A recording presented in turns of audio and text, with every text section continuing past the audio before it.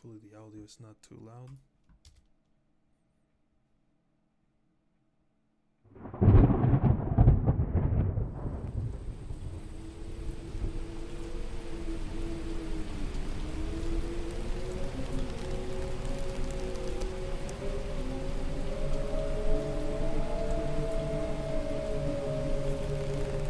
Wow, is that a book?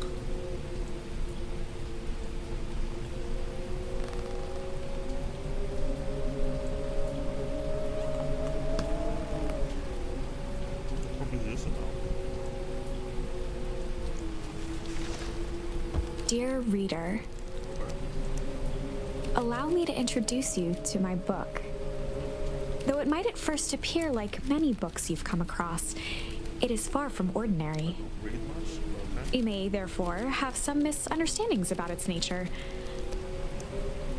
The story that awaits you has not been fully told.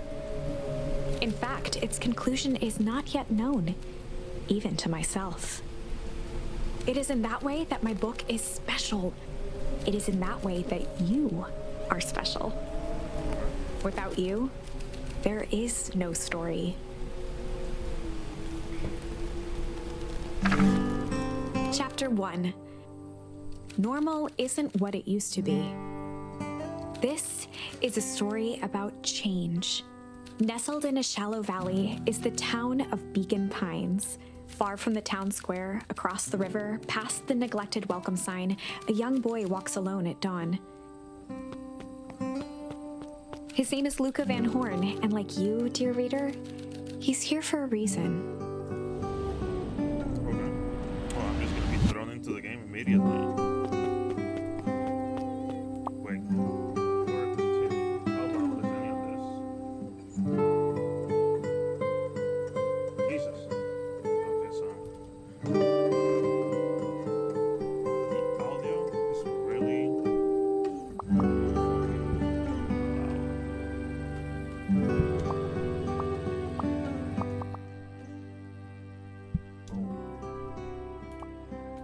But also, in OBS, I gotta change this. I also just realized that I have this thing set up. I never did change it.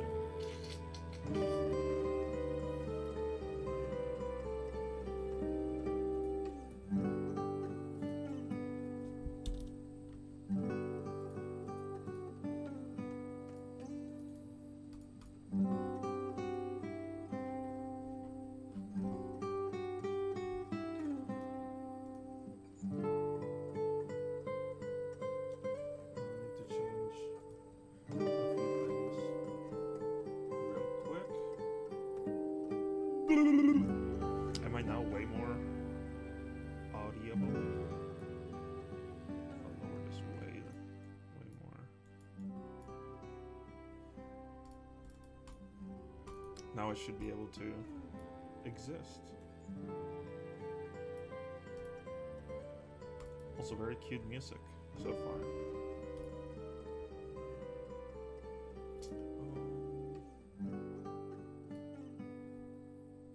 How the fuck do I change the title of this shit?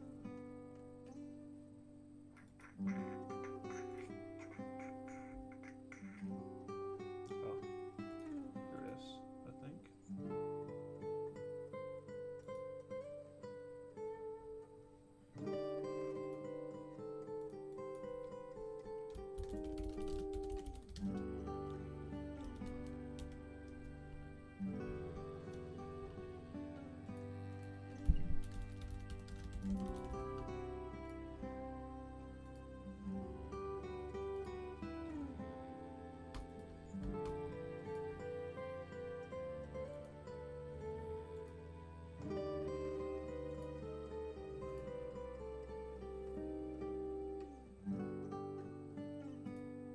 Where's the dashboard on this thing? There it is.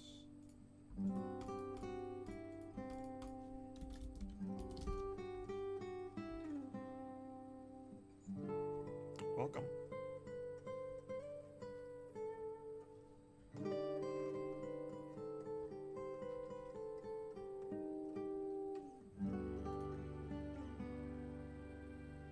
I feel like, did they actually change,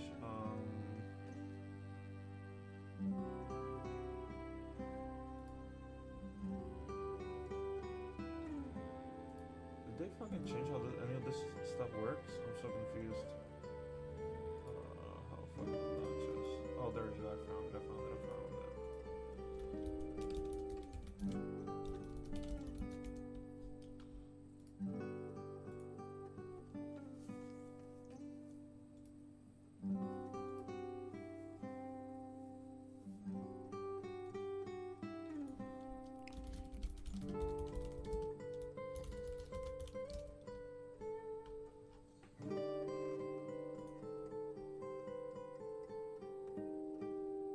Okay. Now, level 2 high. Oh, what's that mean?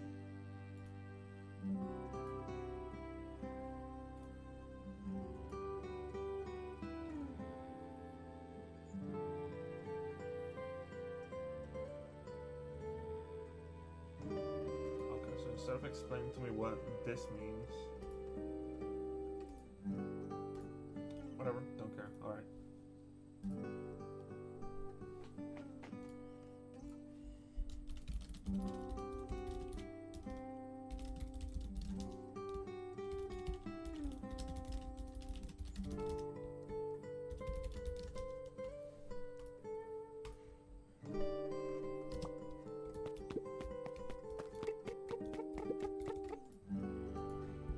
Wait, how the fuck do I interact with this? Really? Enter? How are things going? Today's the first day of summer vacation. Start middle school next year, I guess. I was 6 years old when you died.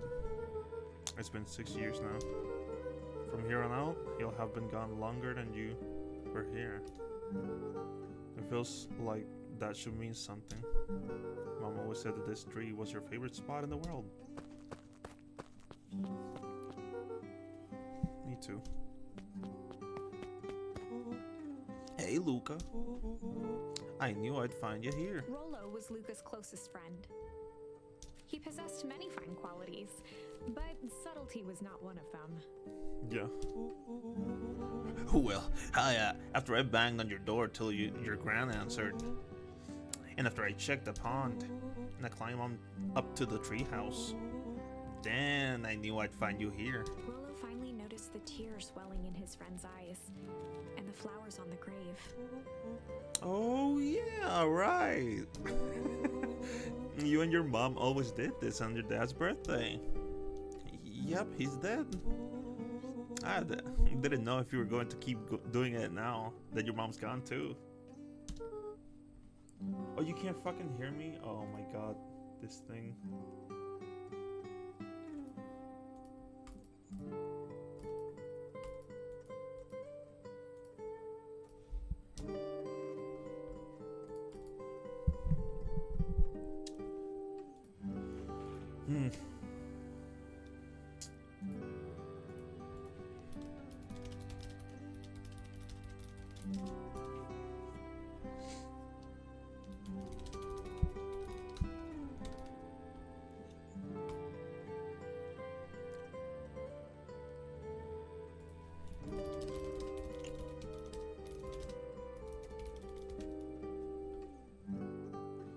She's not gone.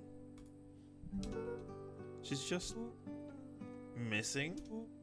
I'm sorry, I meant to say since she went missing.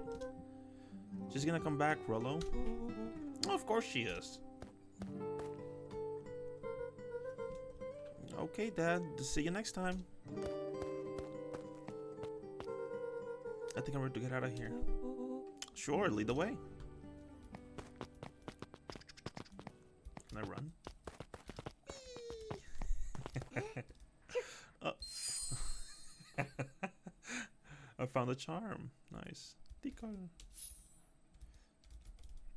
I have an inventory. What? Wonderful! I had a good feeling about you from the moment you opened my book. Okay. That charm is a very special thing. Very special indeed. Keep hold of it for now. Its purpose will reveal itself soon enough. Kind of ominous, but okay.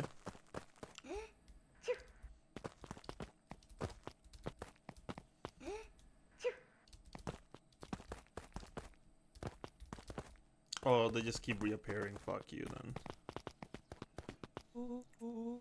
Oh yeah, I almost forgot. The whole reason I was looking for you. I was wondering if you'd ever get to that. I found the perfect way to start our summer. How's that? Rolo looked to the side suspiciously. Not here. They might be watching. They who? Shh, not too loud. We need to do this in a secure location. Mission control. Alright, I'll just have to tell Gran and then we can head out. What are you gonna tell her? I don't know, I'll think of something. If it's all the same to you, I'll meet you at the welcome sign. Your Gran still kind of wigs me out? Okay. I don't do well with new people. She moved in like half a year ago. Just maybe decide when we're done. So yourself, I won't be long. Wow, my first mission. Crazy.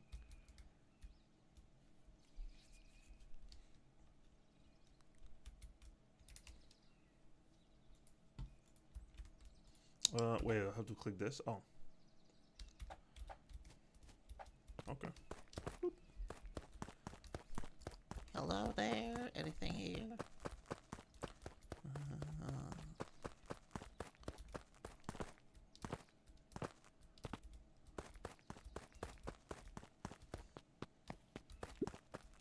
Oh, what the fuck? What? Was that just to look cool?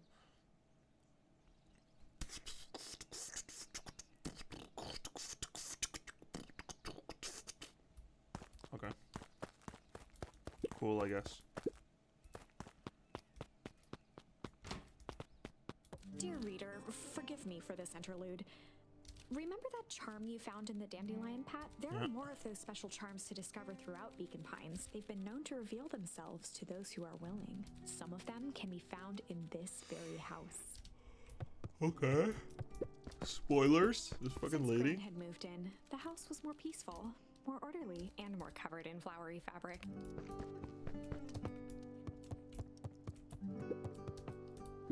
One of his father's old stuff, Luca had spent countless hours listening to anything and everything with it. Not for years, though. Not for years, though. Yay! Ponder. I wonder. Gran had already lit the fire. She kept a warm house, as if by grandmotherly obligation.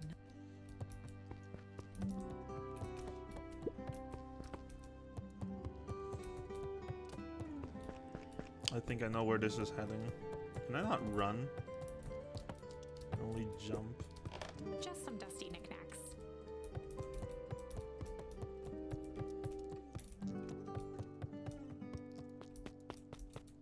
Where the hell's the loot? There's some late. Luca Ooh. paused at his parents' bedroom door. He just wasn't ready to go in yet. Gran had commandeered the upstairs closet when she moved in. Some things need shelter from a young boy's mischief, she said. Hide?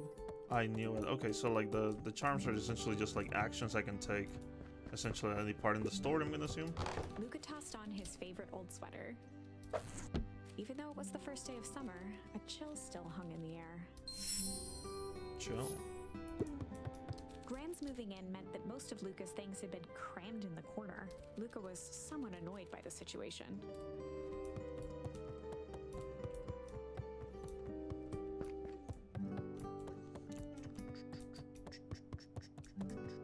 Gran's bed was undisturbed. Luca didn't mind that she had a habit of falling asleep in front of the fireplace.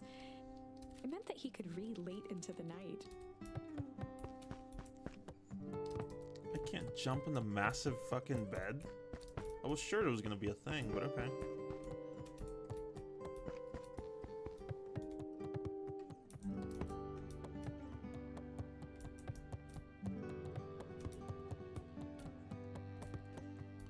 Graham! An array of Assorted meals crowded the refrigerator, each labeled with the day of the week. Wow, cringe. A pair of dull scissors, a broken can opener, a mostly empty bottle of glue, and some loose string. Tools, junk. Tools.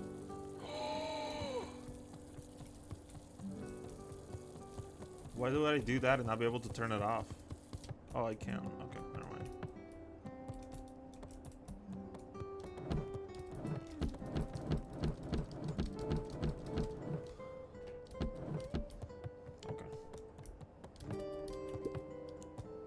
What?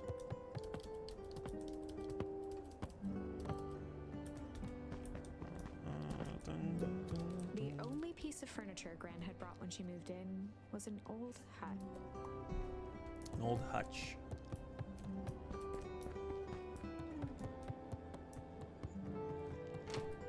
Oh my! This is quite exciting! Okay. I am now certain that you are the one I've been waiting for all these years. Okay. You'll recall I was a bit coy regarding the use of charms earlier. Excuse me. I tend to have a flair for the dramatic. Okay. You are about to encounter your first turning Turning point. point. There Oh, are okay. certain times in this tale when everything hinges on a single word. Step forth, dear reader. Okay. Give me the fucking A loot. sturdy old wheelbarrow. A beginner's guide to gardening laid open on the bench. Okay.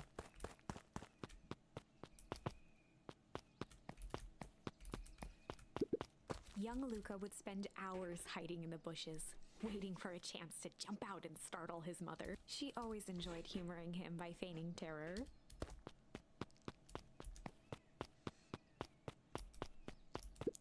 Now what? Old lady. Hey, Gran. I'm gonna go hang with Rollo for the day. See you later. Hold up now. What are you and Rolo headed exactly? Oh, nowhere special. The less Gran knew, the better for everyone involved. We're just gonna go blank for the day. Under hide chill. I mean, the obvious answer is chill. Under sounds stupid and stinky, but chill sounds good. We were just gonna go chill for the day. Damn. We're just gonna go chill for the day. The best lies are built on truth. You boys are all in a hurry to do nothing. We stick to what we're good at. I'll make sure you are done chilling in time for supper. Easy. Cool. Impressive.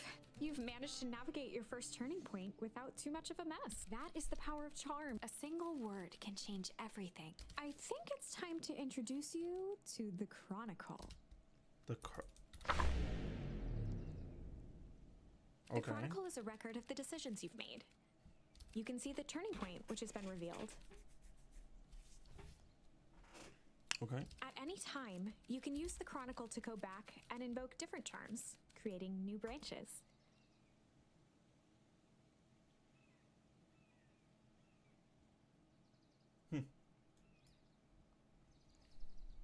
Wait, can I actually not go back on this and see a little bit?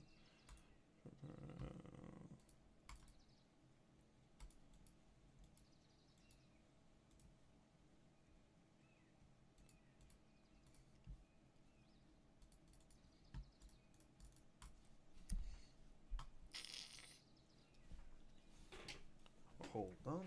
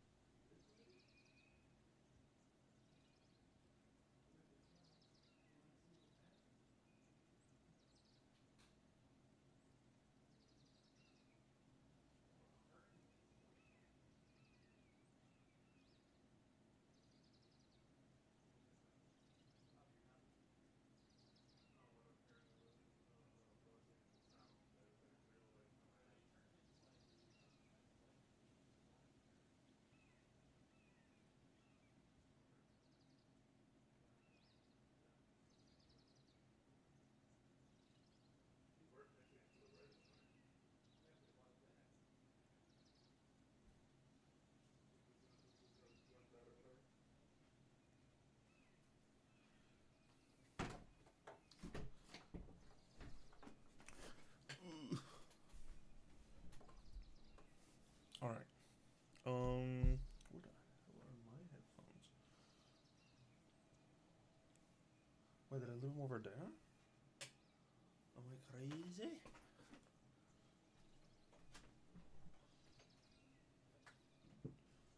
Where the fuck did I leave my headphones over here? I don't know why you say sorry, but okay. Sanno por aquí.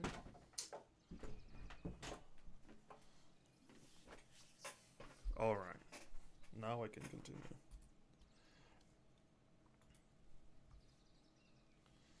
Luckily for us, this is the one and only turning point where the charms won't dramatically alter fate.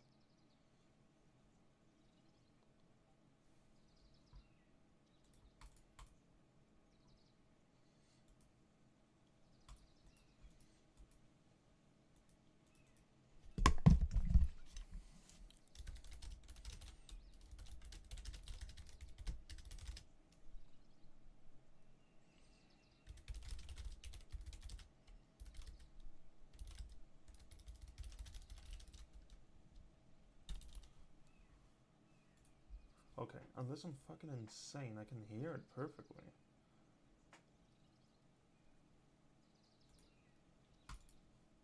I might be a little low, but...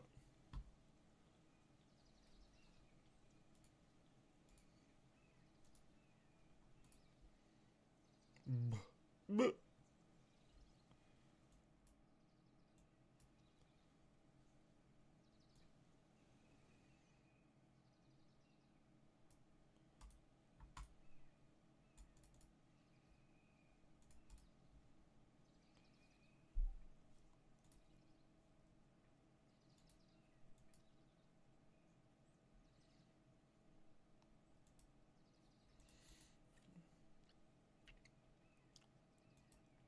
Oh, I don't know if you want to subject yourself to that then.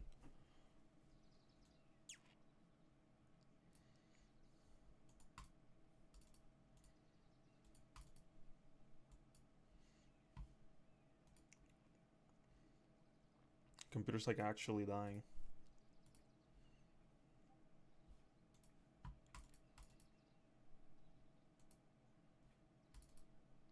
A little bit, but the only thing that I changed was the Beacon Pines thing. The Beacon Pines audio.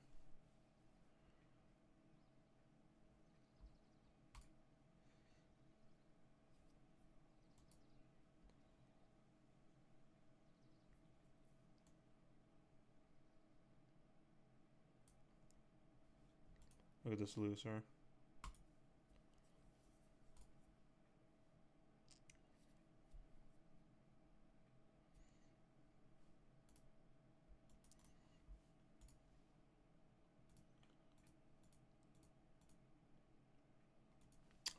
Reach, since you're here, can you hear it fine? If you're here for like a few more minutes.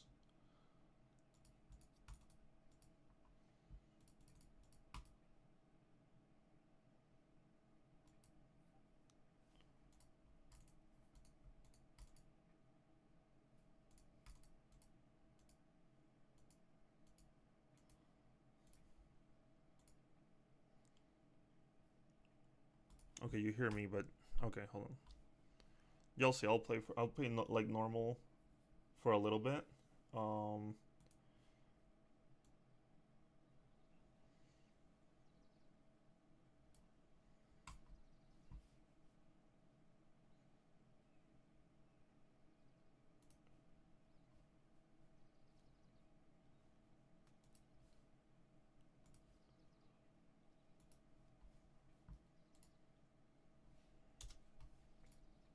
It's the perfect opportunity to experiment with rewriting things. The grand jury, okay. Go hide. We were just gonna go hide for the day. We're just gonna go hide for the day. Hide? Traditionally, when one is trying to hide something, they avoid literally using the word hide. Yeah, I guess Rollo some other kids that we could beat them and hide and seek? Aren't you a little lord for that? It's like there's much else to do around here. I'm 12. Well, make sure you boys are done playing with your little game in time for supper. All's well that ends well. Okay. That was just me testing stuff. Wait, which one? Okay, which one is really low? I hear you, but not the game. You should check in OBS. The audio source is the correct one. Okay, I hear it now. It's just really low. Okay, so the game is really low. Hold on.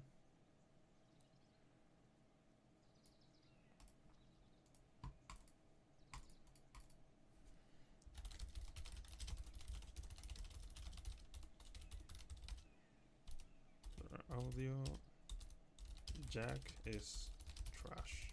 Whoop. All right.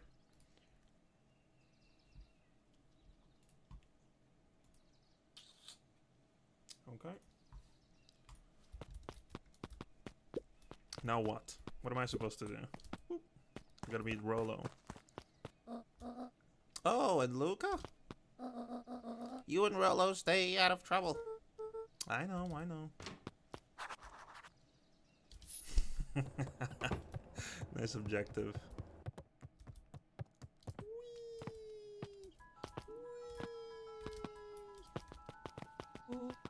Come on, come on. Woo. Dang it, Rolo. You fucking moron. For a town that saw few visitors, the welcome was perhaps more grand than necessary.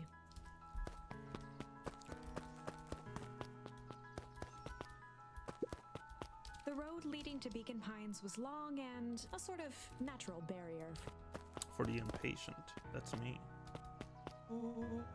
You know the drill. Don't let anyone discover our secret path. What? Chapter 2. Welcome to Beacon Pines. Okay. For many years, this valley had been a small mining outpost. It wasn't until Sharper Valentine built his fertilizer company that Beacon Pines was established. Over the next 30 years, the town had grown and prospered. Okay. Until the foul harvest and his sudden death. Jesus. In the 6 years since, everyone was simply trying to get by. Ah, so that was his dad. Okay. Hey, Mr. Kerr.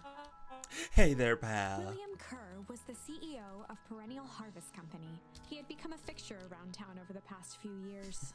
After the failing of Valentine Fertilizer, the town was hungry to welcome a new source of employment. Excited for the big festival. Oh, sure. Come on now. When I was your age, there was nothing more exciting than a town festival. The food, the music, the dancing. Yeah, it sounds pretty alright. You're gosh dang right it is. I'm looking forward to letting some steam up myself. Make sure to invite all of your little friends. I couldn't keep Rolo away if I tried. Excellent. Sorry, Luca. I've got to get back to the proverbial grindstone. Our harvest awaits and all that. Oh, now. The left side's a little low. Jesus, okay. Sorry, Young Mr. Van Horn can't help now. Very busy with preparations. Mayor Augustus Valentine was not busy. Yeah, I can tell. Oh, sorry, guys. How many times do I... Oh, it's Major Valentine. Gus instinctively loosened his tie. Keep up the good work. I must briefly attend to a concerned citizen. What? Oh, it's nothing. Keep at it. Alright, what can the Mayor Beacon Pines do for you today? Oh, just saying hi, I guess. Well, a good day to you too, young Mr. Van Horn. Wow, what a conversation. Thanks, buddy.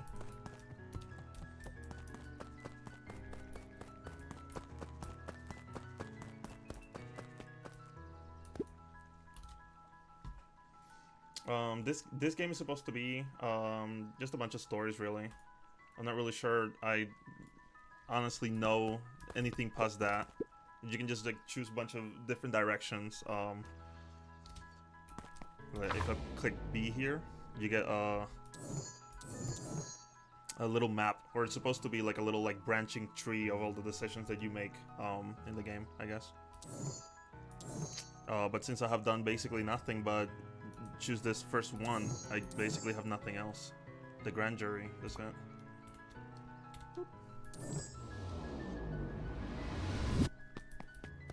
Just a bunch of decisions that I haven't made yet, so I don't know. Can I talk to this guy on the ladder? No. Okay. I can be cool over here. Yeah. Yeah, that works, I guess. Okay. Not sure what the purpose of that is, but... Come on, Andy, grab my wallet. I'm sorry, Iggy, I can't. Do it and we pound ya. Yup. Yeah, but my mom said... Yeah, but. If I had a nickel for every yeah, but, I'd be a freaking king of nickels. Ain't that right, Tish? Yup. Wow, they're getting bullied and I'm not doing anything to stop it. Mr. Van Horn, do you have a moment? Oh, it's just Luca. Golly, I'm sorry. It's my first week at perennial harvest. He pulled a pen from the pocket of his sweater vest and began to frantically jot something down on a clipboard. Wonderful. It won't happen again. If we are going to be on a first name basis, then you can call me Pete. Oh, nice to meet you, Pete. He's like writing stuff. Sorry, what are you writing?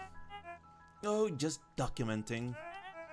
Gosh, it's exciting to be a part of something so darn special. You know, it's not just about new fountains and phone booths. We're gonna change the world.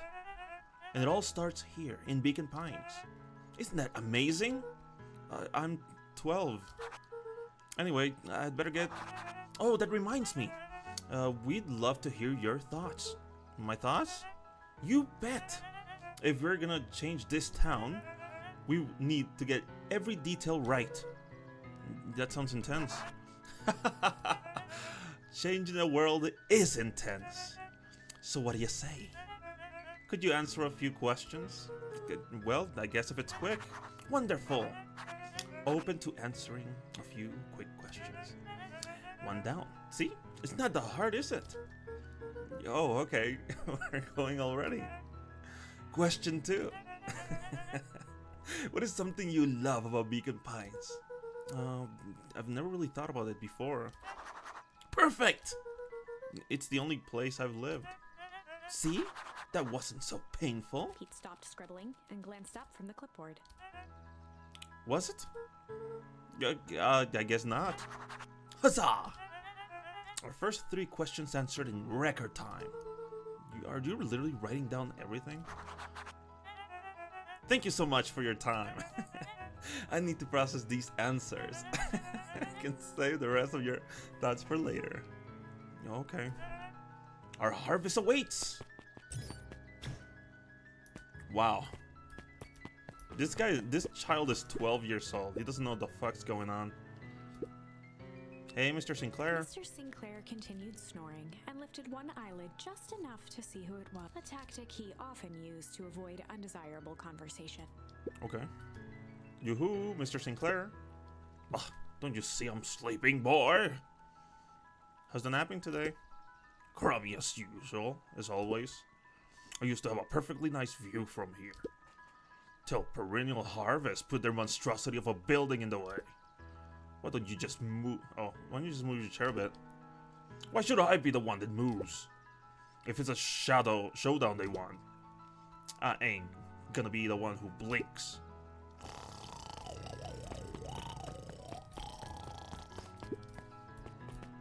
Wow, okay. Oh, he's gonna sleep, he's not even gonna look at the view. Okay. Holy fucking, these trash bags are massive. What the hell? Jesus Christ. That was a fucking great interview. Alright, Loto's waiting at the treehouse. Oh, right, okay, fine. I can't even explore.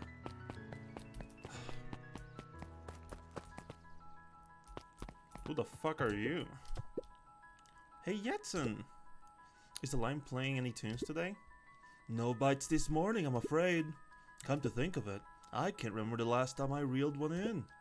But hey, it was never about the catch. This is where I come to think. Yeah, that's what my dad used to do here. That reminds me, if you ever want this chair back, I've taken to standing...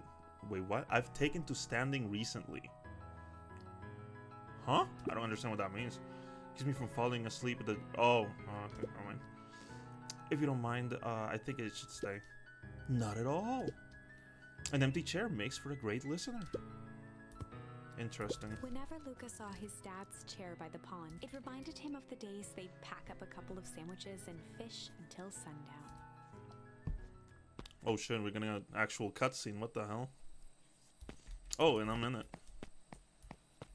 Look at this. I can fish. Go pick out your bait from the tackle box, buckaroo. Luca opened the tackle box and picked the perfect bait. A tickle? Or junk? Luca gently baited a feather onto the hook. Good for skimming the surface. Hee. Give it a good cast now. I'm 6. I don't know what the fuck. Oh, I have to actually do it. You have to reel it a bit faster, or your catch will lose interest. You fucking mocking me, motherfucker? Luca gently, good for skimming the surface. Okay. I understand now, I think.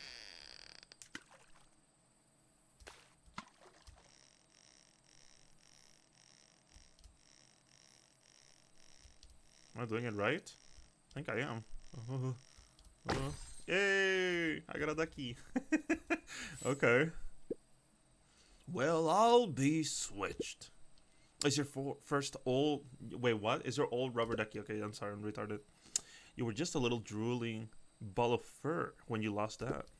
Cried for days. I told you I'd turn up. Okay. Should I get another one, I guess? Let's use junk, I Tied a guess. shoestring to the hook. What fish could resist a nice shoestring? Well, it makes more sense than the feather, but...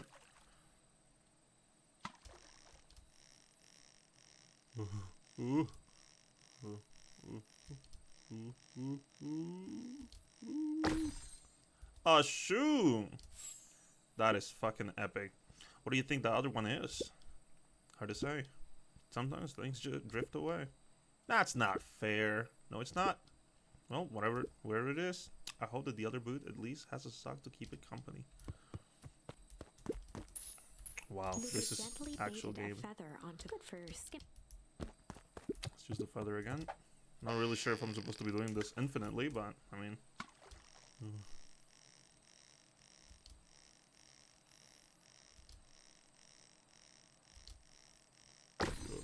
Oh, another ducky? Oh, so it's just gonna be the... Okay. What the... Looks like we could use some new bait. What do you say we head out and find some more? Okay. Yes, Dad.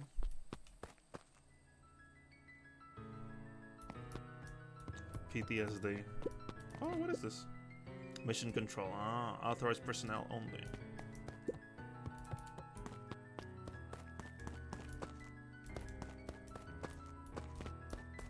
He probably tossed that into the leg, yeah, angrily.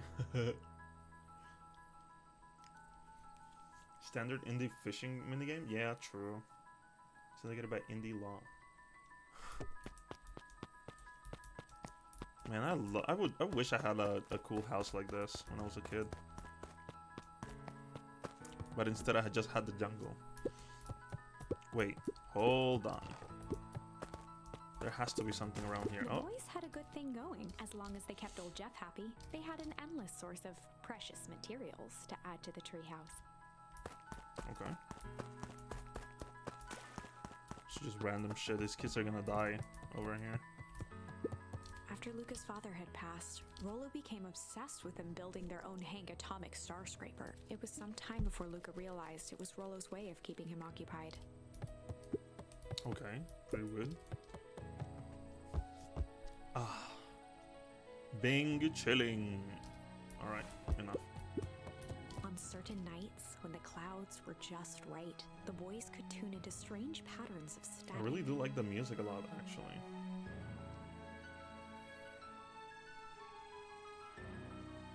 Rollo thinks it's alien. He always thinks it's aliens.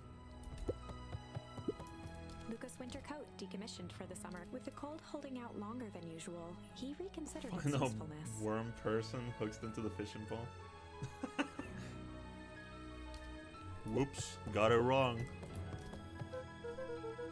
Okay, what's this on this top secret plan to start our summer?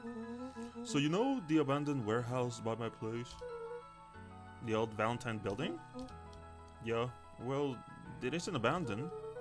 What makes you think that? Get this. Last night, it was glowing. Glowing? Are you sure? Kinda. The place has been empty since the fall harvest? Yeah. Who would even want to poke around that place? We would, Rolo. We would. Wait. It's just a busted old warehouse. I just meant we could do some research at the library. You wanna actually go to the warehouse? What do you expect to find? Answers. My mom's out there somewhere. And it seems like everyone wants to pretend that she's gone for good. You don't have to come, Rolo, if you don't want to. Look, I remember the time I sort of accidentally burned down the chicken scoop? And you jumped in and said it was your fault before my pa throttled me? This is a flaming chicken coop sort of deal. I've got your back.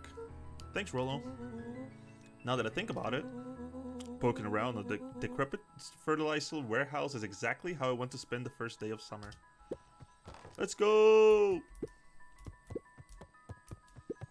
He like literally just jumped out.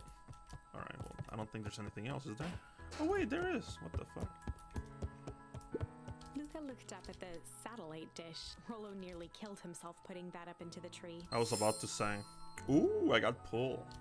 While it didn't turn the radio into an interstellar communicator, as he'd hoped, it did at least boost the signal enough to overhear truckers one town over. Really? That's genuinely cool. I'm assuming he went this way, right? Holy shit, he ran fast.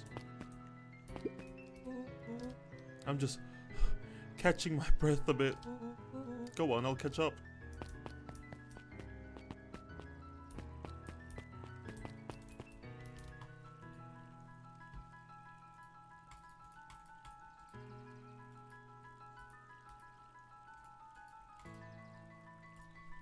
He is reckless. That's cute though. Hey, Mrs. Nelson. Morning, Luca. Any big plans for the summer? I made her way older than she's supposed to. Not really. Heard anything about the old fertilizer warehouse? Any strange happenings? Can't say I have. Either way, a dusty old warehouse is no place for a young boy. You'll be safe now. You can't tell me what to do, you woman. Who are you? Piper? Oh, hey, Luca. What's up? You know it's summer break, right? Of course. And it's like the morning. Correct. And you're studying? Like they say. The early bird gets the proper education required for a successful and fulfilling career later in life. Mm-hmm. Okay. Hey, Sariel. Hiya, Luca. Could you please tell this lazy butt to help out in the cafe? Lumi Sariel would like you... Luca, let me give you a little gem of advice. If you ever do what you don't love, then you'll never work a day in your life. Wow. You're really setting that... Wait, did I just read it wrong? Ever do what you don't love? Whatever. I think I understood what they meant though. But they're not talking to me about actual lore or giving me items, so fuck them. Where the fuck do I go here? Nothing. Nowhere. Lazy ass. Where are you? This hatch could often be found near the fountain, too absorbed in a book to be distracted. The two wandered down the wooden path unaware of the danger ahead. Oh! Oh, this is getting good. Uh, this is getting insane. Luca, just the fella I was looking for. Hey, Roxy, what's up? Oh, right. Rendezvous with Roxy. This is an important turning point. The first time where your charms will change the course of fate. And currently, we only have one suitable charm at our disposal. Have no fear, we can always return later using the Chronicle once we find more charms. Well, now I'm just rambling. Where were we? Have you seen my blockhead brother today? He skipped out before breakfast. Well, not really, no. Can't say I have. Can't say or won't say. Roxy, would I lie to you? Luca, wait up! I almost forgot to tell you. Roxy might be lurking around here. This is one of her favorite places to stand around and be useless. Rolo. So we need to make sure she doesn't spot us. Rolo. Why are you doing that turning thing with your body? What? You're not scared, are you? She's harmless. And a chump. And she's right around that corner, isn't she? Well. Don't mind me, just over here lurking uselessly. Oh, hey, sis. Nice weather we're having, eh? I couldn't help but notice you snuck out this morning before breakfast. Wasn't hungry. Also couldn't help but notice your morning chores were left unchored. Roxy, I'm gonna level with you. I'm sick and tired of digging up carrots. We all gotta pick up the slack since the fall harvest. Almost every carrot I dig up is rotten. And the rest look like they were hit with Hank Atomic's shrink array. All the more reason to keep on digging. There's gotta be more to life than puny carrots. Look, Roxy, Luca and I have places to be, so if you don't mind... Oh, I do mind. I'm not gonna catch hell again because of you. So either you march yourself home and harvest those carrots, or I haul you home myself. Ooh, okay. Froze as Roxy took a step toward him. She's gonna fucking destroy his face. One chance to save his friend from being dragged home. The pastor found the best way to deal with that. And enraged Roxy was to be a little chill. Oh, I guess that's it. In the past, he found the best way to deal with an enraged Roxy was to be a little chill. Come on, Roxy. It's the first day of summer. The sun's shining. We just want to take it easy. Let's leave tomorrow's problems for tomorrow. That's great and all, but Rolo's problems have a way of becoming my problems. And Pat always says, tomorrow's work is best left for yesterday. March, you big oaf. Aw, rats. I expect a full report about the Valentine place. He's adorable, isn't he? I love him. I guess I'm gonna go alone. So, Fitz. Oh, this girl is kind of spooking me out a little bit. What the hell? What are you up to in this lovely day? Nope. Cool, cool, cool. Okay. God, Riz level is fucking -0, dude. It's like absolute nothing. Holden Wilder ran the local paper of record, the Beacon Beacon. Hey, Mr. Wilder. Morning, Luca. What's the day have in store for you? I was wondering if you heard about the news about News? the Beacon knows the news that needs knowing. Any news about the old fertilizer warehouse? Nope. Oh. Rolo thought he saw some lights there last night. Rolo ought to be careful poking around that part of town. The winds of change are blowing. And change is a dangerous animal. Change. Oh, could I have talked to him before I got to her? Okay, well, shit. The last chance diner. What's over here? Oh my god, a cute thing. A little bat. Hey, Dawn.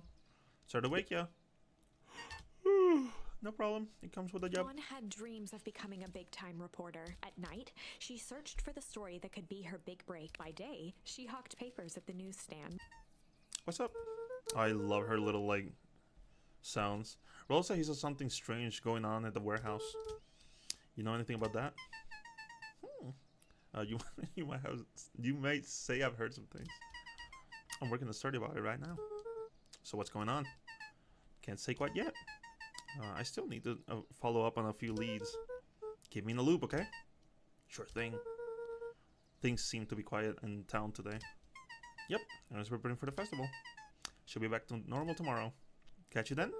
Catch you then. Oh, and Luca? I'm really sorry I haven't been able to find out anything about your mom yet. I'm just grateful that you tried. I'm still keeping my ears up. The fucking night owl falling asleep at work. Unbelievable. Are you kidding me? Well, she's a bat, but come on. Wait, I can't walk on this area? Oh, fuck you. Guess Mrs. Fratelli is getting ready for the festival. Okay. These fucking places' proportions are crazy. Sharper Valentine, founder of Beacon Pines. Never underestimate what a great man can do given time. Sharper Valentine. A bit much.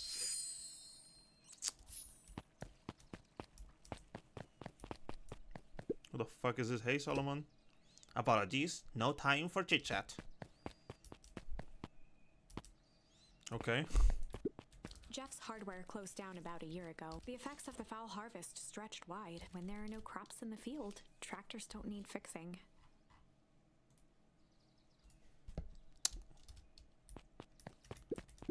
What is this? Look at the library. Hasn't opened yet. I'll check back later. Concrete's drugstore. Luca, my boy! Hold up a tick. Oh, hey, Mr. Nuncreed. I was just on my way to... I just sold the last jar of your grandmother's preserves. Can't stock the shelves fast enough, turns out. Hey, that's great, but I'm actually... I guess Juniper will just have to swing by with more of her lovely jam. Uh-huh. Well, don't let this old man slow you down. You just remind her that she still owes me that debt. A promise Gran regretted the second it was made. Will do. She's a fine woman, that Juniper. Yeah, she's pretty cool, I guess. I'm 12, by the way. A real fine woman. Gotta go. Sweeter than any gem on earth. Okay, I'm walking away from this guy. The phone booth was brand new. Part of Perennial Harvest's Beacon Pines Reborn initiative. It didn't see much use.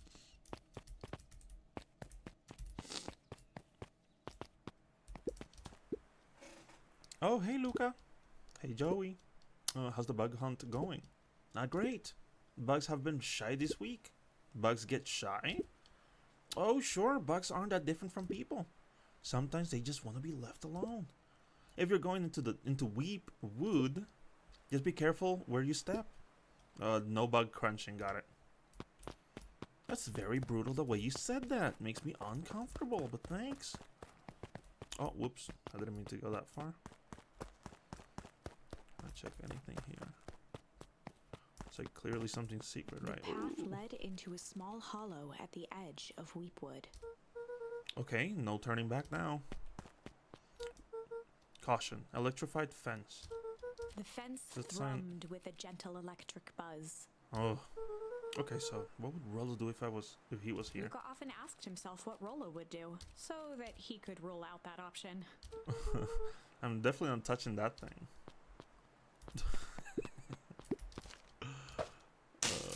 Oh, As what the sparks fuck? flew from the fence, the light atop I that didn't think it was section gonna shut throw it off. 2 bulbs remain.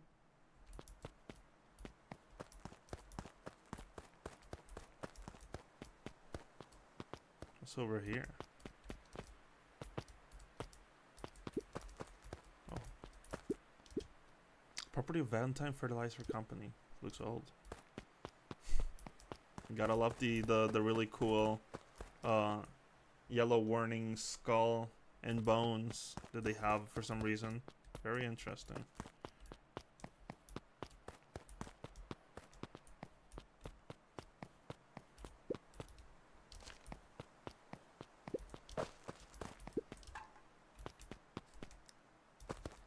feel like that's not a good thing to do. If I were to throw a fucking metal thing. Oh, metal thing doesn't work because it's metal. It just conducts it. Wait, it said 2 bolts remain. Am I crazy?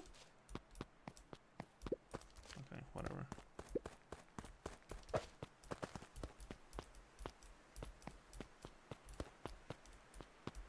Am I not supposed to be able to now cross through it, or? Never mind, I guess. I guess I just gotta go this way. Or not.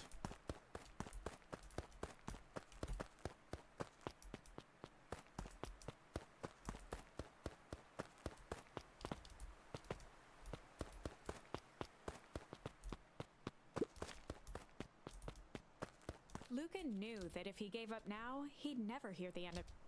Sorry, I was trying to get to the wheel, but okay. I'm not trying to give up. Oh, I see more it. to That's go. true. It's the, is this stupid lights up there? Oops. There you go. The fence's buzzing gave way to silence. Okay, moment of truth. Every kid in I would town not knew fucking the try old that. Valentine Fertilizer Building.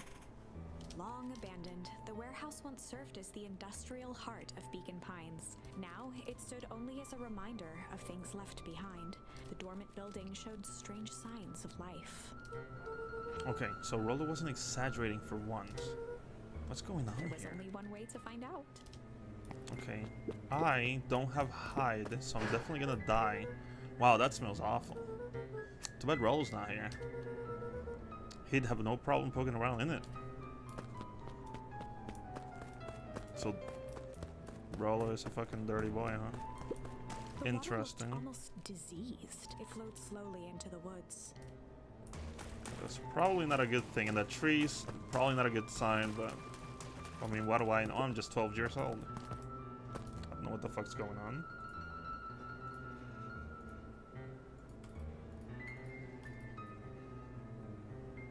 Oh, don't worry about me getting hints. I'm pretty smart. It just takes me 2 years to figure things out. It's fine.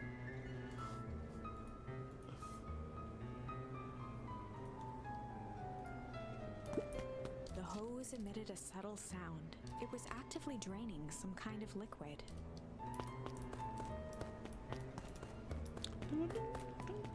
God, the music on this is actually quite nice. I enjoy it a lot.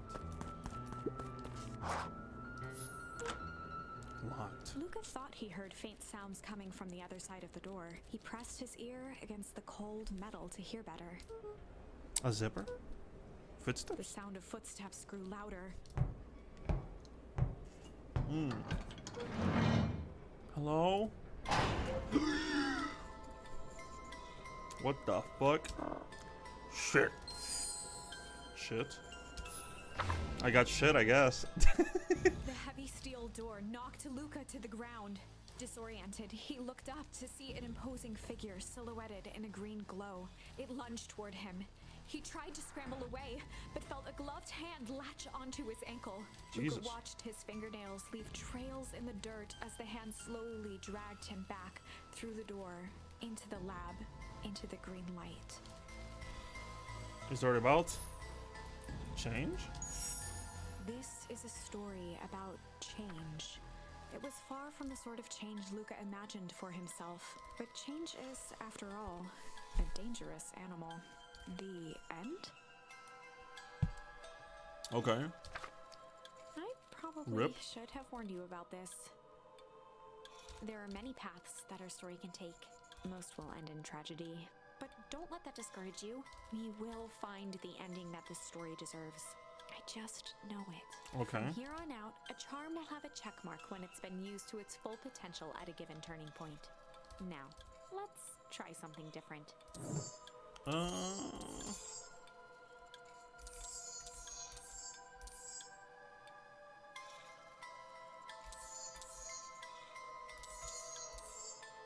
So should I? So should I go here and then just try shit on her for some reason? the past, you found the best way to deal with it was a little shit. In the past, he found the best way to deal with an enraged Roxy was to be a little shit. Oh my god. Make a break for it. What have you done? That little shit just kicked me? Want all you want, you little twerps. You're gonna come home eventually. Jesus, sorry. Okay. Sorry about that. Rollo can get overexcited sometimes. Solomon Valentine, current ward of and future successor to the Valentine fortune, huffed as he brushed off his pants. I'm a complete and utter fool. One wonders if it's worth taking anything here seriously. Either way, I'm really sorry. No matter. How are you doing? Me? Yes, with all the business about your mother and whatnot. Oh, I'm getting by. Still no word from her at all. No. That is truly a shame. Shame. Oh. Your grandmother has taken residence to keep house? Yeah. And how is that going? We mostly stay out of each other's way. You make it sound like she's rarely at home. It's not like that. She just has a lot to do. Mm-hmm. She's still settling in and trying to figure out how to make ends meet. Indeed. Well, count your blessings. It's better to have a caretaker who is rarely around, In lieu of one who tries to compensate for by smothering you with attention. I mean, that doesn't sound so bad. Trust me when I say, it's best to rely on yourself. Family has a way of creating more problems than they solve.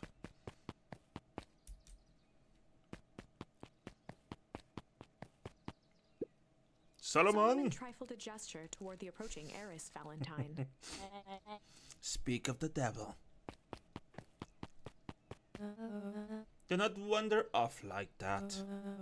I'm much too busy to be looking all over for you. Apologies, haters.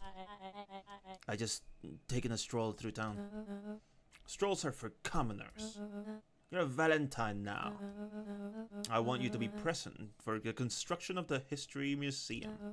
The future of this town relies on its ability to remember our family's great past. Of course. Later. Wow. Some of the designs are actually quite fun. Luca, my boy, hold up a tick. Sorry, Mr. Non-Creed, kinda in a hurry right now. Boy got too much of his bothering him. Not listening to me. Oh, okay, it skips and stuff. I win! Little help?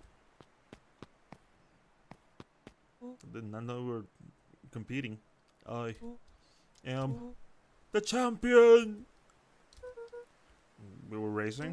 Did the road get longer? Anything ever changes around here? It seemed longer. You're just lightheaded from the run. You really need to pace yourself better next time.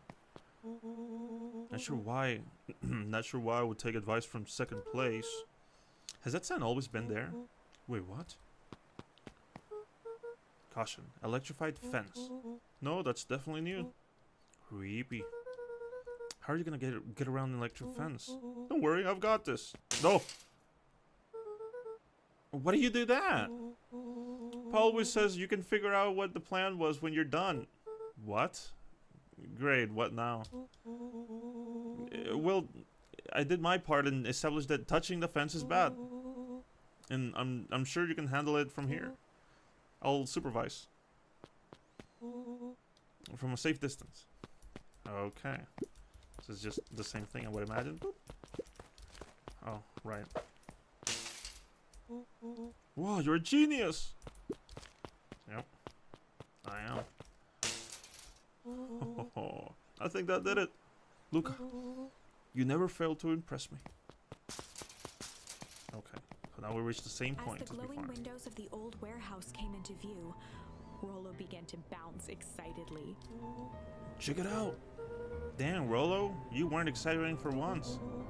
Was there ever any doubt? This definitely needs investigating. Good thing 2 ace detectives are the case. This is bizarre. This is awesome! What the that didn't happen before. Oh, rumble. Did you feel that? What, the excitement in the air?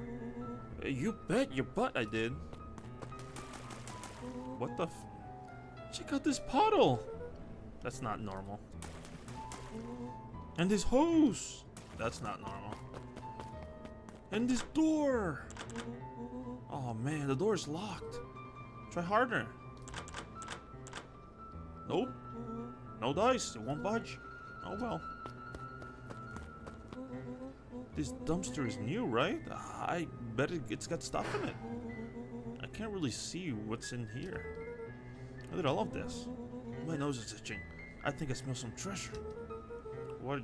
Are you sure this isn't the hazardous waste? Oh, just help me get in. Rolo. It would be my honor to throw you in the trash. Okay. Come on, Lady Luck. So what's in there? Let's see. There's a squishy bag of squish. Wow. A good inch of stagnant sludge. Your natural habitat. Wait, hold on phone. Hold 2 phones. Check these bad boys out. What? Are those walkie-talkies? Just like anatomical communicators. Do these actually work? Wow, these, I'm not gonna lie, those look pretty weird in the art. Yeah. Those don't look too good, but it's fine. These actually work. Ground command to Hank Atomic. Hank, do you read me? Oh, this is Hank Atomic. Ground command. You're coming in 5 by 5. How are your vitals readouts, Hank? It's getting a little stuffy in here. Requesting assistance for evac. Help is on the way. Uh-oh. What was that? Someone's coming. Give me your hand. I'm trying. My hands are covered in squish. Let's go around coming in.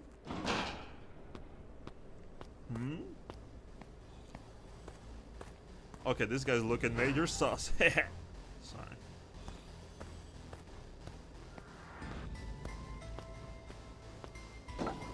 Wow. Oh, tell me you saw that. Dude, I don't know what I saw. He's coming back. Get down. Oh man, I gotta put this body. Ugh.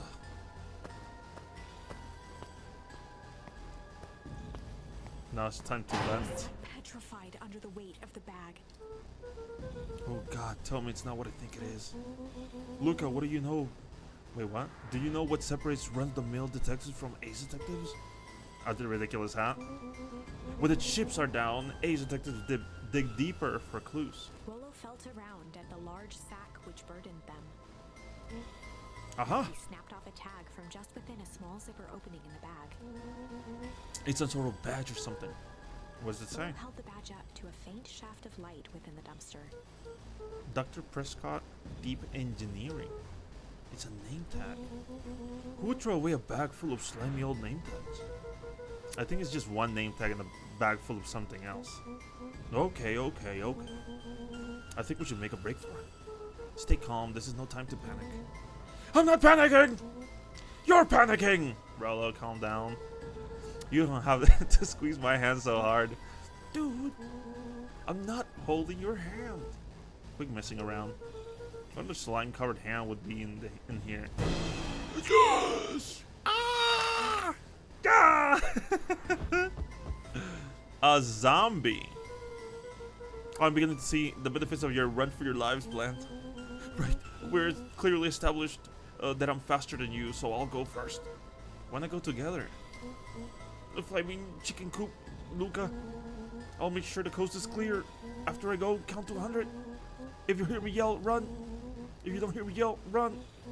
Actually, either way, haul your ass. Rollo, I'll give you credit. You sure found an eventful way to start our song. It's what I do. Well, here goes nothing.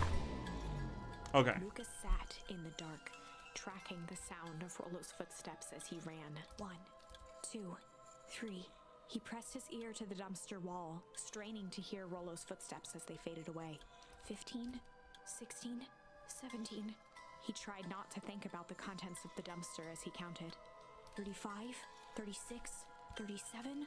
The thick stench made it hard to breathe. Screw it, that's long enough. Luca carefully lifted the lid and peered out. Nothing. No sign of Rollo. No sign of the man in the yellow suit. Time to haul ass. Luca clambered from the dumpster, stumbling to his knees. Okay. And then he was out of the died. shot and running, sprinting toward home as fast as he could. Beacon Pines flew by, blurred by the tears that welled up in his eyes. He wouldn't remember getting home at all that night. Throwing his front door open, storming up the stairs to his room and surrendering to sleep almost as abruptly as he hit his pillow. He didn't bathe after being in the fucking trash? Chapter Disgusting. Finding a friend. The next morning, it was quieter than usual at the breakfast table. Only the sound of silverware and chewing interrupted the awkward silence. Okay. You seem nervous. I'm not nervous. I finished darring a mess of jam last night, Uh-huh. so they'll need to get delivered into town today. Okay. So what did you and Rilla get up to yesterday? Oh, nothing interesting. Well, okay. Hello? Calm down. No, of course it was the right thing to do. Start gathering, folks. I'll be right there. Are you sure there isn't anything you want to tell me about yesterday? Anything I want to tell you? Not really. We just sort of ran around a bit. Gran's brow furrowed. She let out a long sigh. Her voice was quiet and even. I have to go take care of something. You are to stay in the house for the day. Under no circumstances are you to leave. What? If I am not back by dinner, there's stew in the icebox. But Nothing. You are here. You are to stay here. Understand? yeah, Say it. I'll stay here till you get back. Good. Now I'm fucking off. Oh, and Luca, you left the icebox open yesterday. We're not made of money, you know. I did, didn't I? Well, that was strange. I did. That is funny. It actually remembered. I didn't realize. Well, I'm definitely, obviously leaving. So clearly my gram is evil. This book is probably about evil deeds, but I'm not gonna read it, I guess.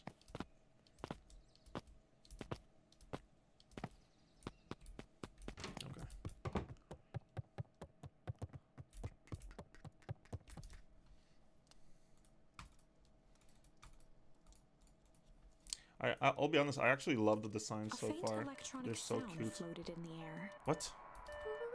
What's coming from upstairs? What the fuck was that? Hello? Is anyone there?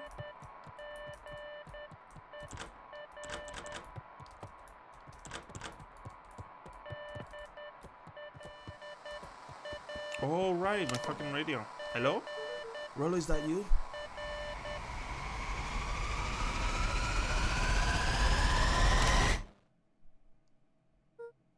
Over? Strange. Luca glanced at the now silent walkie-talkie. He wasn't sure what to think. I'm not gonna pick it up. The whole point of a walkie-talkie is so you can take it. That was weird. Somebody fucking knock? Luca, he wasn't. Oh. That's probably Rollo. Rollo, Rollo, Rollo, Rollo.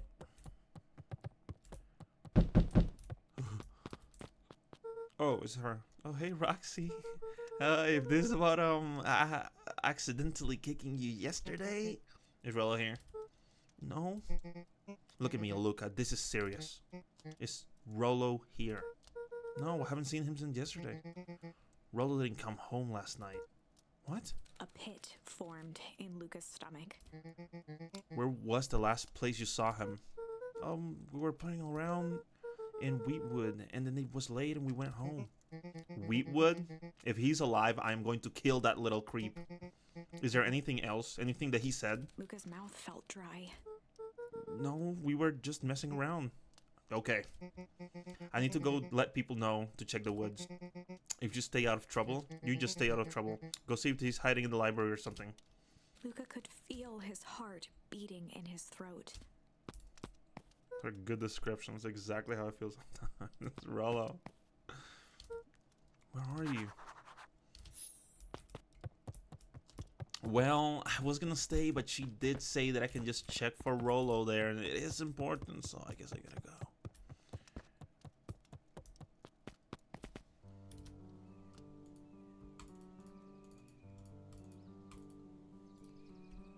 Buy furries for furries. Yeah, the designs are pretty great.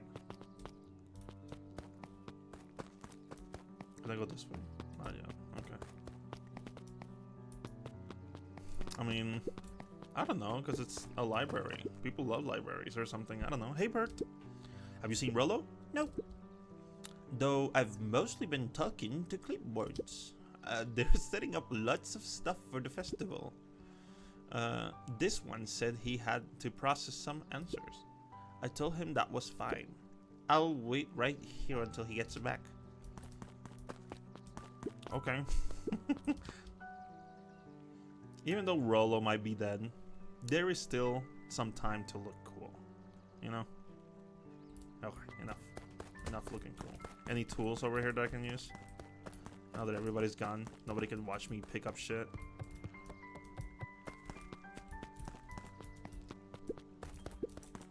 Where's the loot? I wanna get a good knife. I wanna get a good knife for myself. Oh, I can't even go that way now.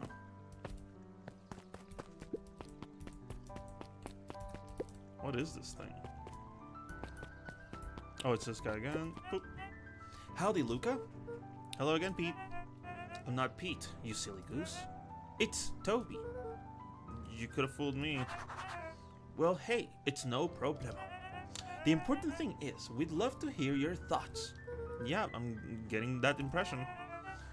We're all a part of something special, Luca. And it all starts right here in Beacon Pines. I got it. Toby looked up from the clipboard excitedly. That's right. So how about you start by telling me? Look, no offense, but I've got my own stuff to take care of. Oh, you joker. We're all a part of this together.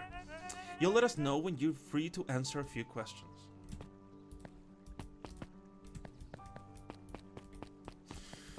Oh, I hate how big those fucking trash cans are.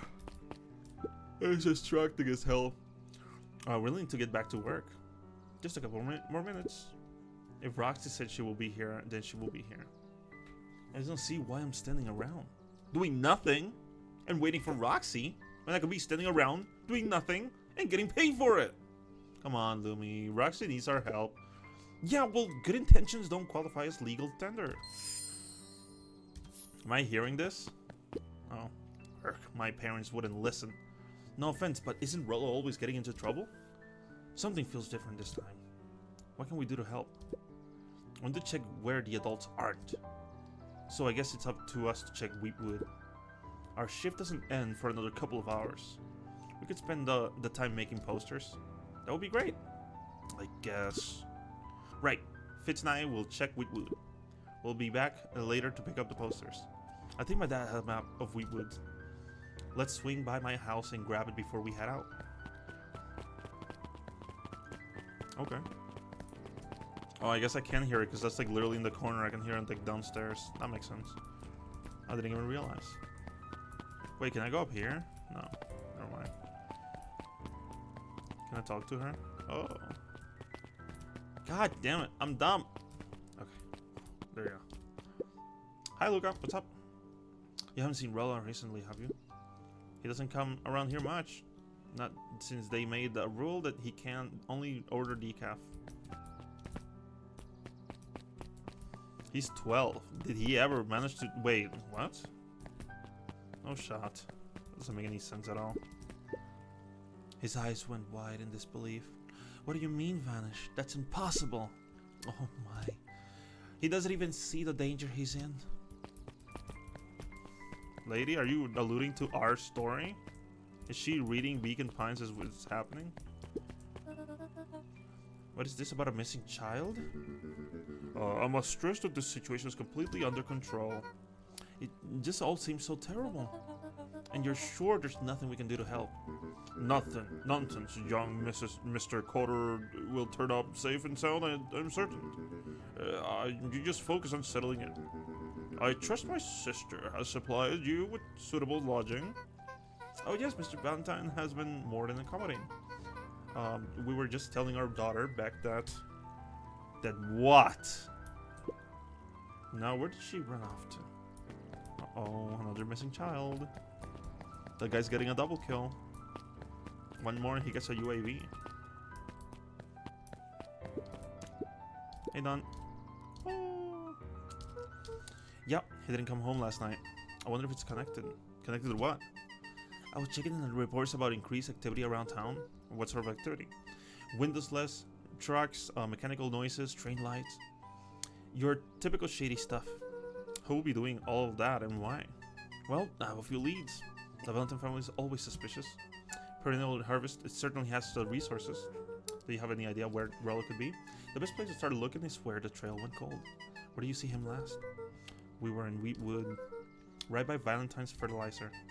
I'll check out Wheatwood when my shift ends. No! I'll do my best work at night. Oh my god, they're gonna get killed! And it's my fault! Guess Mrs. Fratello is still getting ready for the festival. Or she's dead! Because of course she fucking is. Everybody is right now. Can I go this way? I don't think I ever checked. There is more here. Am I dumb? Hey Griffin, has Rollo been by? Haven't seen him all day. I'm sure he'll show up safe and sound. And when he does, tell him there's a strawberry chocolate double scoop waiting for him. On the house. He'll like that. Probably. Hey Yusen. Yusen? History Museum. Or Ilsum, actually. It's laughable, really. Do you happen to see Rollo in there? Nope, just a shadow of a family. Clinging on to the town, clinging to the past. Cling. Feel free to check out for yourself, but don't expect to have your mind blown. Oh. No touching! I touched it.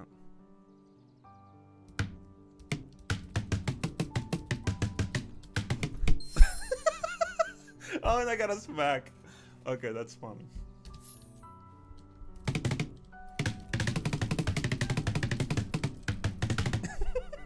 Okay, cool. That makes me happy.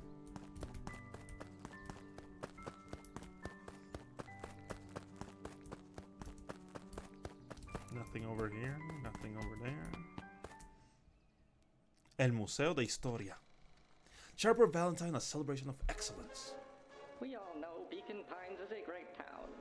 What you may not know is great towns grow from mighty roots. Okay. And that is why you cannot tell the story of Beacon Pines without telling the story of one Sharper Valentine. Young Okay. Sharper's keen intellect and strong moral fiber led to a grand vision. A vision of a community dedicated to a better tomorrow. In his own words, a better tomorrow is within our grasp, but it requires a singular mind to harness it. Lucky for us, he decided to grow that vision here, in Beacon Pines. In And Beacon how does one Pines. grow a better tomorrow? With fertilizer, of course. Valentine's Fertilizer Company became the lifeblood of a town yearning for purpose.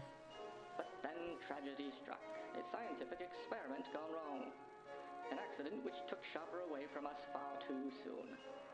To this day, we struggle to pick up the pieces. But one foul harvest isn't enough to stop the people of Beacon Pines. The spirit of Sharper Valentine lives on. It lives in the hearts of everyone with a dream for a better tomorrow. Was he still pouring the Together, we will thing follow his from example heaven? and grow a bountiful future. Paid for by the Valentine family and the Valentine Fertilizer Company Riverfence Fund. The fucking ending to it, that's funny. That was unhelpful.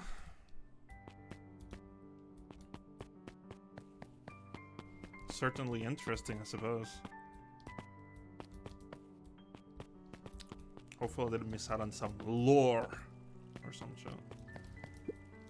A bit much.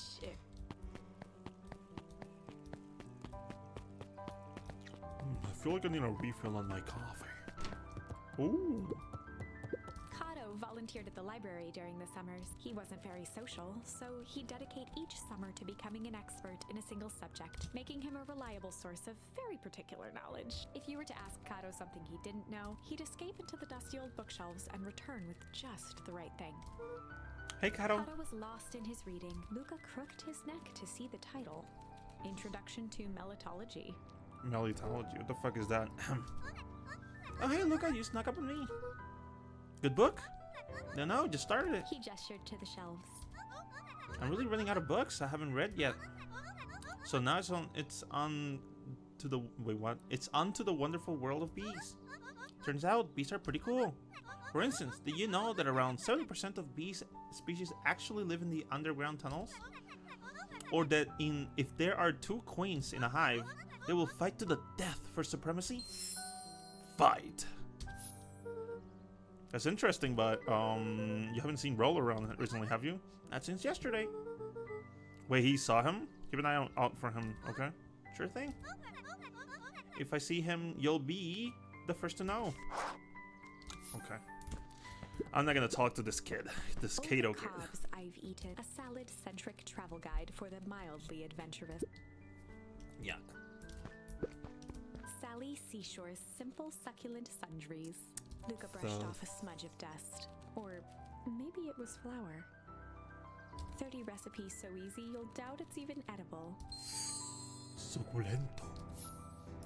A peek behind the curtain.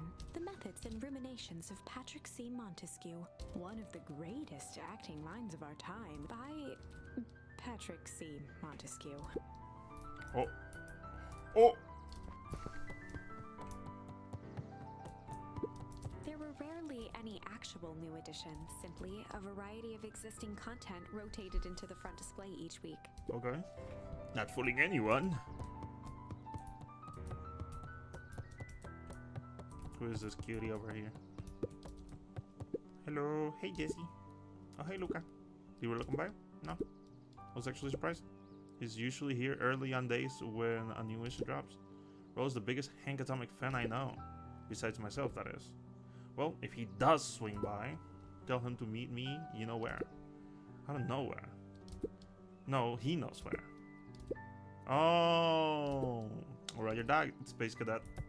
The bottom corner shelf was a dusty array of thick science books. Only one binding was clean enough to read: Cellular Biology and the Chemistry of Mitosis. Boring. Mycological Nerd shit. phosphorescence. Oh, more like Michael plead lost of interest. True. How's this game so based?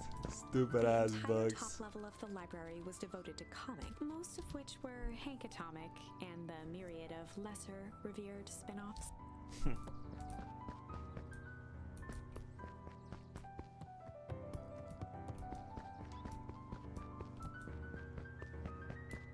Wow.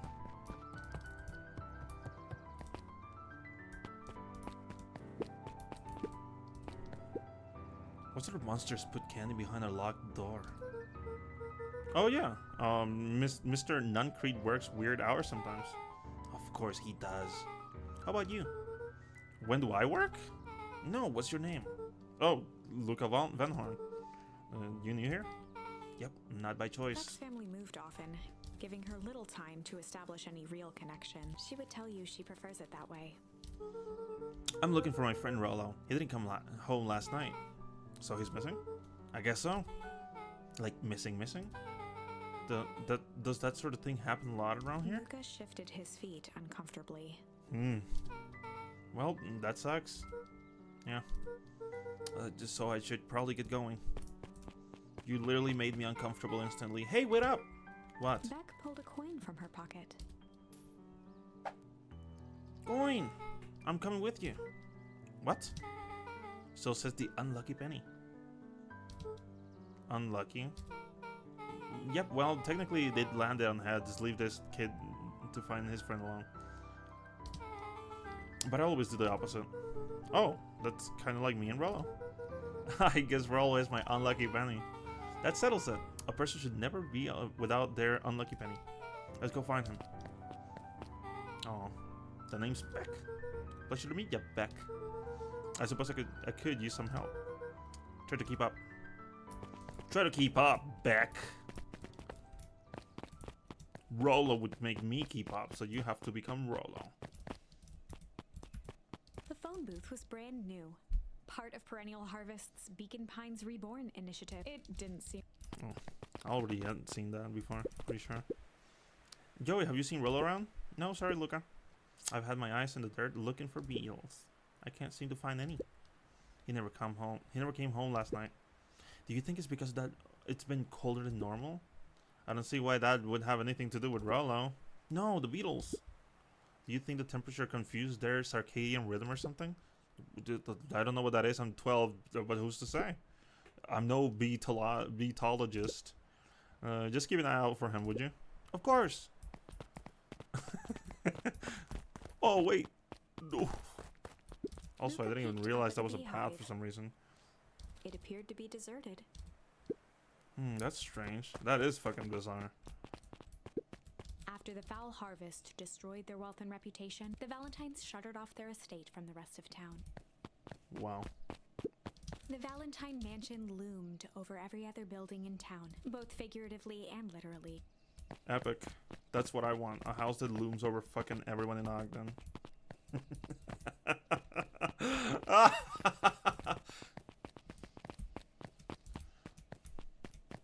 Someday. I can't fucking go here anywhere. That sucks.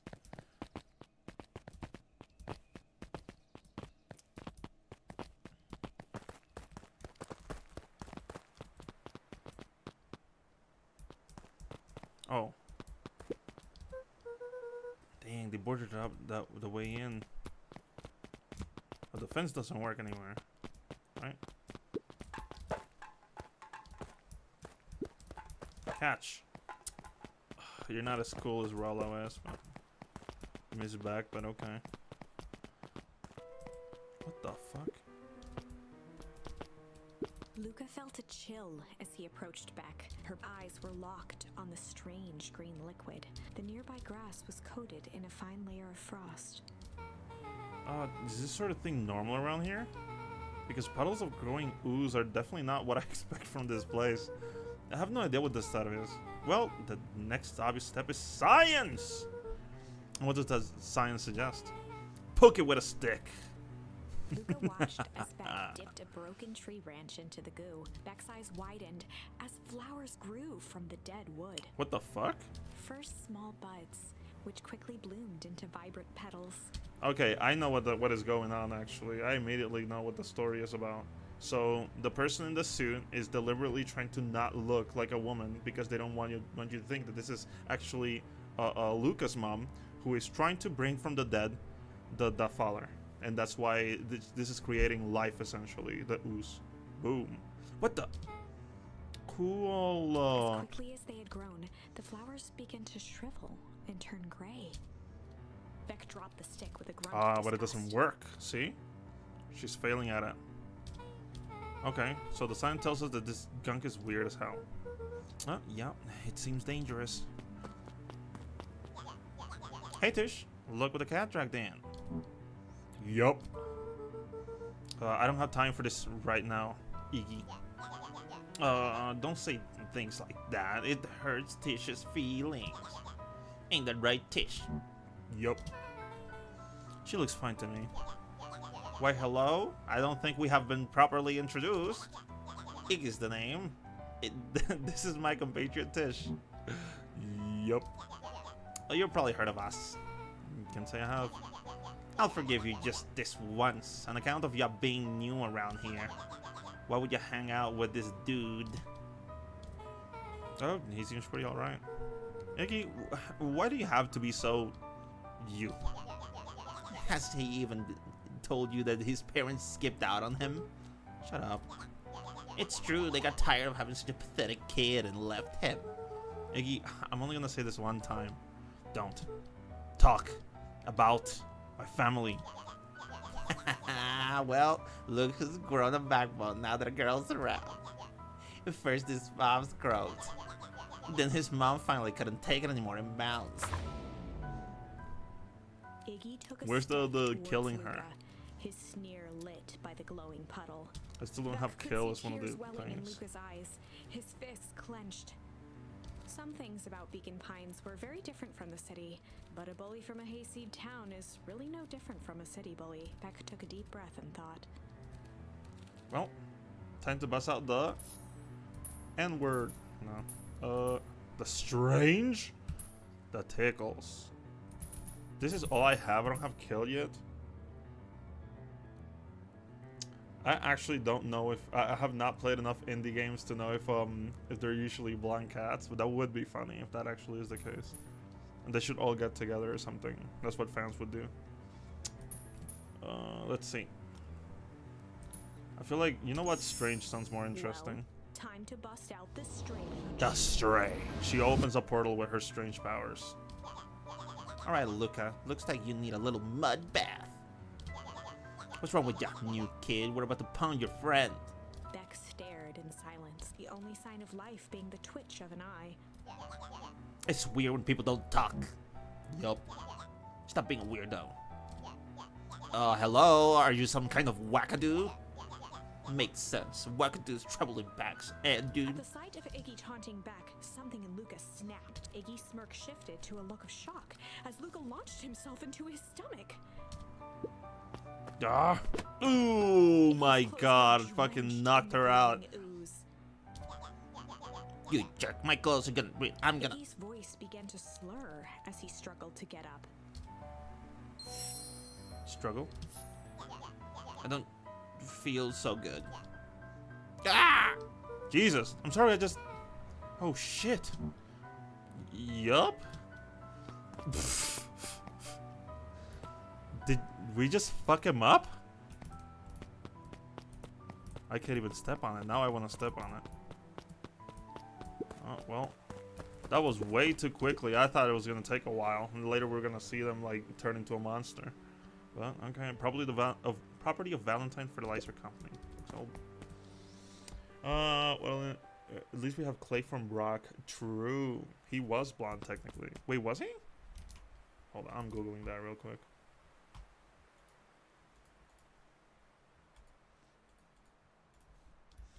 Brock Investigator. Oh.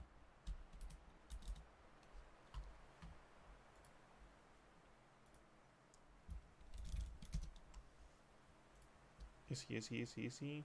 He's not technically blonde. If anything, that would be like brown hair. Like a golden brown. Well, not even golden, but there's actually, is it castaño? I don't fucking know. There's a name for it though, but that is not technically that. I think you're stretching it a little bit. That was intense. He's gonna be okay, right? Nothing about this seems okay. Person at the warehouse, this strange ooze, and what it did to Iggy. Was Rollo caught up in all of this? Well, hopefully not. I have to find Rollo. You took the words out of my mouth. I don't even know what Rollo looks like, but you took the words out of my mouth. I guess it would be a dirty blonde, huh? Dirty blondes are not real blondes, though. What there, little buddies? You startled me. What in the dickens are you up to in this part of town? We were just helping look out for Rollo. Oh, you haven't heard the good news? Rollo showed up safe and sound a bit ago. Really? So where was he? It's funny, really. He just got a little turned around in the woods. They can be the Syrian thing, you know. I'm starting to get the impression Rollo's at his house now, getting some well-deserved rest. Wow, that's a relief. You two should scurry along before you get lost yourselves. Yep, come on, Beck. I can't wait to introduce you to Rollo. Oh, that reminds me. Luca, your grandmother was looking for you. She was? She was worried sick. You should march straight home. I guess. Beck, your folks might be getting worried too. I'll walk you home. You need to talk to Nelly about work anyway. Beck glanced toward Luca. I need to talk to... Okay. I guess all well ends well. I'll introduce you to Rollo tomorrow. Sure. Glad he's okay. Come, I'm totally not evil. I'm gonna kill you and eat you and something. Rolo was safe. Are you really giving me spoilers?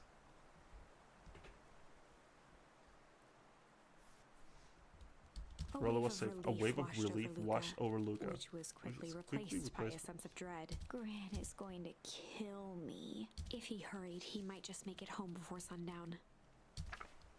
Chapter 4, Our Harvest Awaits. Luca took a deep breath. I'm not really sure that's the harvest I'm gingerly thinking opened of. the door, steeling himself for Gran's wrath.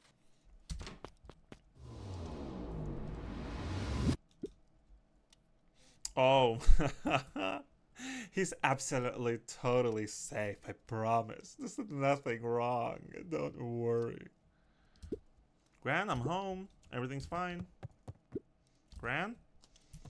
Well, did I get swindled and this vaguely gay, weird hyena guy lied to me like he clearly, obviously was?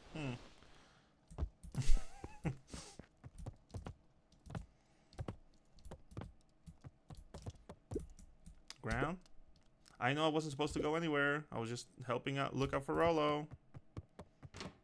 Gran? Gran? Roxy came over. She was worried about him. So I figured you wouldn't mind if I helped look for him. It turns out Rolo is safe and sound. Sounds like bullshit to me the second that I'm looking for everything. Luca was alone. The house was empty. So Gran's not back yet. I guess that's a good thing. Nothing to do now but sleep, I guess. Why would that be the I know he's 12. He's Luca 12. was sitting by the pond. It's fucking 12 years old. So that's why he doesn't realize. Listening to small waves lap against a rock. His father sat in a folding chair in front of him. Without turning, he spoke. Why don't you grab me some nice bait? Sure thing, Dad. Luca hopped over to the tackle box and popped open the lid. Inside was a rolling, buzzing mass. You're my little bait. Sorry. Inside was a rolling, buzzing We're mass. fishing with bees? Luca's father gave a warm chuckle. Well, you catch more fish with bees than honey. Pick us out a good one. Luca closed his eyes and plucked out a bee. He could feel its wings struggle between his finger and thumb. Holding it at arm's length, he hurried over. His father deftly baited the hook and examined his work. Interesting choice. With a practiced flick of the wrist, the line buzzed in a graceful arc. The water accepted it without a splash or ripple. The wrong choice. But I respect it. The pond began to freeze over. Sometimes we gotta make the wrong choice before we can make it right. Pallid ice propagated across the Okay, so like literally just telling me that I'm gonna be making choices that like fuck me over, but just like how I discovered what's it called, the choices or whatever, like later on, and then I can just go back and like change it. I mean, like, it makes sense. Pallid ice propagated across the still surface, alarming speed. Back as the ground beneath him turned cold. Dad, I don't understand. Sorry, kiddo. Understanding isn't always part of the deal. The relentless ice shot through the fishing line toward his father. Dad, look out! His father casually wound the reel. None of it's your fault, you know. Never was. Dad, we have to go. Luca grabbed his father's shoulders, trying to pull him away. Please, you have to run. The ice crackled as it spread across his father's hand. That's the thing about fishing, Luca.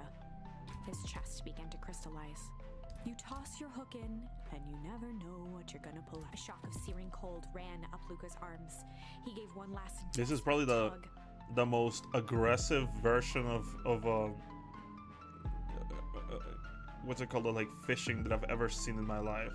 The chair tipped backwards in a single frozen mass. Probably more interesting than any fishing game too, interestingly enough.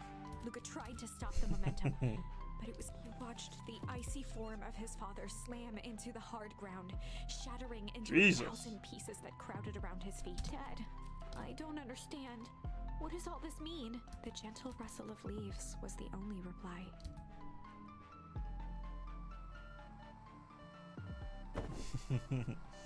Let's go on. Luca's eyes struggled to focus on the walkie-talkie. Rolo? Rolo. Faintly, he could hear Rolo amongst the noise. Luca, Luca. Rollo, is that you? Luca. There? Rollo, it's the middle of the night. Luca, thank God. Listen, I don't know how long this thing will work down there. Down here? Rollo's voice was coming through more clearly now. Huh? But some words were still just static. Listen to me, someone grabbed me yesterday. What? The man in the hazmat suit? It was... took me to some sort of... I think I'm underground. Underground? Are you okay? Kinda. They seem more interested in... for now, at least. Mr. Kerr said you made it back home safe. Kerr? No. Trust... He's... Hold on. Someone's coming. The signal went silent. Rollo? Rollo, where are you? Luca held still, waiting for a response, his pounding heartbeat marking the passage of time. Okay, I think they're gone. Getting worse. I can barely hear you. Rollo's voice began to fade. Losing signal. Not much time. Mission control. We need to... The treehouse. The treehouse! With that, the signal died for good. I bet it's do not go to the treehouse or some shit, but I was trying to say something about the treehouse. What's at the treehouse? The antenna! Oh, never mind, that actually makes sense. He wants me to use the antenna in the treehouse to get a better signal. Rollo, you're a genius. Luca grabbed the walkie-talkie and sprinted to the tree. It's fucking like... super late.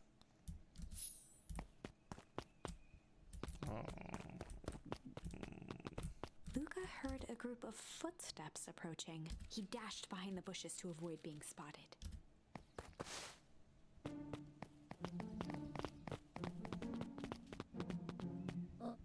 So we all understand our roles.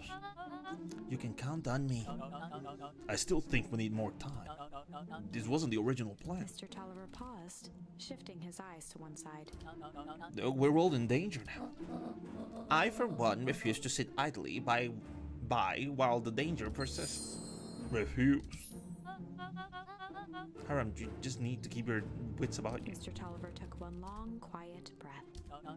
You're right. You can count on me. I just wish we could have made the deal with Harris Valentine. Her resources would have come in handy. Still have come in handy. As I said, I have no time to contact her after your call this morning. Plans change? How is Luca holding up? He's fine. We shouldn't lose sight of the fact that this is all... I know very well what all of this is for. We have no choice. Operation Sparkplug has a new objective. Are we in agreement? The three shared a determined look. Good. We'll reconvene after the festival. So she's in on it too. I mean, I guess that makes sense. I'm getting a presence, I felt. Since yesterday. Grand. Why are you meeting with Mrs. Fratelli and Mr. Tolliver late at night? Hey, Luca. Ah! Damn, you scared me. How long have you been there? Oh, just a few minutes. Earlier today, I saw Mr. Tolliver and your grand enter the dinner together. When my shift at the newsstand was over, they still hadn't left. So I used the great tool to find the investigative reporter. Time. When I left, I tailed them here. What do you think they're up to? And whatever it is, they seem organized and determined. They mentioned the festival. Yeah, I heard it too. Had your grand been doing anything different recently? Anything strange? She got a phone call this morning and rushed out the door. A call from Hiram Tolliver, it seems. She was either furious or terrified. Or both. Luca, be careful out there. I think we might be in the middle of a scoop of a lifetime. I will. Are you coming out? Nah, I'm gonna stay out here for a bit longer. See you, Luca. That was a very slow descent.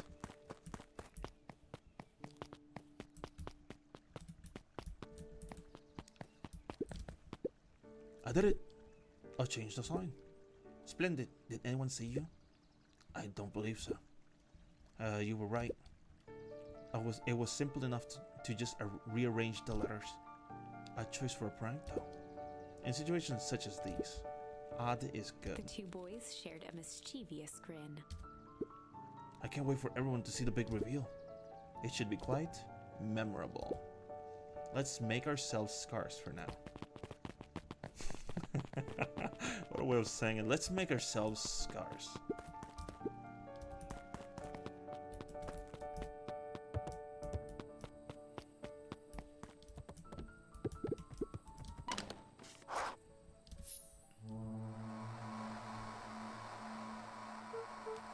Rollo, are you there? I'm at the treehouse now, Rollo. Mr. Kerr said you were all right.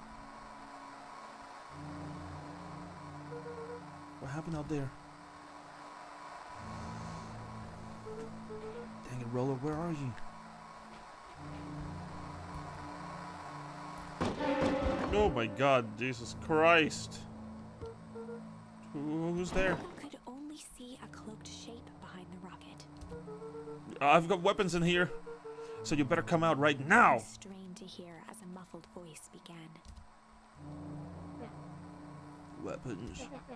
How could you hurt something that's already dead? Fear gripped Luca's throat. Oh, who are you?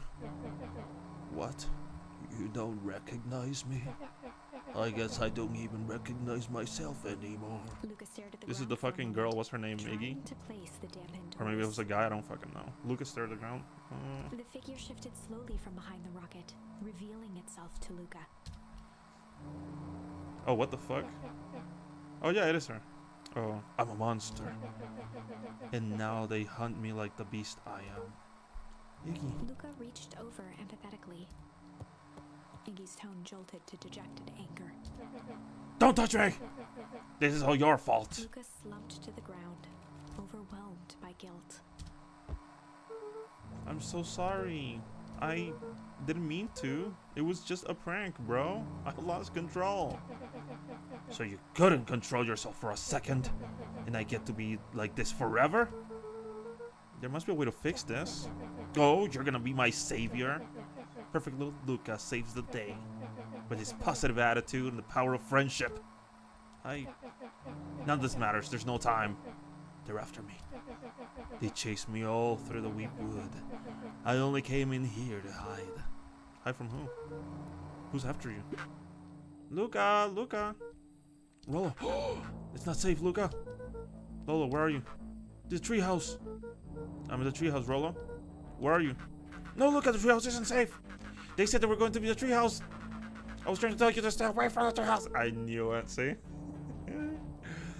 Who said they're going to the treehouse? The clipboards! What did I tell you? Those perennial harvest wackadoos are after me. They've been chasing me, yelling questions at me. What sort of questions? They were saying the same stuff they always do, but it's different now. Less asking, more threatening. We're gonna figure this out, Iggy. Yeah, well, thanks. Hello? Is anyone present in this arboreal domicile? Crapped, they found me. Luca, what's happening? Oh, that's the... Whoops. Don't panic. You stay here, and I'll see what they want.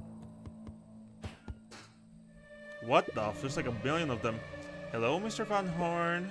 We would love to hear your thoughts. Do you have time for an informal chat? We will be brief. Your time is valuable to us. Be done in just a second. Of course. We have a problem. Luca, you gotta get out of there. What's out there? Is it them? Yeah, it's the clipboards. A bunch of them. How many? Maybe all of them? And yeah, you were right. They are saying the same stuff, but with a creepy knob cranked to 10. Might young Iggy be present? We would love to hear his thoughts. Run! Iggy slumped to his knees. I don't know what to do. I'm just so tired. Luca, what do we do? Luca grabbed Another the turning walkie-talkie point? and headed for the window. Follow my lead. Luca and Iggy climbed up the back of the treehouse to its roof, where Rollo had constructed his MCDC, The the fuck is Mission it? Control Defense Cannon. Oh! From behind the crowd of clipboards, William Kerr strode forward, a warm smile on his face. Iggy, there you are. You gave all of us a head of a scare. Go away, just leave me alone. Oh, I'm sorry, Iggy, but no can do. Don't worry though, we're here to help. Help? Then why were you chasing me? Luca, can you talk some sense into your pal here? Just look at him, he's not well. What's wrong with him? What did that gunk do to him? Well, that's a pretty hunking big question, Luca. All you need to know is that he's sick. He's real sick, Luca. He's a thick boy. He's so sick. I just need you to let us up there and take care of him. You told me Rollo was okay. Then he was back. That he was back in his place resting. He is. Poor fella just got a little lost. That's a lie. That's a hurtful thing to say, Luca. I thought we were buddies. Why? Because he let you ramble down like a wackadoo? Nobody likes you, you creep. Kerr's smile faltered. Why don't you pop on down here so we can have a face-to-face? Yelling like this is gonna give us all a heck of a sore throat. And who wants that? His grip tightened on the MCEC. God, I love his smile. What did you do to Rollo, you liar? Well, shucks, Luca. The only teeny tiny fib I told you was that he was at home. He is resting, and he is perfectly safe. For now, at least. What happens to him next is up to you, Luca. Look around. You're in quite the pickle, and I am the only person in the whole wide world who can help you. You get to decide how this ends. Where's the kill? Do I not have a kill yet? He was caught in a trap. What do you do when there's no hope? He wiped his cheeks with a sleeve. What are you gonna do, Luca? Oh, whoops. Oh, never mind. I can just choose. Fight. Luca drew himself up and decided to take the only option they had left. Fight. He swung the mission control defense cannon around, aiming it confidently at the smirking face of William Kerr. Hey, Mr. Kerr. Luca summoned his most insolent demeanor. Rollo sends his regards. Oh. Hey! That was uncalled for, more than a little rude. And just plain unsanitary. Luca, I really did think we were good pals. What a shame that it's come to this. Kerr turned his back on the two boys. And this. With a nonchalant wave of the hand, he made his exit. Jesus.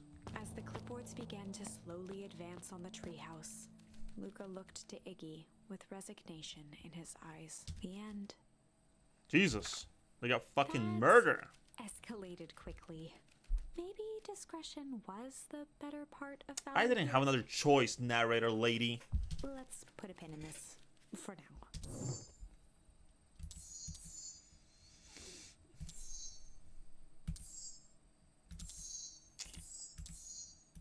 How do I get my stuff back? I don't think I have, I'm a little confused on how this works exactly. Oh, actually, never mind. So here I can just do struggle instead of change, and here I can just do tickle instead of strain. For the tickle. Well, time to bust out the tickles. Test tickle. Hey Tish, wanna see something cool? Yup. Take it. Beck lunged forward and began to tickle under Tish's arm.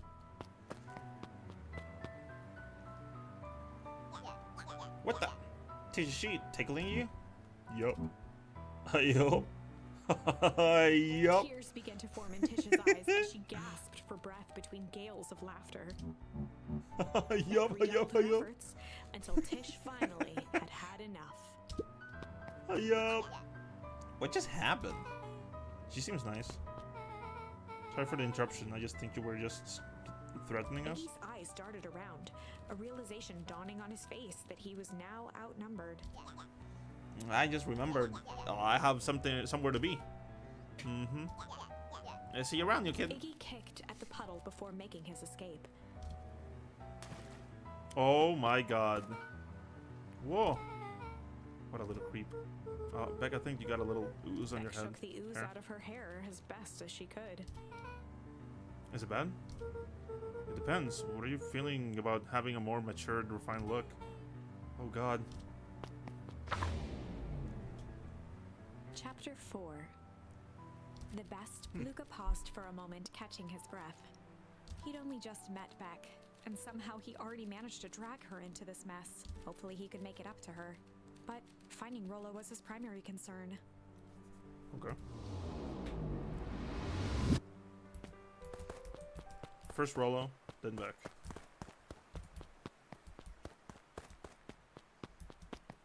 What the Luca, what the hell are you doing out here?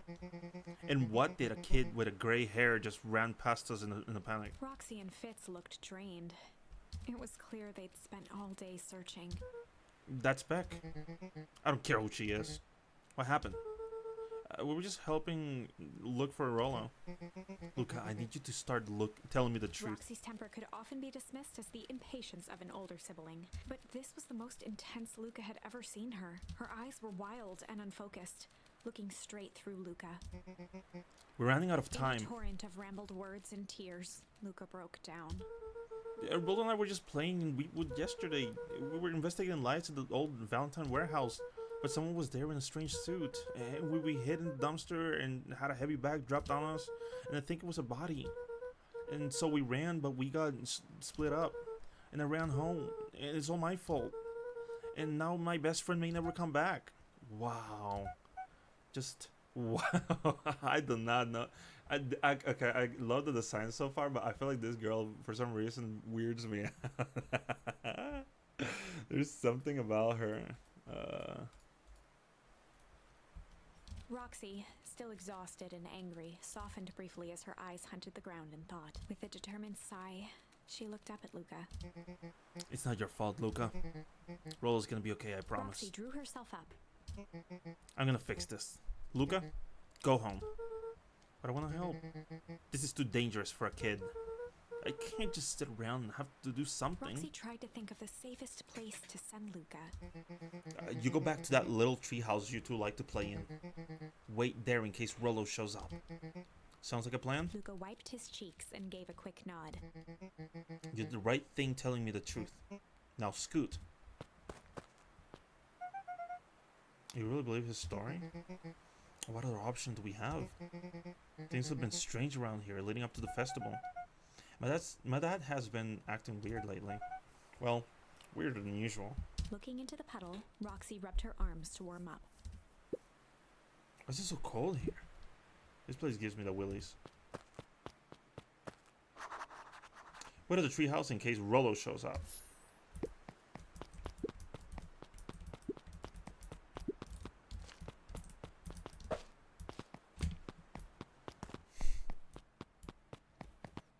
Mr. Nuncree jumped with a start. God.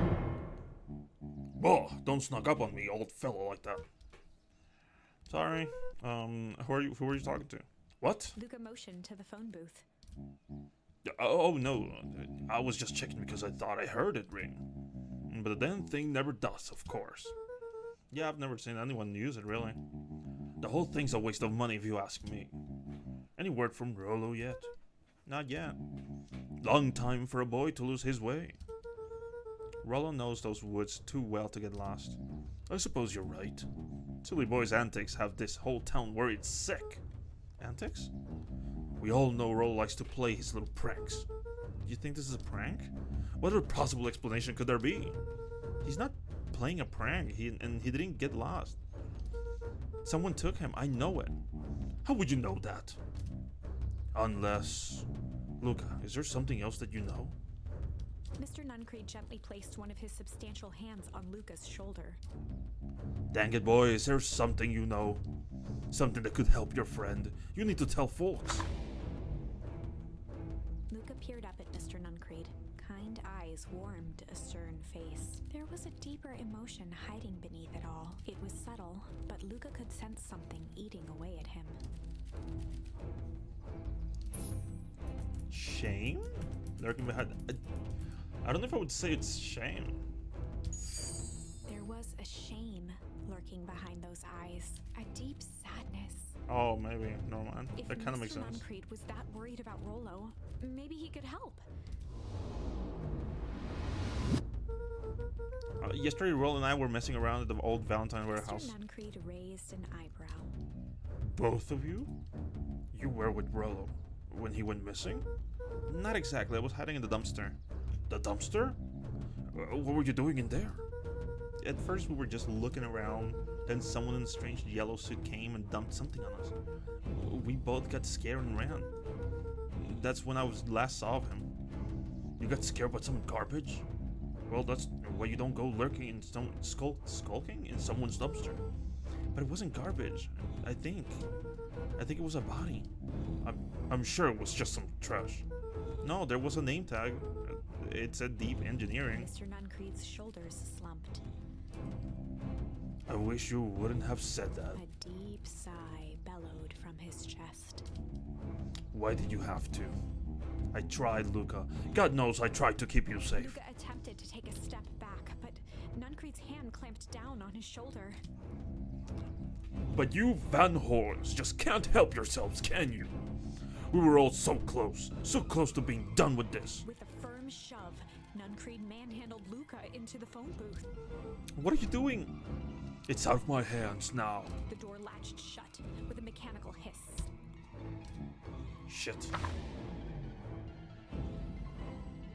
As Luca pounded the glass, the floor dropped from under his feet. The inside of the phone booth was now a loose capsule plummeting at gravity's whim. Luca winced and The pressed fuck his is hands going to the on? walls. As he braced for impact, the capsule hurried to a surprisingly smooth stop. He felt a cold rush of air and opened his eyes with hesitance. Two large figures in hazmat suits occluded his view. Luca heard the deep, resigned voice of Mr. Nuncreed over an intercom. He knows too much. The end. Wait. No. This isn't the end. I know there's still much more. Somehow this went wrong. There's an author that can't fucking decide what their story let's is. try something else.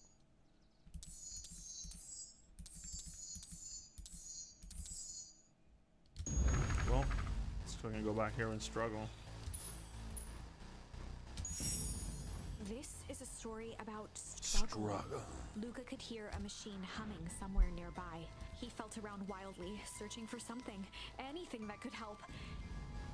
His hands found a hard object, maybe a tile? He yanked it free, lifting the cold stone. Let me go! Luca swung the tile as hard as he could at the shape that still held fast to his leg. He heard the crack of glass as the stone hit the assailant's mask. With a muffled yelp, the hand let go. Luca was free and scrambled to the door. He never looked back once on the long run home. Chapter 3. Everything's fine.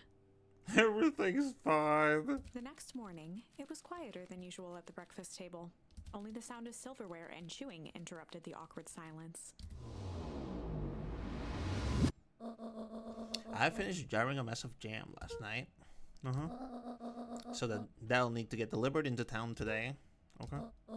So what did you and Rilla get up to yesterday? Oh, Rello had things to do, so I just sort of poked around town. I've set the jam down by the front door. There's 2 batches to drop off. One for Mr. Tolliver at the bag and wag. Another for Mrs. Fratelli at the diner. Oh, and Mr. Nuncreed? He said he wanted some more. I suspected as much. Yes, he seems to have taken a peculiar interest in my jam. There are some extras in the basket for the enthusiastic gentleman. Just make sure Fratelli and Tolliver get the ones on top.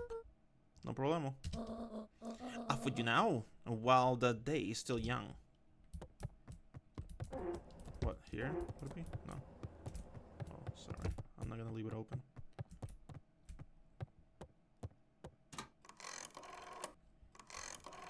He knows too much. I don't think that that's what it is. But hey, if that's what you think. Hello, it's Juniper Hardford. Speak up, buddy. I can't hear you. Before you hang up, just hear me out. I have a business proposition.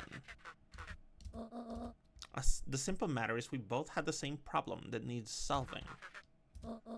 Very well, we can meet tonight.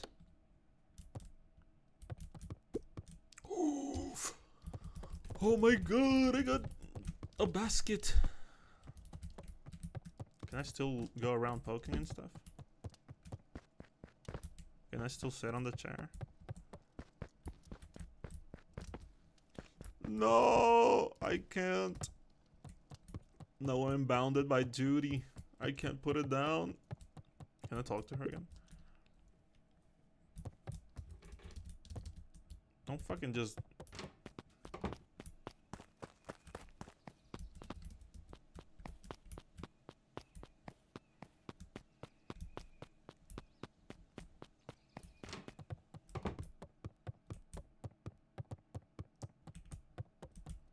Wow. Crazy story, crazy lore. Okay. Sorry about yesterday. Roxy can be so annoying. But good news. No more boring chores for me today. Did you make it out to the old Valentine warehouse? So, what did you find? Give me that dirt. Something happened. There was someone else there. What? Who was it? Was it aliens? I knew it would be aliens. No. Zombies? No. Alien zombies? What else could it possibly be? Rollo, I've got to deal with this into town first. We can catch up after. Oh, is there a whole thing? It sounds like a whole thing. Yeah, we shouldn't talk about it here. Meet me at the treehouse tonight. I'm not sure what this treehouse is that you speak of. So, oh my god. Meet me at Mission Control. Roger that, Space Cadet. This fucking guy.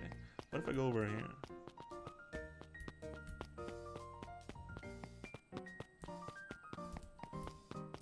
Hello, Dad. You're like mega dead. Just checking if you're still dead, Dad. And it seems like you are.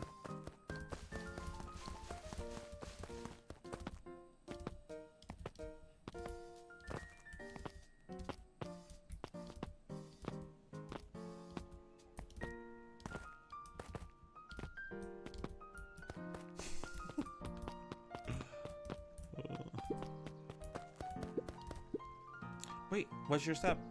Oh, sorry. There was a whole family of beetles here. They've gone missing.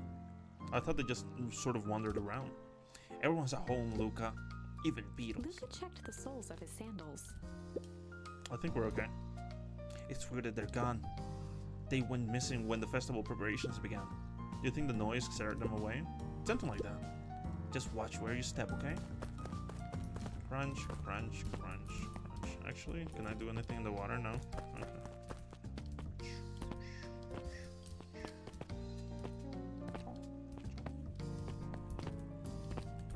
This is how I run in Valorant. By jumping around constantly.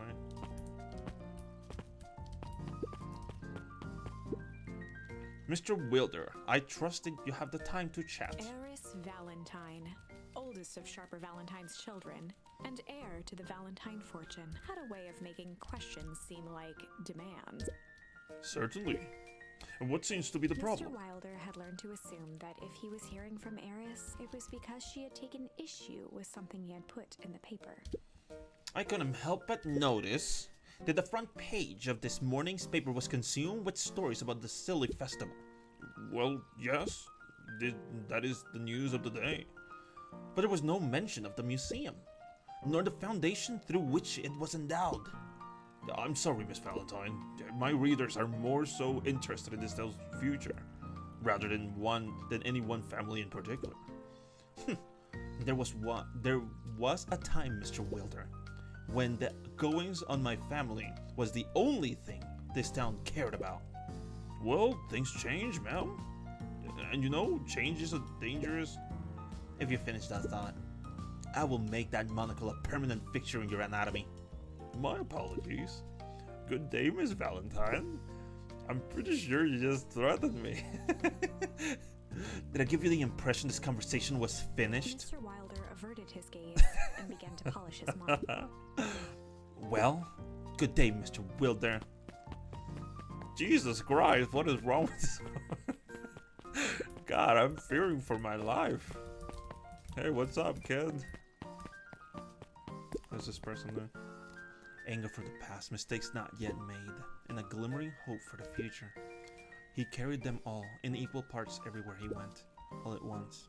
Oh heavens, what a burden to bear. But she's still pregnant.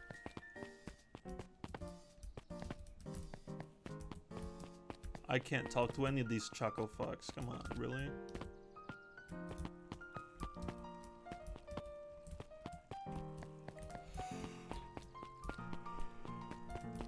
I actually don't know where the fuck the locations of these people are. Is it down here? I think this is one of them, actually. Huddled at his counter, Hiram Tolliver was meticulously shining apples. More accurately, Hiram Tolliver was meticulously shining one apple. Hello? With a yelp, Mr. Tolliver fumbled the apple, flailing at the air as it fell. Oh, sorry. Oh, no bother, no bother. He leaned forward and lowered his voice. I see you have something for me. Yeah, Gran had some jam I'm supposed to give you. He leaned in a bit further. Jam? Yeah, there's these ones on top. She wrote your name on. Mr. Tolliver leaned back, speaking loud enough for anyone to hear. Ah, yes, the jam. Thank you so much for delivering this jam He to reached me. forward and snapped up the jars of jam, giving Luca a little wink. I shall put it on my store shelves post-haste. Wink, wink, nudge, nudge. Okay, I should finish my deliveries. Of course, of He course. leaned in for a final whisper. Of course. Huh? I think he thinks that I'm onto a tube. How do you keep the ice cream cold? Oh, we killed him. You keep him on ice. Where do you get the ice from? I don't know. Somewhere cold. How do they keep somewhere cold? Look, Bert. Do you want some ice cream or not? No, I'm good. I have a lollipop.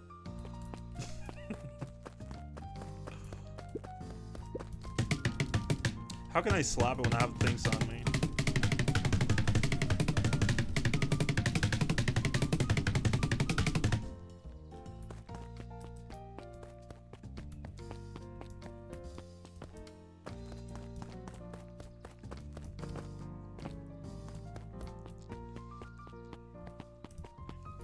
Wait, can I interact with this thing up top? No.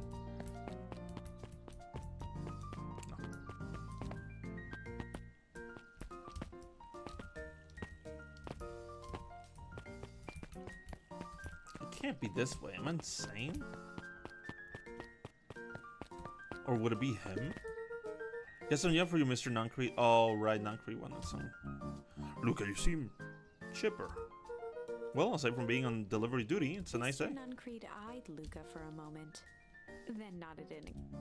I suppose it is, yes. Well, so do you want some your jam? Oh, right. Usually Jennifer dropped those off herself. I guess she's busy Luca today. handed the jam to Mr. Nuncrete, and he nestled it with both hands. Well, I'll just have to finish this batch off quicker than normal. Do tell her to go ahead and get started on the next order. You got it.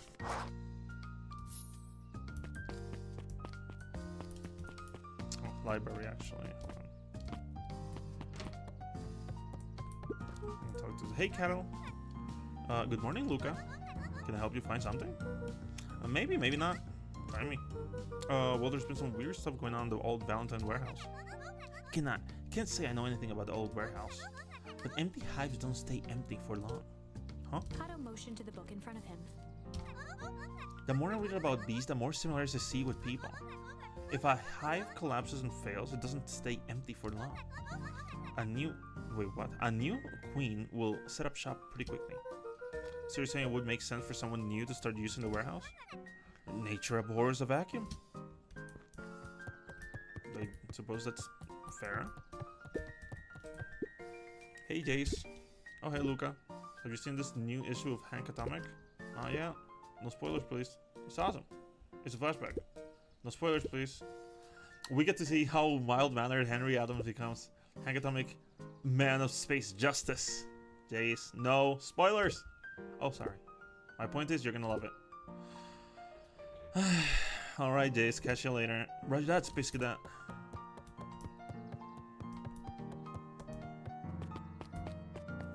Fucking guy. Tell him no spoilers and he fucking spoils the fuck out of it. I'm gonna kill him! Who the fuck's the other person? Am I dumb? Answer yes, but don't say anything about that.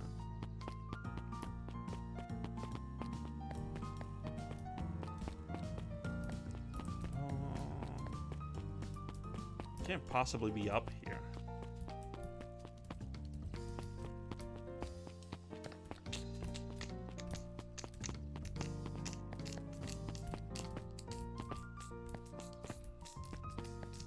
You're not responding to what I just asked if I'm dumb. You better not be. Is it over here actually? Perennial Herbert? No. Or maybe it's this fucking asshole. Thought it was a girl, but... You can tell those jerks. It doesn't matter how many boxes they pile up. I ain't moving. Okay. Crazy lore. You think Jam would make a good bait? I guess it depends on what you're trying to catch. At this point, anything. Well, it can't be this way. That wouldn't make any sense at all. Oh, so wait, hold on. It is not this way. It's down here, and then nope, I'm dumb. It is this way. This way. No, wait, it didn't let me go that way. Okay, I'm dumb. Why am I stuck on this? There's one direction I have not tried. Which one? Oh, is it this one direction? Okay, I'm dumb. Hey, Don. Oh, hey, look what's up. You guys on down? Yep. Have you seen the new kid around here? New kid? Yep, came in from the big city. Her parents both got jobs here. But get this, one of them is working for William Kerr and Perennial Harvest, and the other is working for Harris Valentine. And the Valentines represent Beacon Pine's past. The Perennial Harvest has positioned itself as its town's future. Must make for some interesting dinner table conversation. I can imagine. That is definitely something that I want to hear instead of atomic fucking whatever it is called.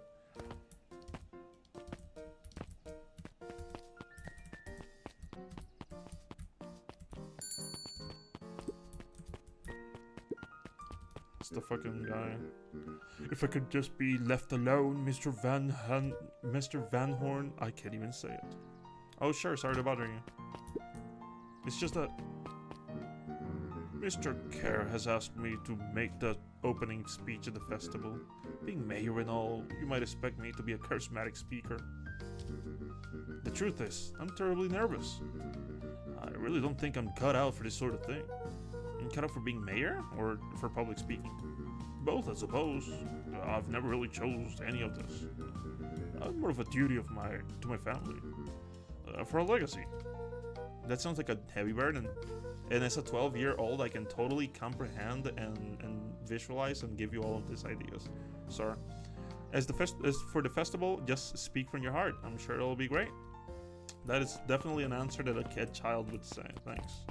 Very helpful, kid. Pat's head. Well, if it isn't my favorite little jam runner. Hey, Mrs. Fratelli. Look at you moving jam around and stuff. You're all skin and bones. If your grand's not feeding, is your grandma not feeding you? She is just, I understand. You know, I thought your mama how to cook back in the day. You may not even remember, but you and her used to help out in the dinner. Dinner? See that picture over there? That's you helping your mama back in the day. So cute running around your little apron taking orders.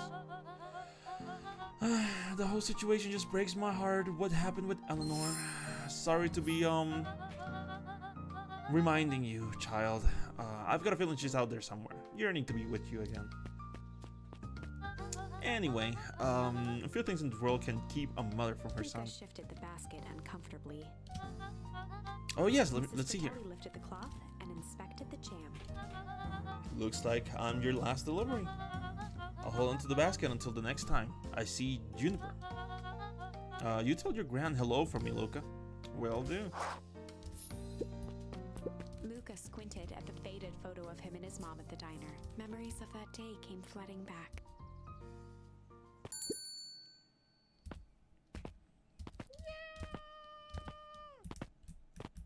I'll talk to every single person here and be like,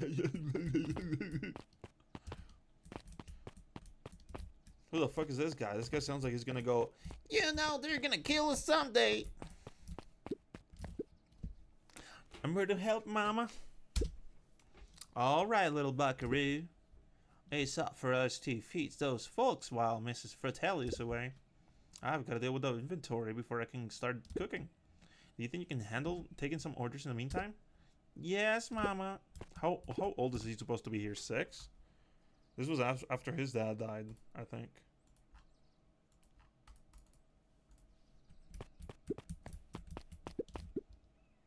Hiya, Roxy. Luca? I'm helping.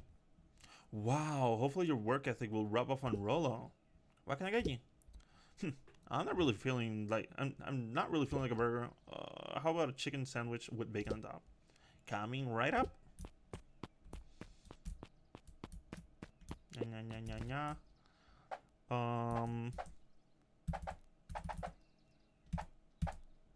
Wait, I'm fucking stupid.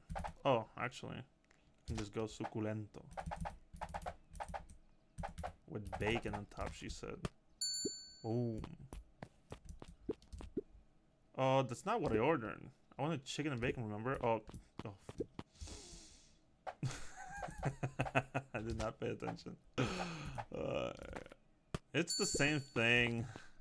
This is so soggy now. Here you go. I call it the Love Me Tenders. Nice. You are 5 years old. Aren't you a little young to be waiting tables? Yes, I am. I'm just helping out. My father had me hustling when I was your age as well. Father always says, children are to be sails, putting a family ever forward. That doesn't sound very fun. There's plenty of time for fun. For instance, Father and I always make time to have lunch together once a month. Luca glanced at the empty seat across from Gus. Should I come back? Oh no, it turns out Father was too busy to have lunch today. I'll just go ahead and eat alone. Oh. The silver lining is, without him around, I can have my usual. A nice stack of cold cuts topped with a pile of sloppy chili. What? Okay. This guy's like, not drama dumping? What is it called?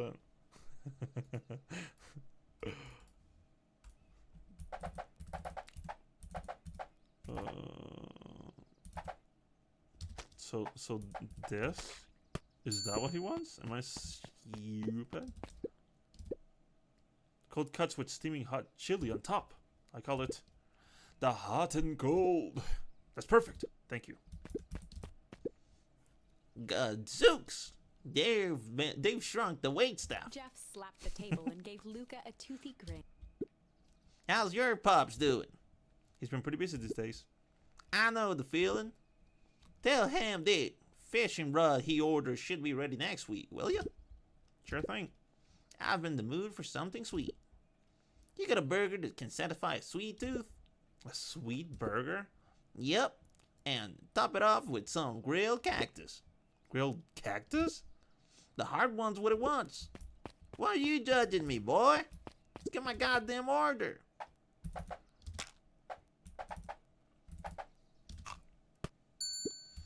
Nah, this is why this character's not around. He probably died after reading this. Here's your order. I call it the sweet and stabby. Now that's a burger we bite. Looks like we're missing a few things.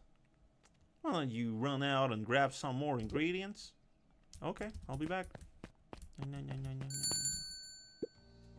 Oh, memories.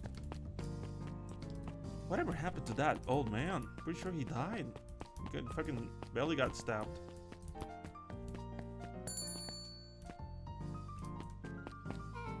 Hey you.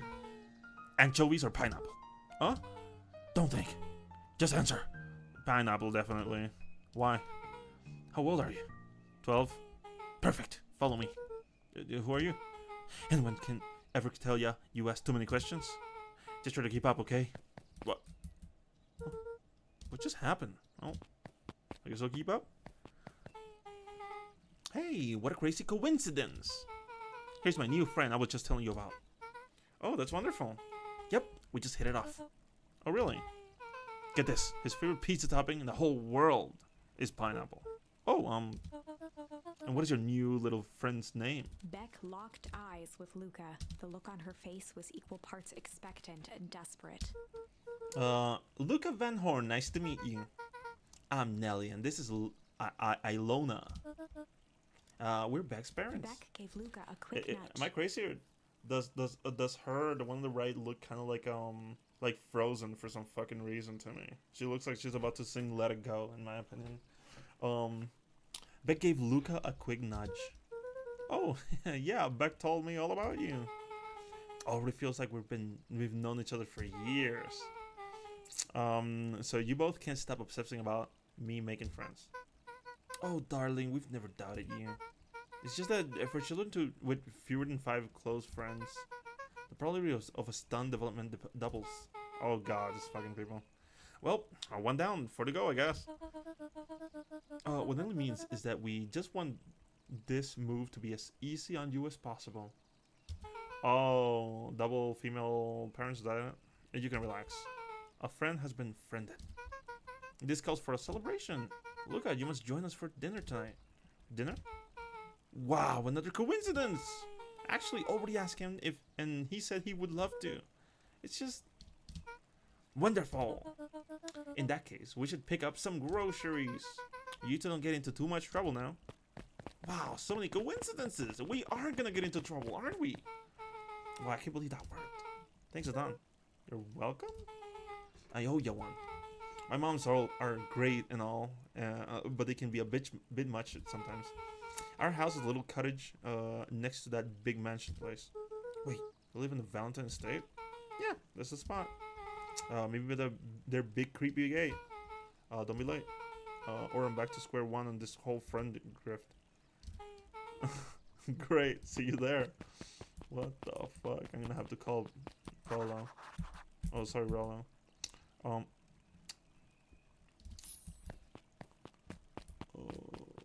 So what now? I guess I'll meet her. I'm really, technically it's not even night yet, so I have time. Good morning, Jeff. Yeah, Jeff? Is that Jeff? Is that how you pronounce that? What's so good about it? Another day further down the tubes, if you ask me. Come on now, it's not all bad. The festival's coming up. The festival.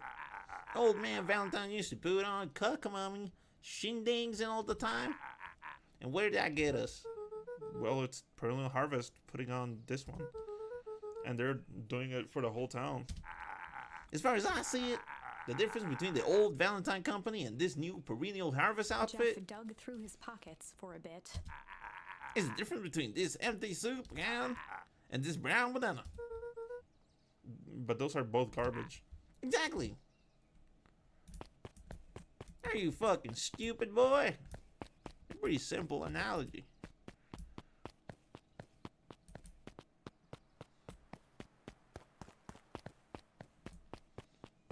Hello.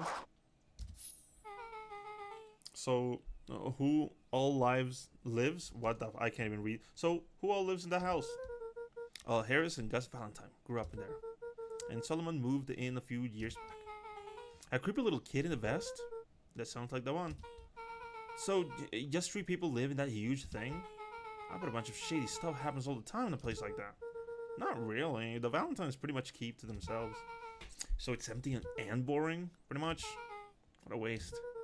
My mom says that it used to be way busier back before Sharper died. Before the fall harvest. Oh, okay. That's like the 5th time someone mentioned this fall harvest thing.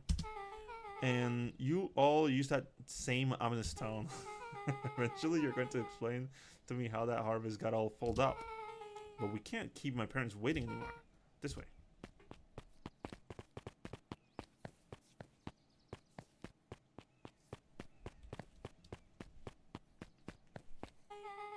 Most kids wouldn't have just ditched me. Would have just ditched me by this point. Why are you still here? Oh, you look like you could use some help. You know what, Luca? You're not so bad. Let's get through this as simply as possible. Just eat, smile, and nod. Fun. Wait, what do we do? Don't bring up their work. I think I can handle that. Beck took a long breath, then gave a firm nod. I'm gonna assume that they're furries or something, like artists. Here goes nothing. There is something that's gonna make me have to Chapter fucking 4. say something, right? Actually, before I continue, I want to get coffee. I want to get more coffee.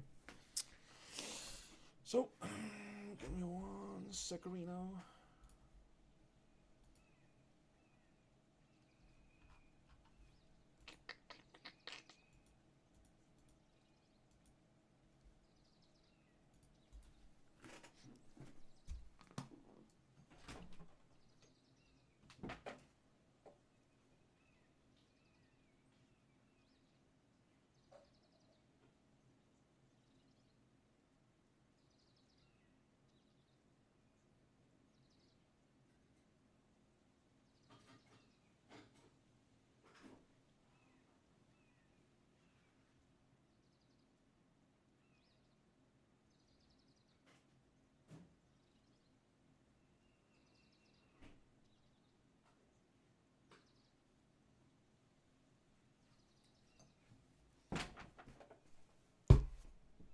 You know what? I'm actually craving a goddamn burger. Maybe I should order one. A quick Wendy.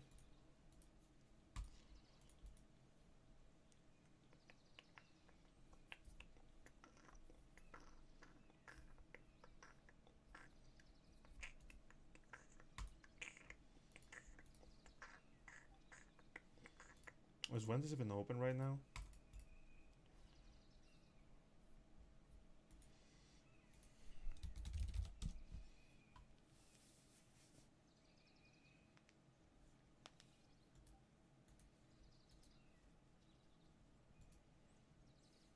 Well, I mean right now, so. And that's why I meant like something small, quick that I can just get. Because I'm just craving it. So why not?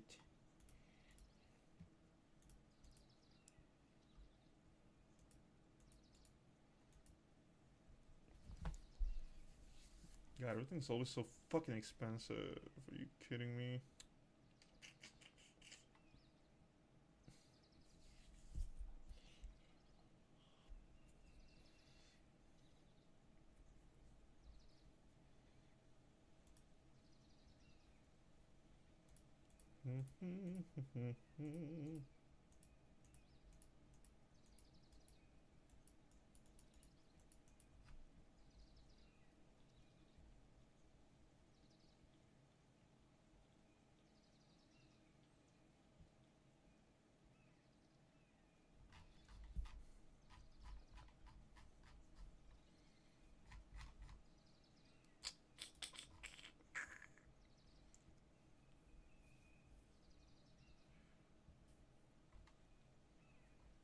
Like I could so easily get like a.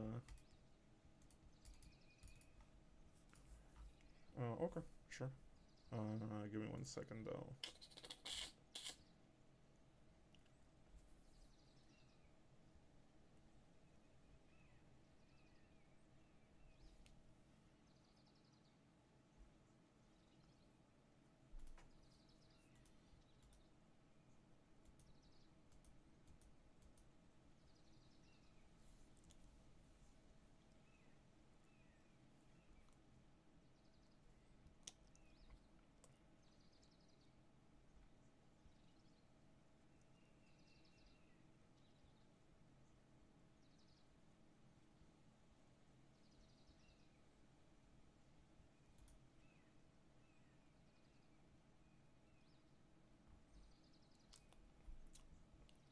I am almost done.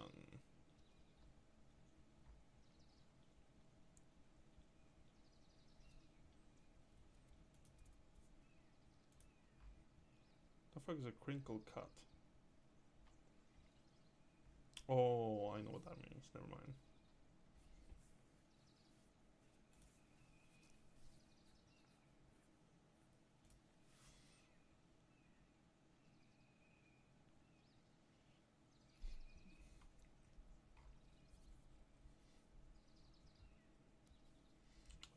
Extras. No, no, no, no, no.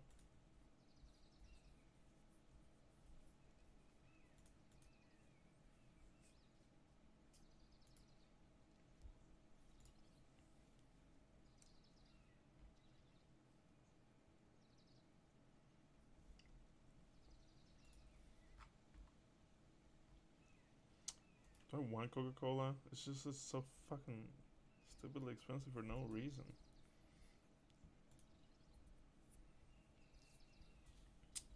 So, just that. And where are the fries? Fries and sides.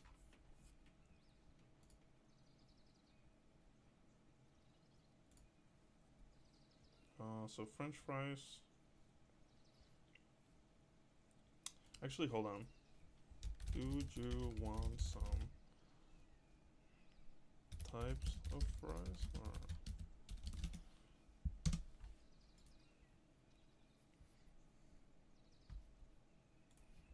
oh, like chili cheese? Our natural cut, skin on, sea salted fries stuffed with our hearty what?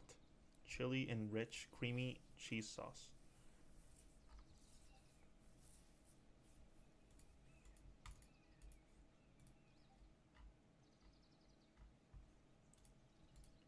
Yep, that's where I'm getting at. Because I'm imagining Wendy's is cheap compared to other places, honestly. If we get it anywhere else, I would be paying like fucking $40 already for what I got. So I don't think it has bacon. But yeah, you let me know in like 2 seconds. I am almost done ordering my food.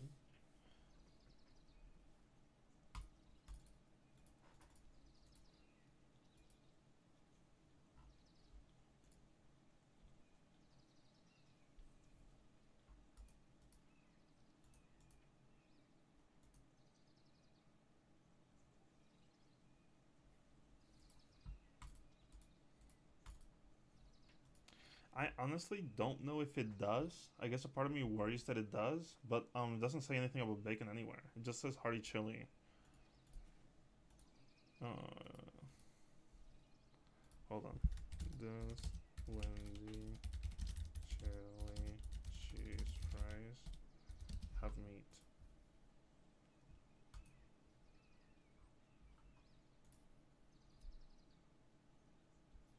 All beef chili. Okay, so it's all beef. Okay, should be fine.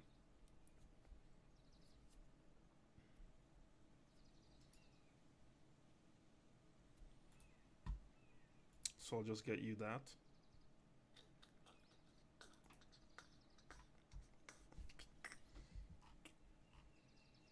Man, I almost want to get something extra, but like... No, that should be it actually. I'm doing just that. It's supposed to be $11. If it went up to 16, why? Fine, 250 is okay.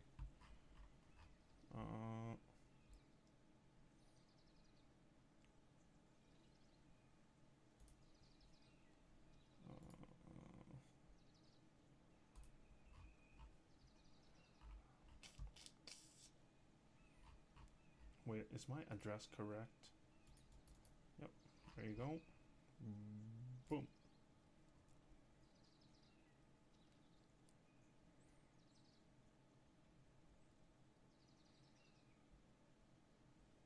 Two years later.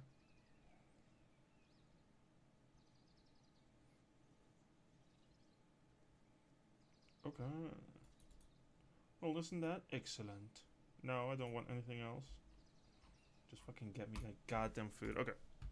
Chapter 4. Time for a little bit of coffee sipping.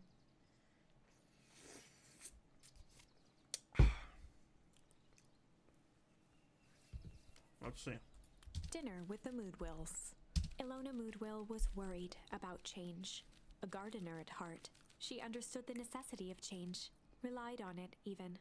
But there was a difference between the controlled world of her plants and this cluttered cottage in a strange town. Almost done. Nellie was a blur of activity, digging through boxes. Sorry, love. Couldn't find the dishes. We'll have to make do with paper plates. Cringe. Dinner went by without much conversation. As she watched Beck and Luca finish up their pizza, Ilona let herself relax into the chair. The things she cared about were still here. Nellie finally had the job of her dreams. Beck was beginning to take root. Ilona's task was simply to tend to them. Beck was beginning to take root. Oh, I guess just She could do that. make friends and stuff. So Luca, tell us a bit about yourself. Where do you live? Oh, I live with my grandma. On the other side of the river. Your grandma? Where are your parents at? Beck, manners. It's alright. My dad passed away in an accident at the fertilizer plant 6 years back. Oh dear. My mom's been missing for a few months now. Like, missing? Luca's eyes were fixed to his plate, pushing a chunk of pineapple around with his finger. Nellie was the one who eventually broke the silence. Luca, how do you like the pizza? Oh, it was good.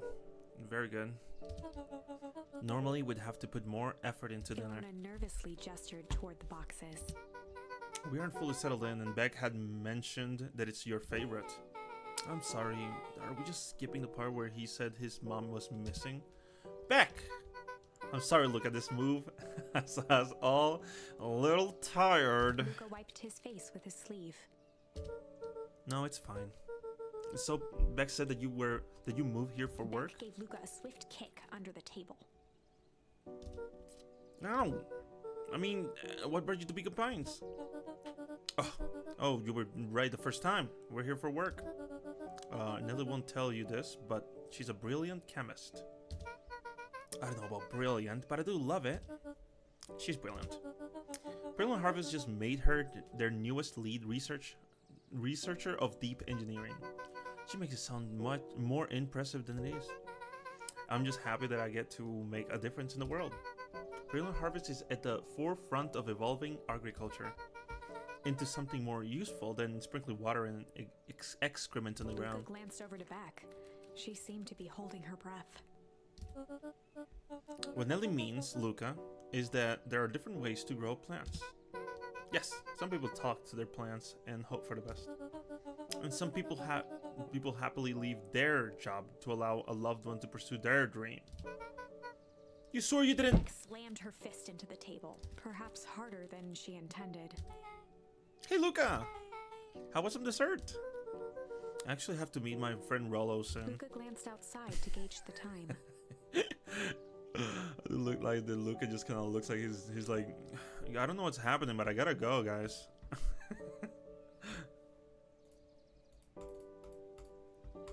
Yeah, getting very uncomfortable.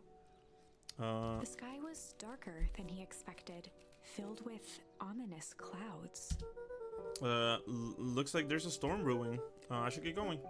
Oh, I didn't think there was any rain in the almanac. Yeah, almanacs aren't that useful around here. Luca wiped his mouth one last time with his napkin and started to get up. Thank you all for the pizza. It was really good. It really was good. Sorry. See you at the festival, Beck.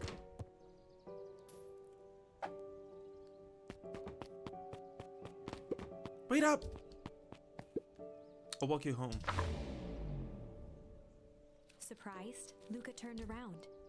He knew Rollo could be prickly around new people, but Beck seemed cool. Rollo would warm up to her eventually, probably.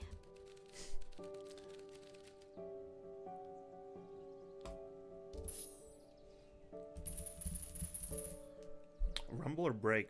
Oh man, what a strange choice. Is the clouds above beginning to break? Break is good. Rumble means bad. 100%, right? Luca began to respond, but the sky answered for him as the clouds above began to break, revealing patches of star-filled summer night. Moonlight filtered down, shimmering in the treetops. I'm controlling weather, because I'm God! Sure, you can meet Rolla. You're not going home? Nope, I promised Rolla I'd tell him about... Luca stopped himself mid-sentence. Promise you tell him about... Oh, spit it out, bub. We're thick as thieves now. If there's a juicy secret, you've gotta tell me. Okay. You can come to the treehouse and I'll tell you both what happened. Heck yeah! After the foul harvest destroyed their wealth and reputation, the Valentines shuttered off their estate. Luca saw Beck skulking by the gate. So you tell me there's nothing mysterious or creepy about this place? It's mostly boring and empty. I refuse to believe that. Big spike gate, looming mansion, rich reclusive owners. It even smells shady. Beck grabbed the wrought iron bars and shook the gate. Mark my words, you decadent nightmare house. You will reveal your secrets to me! What? What do you do?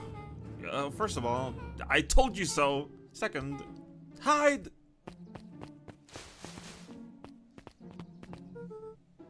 That's Harris Valentine. Who's that she's talking to? Shh. I expect you to return that suit in working order. Of course. As long as everything proceeds as planned. There's nothing to worry about. The only thing I'm worried about is what's rightfully mine. If that means making some unsavory alliances, so be it. I couldn't agree more. Anyway, there comes a time to suspend hostilities. I'll deal with our common threat. Now this is what I was talking about. Beck's voice was an excited whisper. Someone in a suit like that tried to grab me yesterday. Seriously? Shh. You don't understand that when this all inevitably fails, I will deny everything? I wouldn't expect any less of you. You just worry about your part in this and let me handle the rest. I can't wait to see the look on that Rube Care's face. Yes, the truth will come to light. I'm still surprised you're so comfortable with the potential collateral damage. If there's one thing I've learned, is that change is painful. Wow, I was expecting shady, but that's just flat out supervillain talk. If you don't mind me asking, why? Why are you doing all of this? The mysterious figure retracted their mask, hair pushing out from all corners. Oh my god, family. A chill ran down Luca's spine. His vision blurred. Beck stifled a sharp wince, and Luca looked down to see himself wrenching her hand. An answer I can certainly respect. Gran tousled her hair back under the face mask. Just remember, keep everything nice and normal until the festival. I don't need lessons in rousing suspicion. Gran gave Eris a curt nod and disappeared into the night.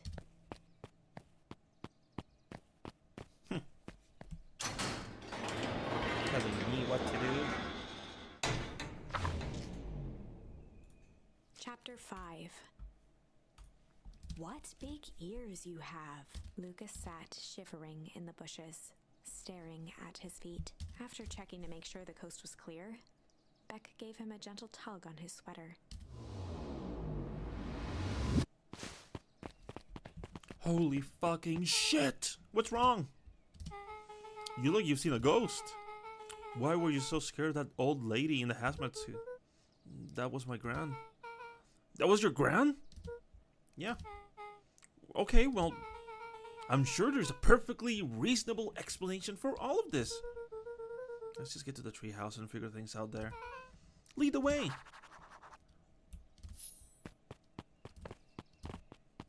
I wish she jumped with me. Why doesn't she? This is bullshit. This game is unplayable dog shit. You understand? For the last time, there's nothing to worry about. Of course, we're not worried. Clipboard finished writing with a scratchy flourish. I hate that they all look exactly the same. Just dotting out our dotting our I's and crossing our T's. Well, maybe try minding your P's and Q's. Mr. Nuncreed, arms crossed over his paunch, gave an exhausted sigh. If there's anything you need knowing, you'll know it. Absolutely. If you'll just sign here, acknowledging everything is accurate, we'll be out of your hair in a flash. They remind me of Mormons, if anything. I'll be honest. Oh, for the love of... He snatched the pad and scribbled his name so hard the pen nearly snapped. There. And would you like my eternal soul as well? Clipboards looked at each other for a moment, almost pondering the possibility, then broke into laughter as they walked away.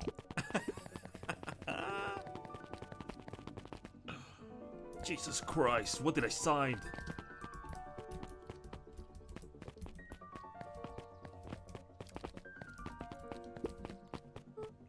Hi, Mr. Nuncreed. Luca, let me give you some advice. The next time someone you don't know asks to hear your thoughts, give him a good hard bop right in the kisser. Oh, just like you did before I fucking lost on that other... Okay, interesting. Oh, Grant tells me to just keep away from the clipboards. That's good, that's good. Your Gran is a smart lady, Luca. Speaking of which, you had better run along home now. Too dark out to be wandering on your own. Okay, mister.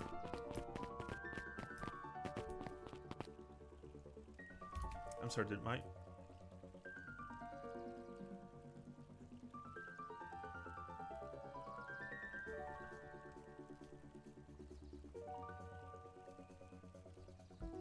Okay, I'm just sorry, I was just checking my stuff real quick. My delivery. You better bring me my goddamn food. I'm starving.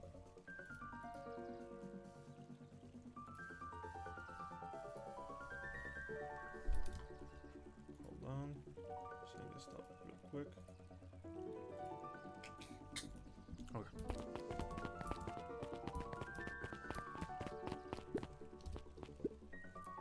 Another day, another dollar. See you tomorrow, Z. Have you noticed how all the perennial harvest folks order the same drink? Decaf cappuccino with extra foam. Why? I don't know. Just thought it's a little odd. Pretty weird for sure. Well, the customer's always right. See you bright and early tomorrow. I can't wait.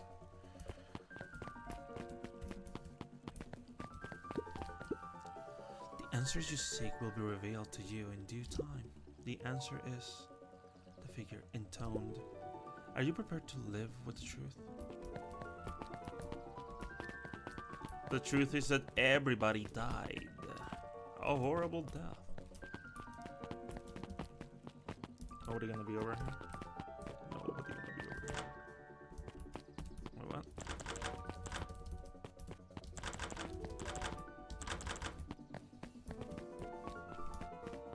No secrets? Okay, fine.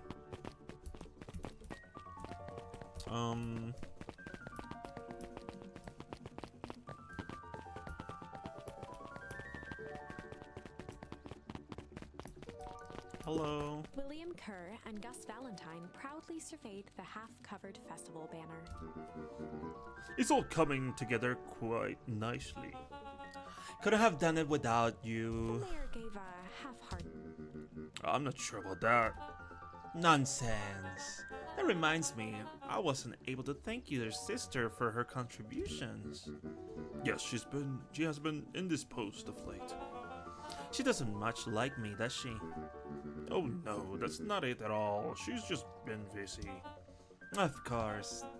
Regardless, I would be forever grateful if you could pass my thanks on to her. The History Museum adds a real air of import to the whole affair. And we couldn't very well celebrate the story of Beacon Pines without including the Valentines. My father was a great man. You're darn tootin' he was. Kerr locked his arm on Gus's shoulder. But I mean the entire Valentine family. Present company included. can I ask you something, Mr. Kerr? Call me William. Ask away. William, why are you doing all of this? Gosh, I've never felt one needing a compelling reason to throw a party. No, just the festival. Yeah, all of this. There's gotta be 100 down under luck towns out there. Why is Brittle Harvest so invested in helping Beacon Pines? You know what I love most about the agriculture business? Seeds. Seeds? This isn't some gay thing, are you? Yup, little bundles of potential. With a glimmer in his eye, Kerr gestured grandly toward the Are you horizon. hitting on me? You treat a seed right, nurture it, feed it, and it can grow into something truly special. You see potential here? Undoubtedly. The seeds of greatness is already under our feet. All it needs is a little nudge. And the right leadership, of course. Oh, Good night, Mayor Valentine. I'm sure nothing wrong will happen.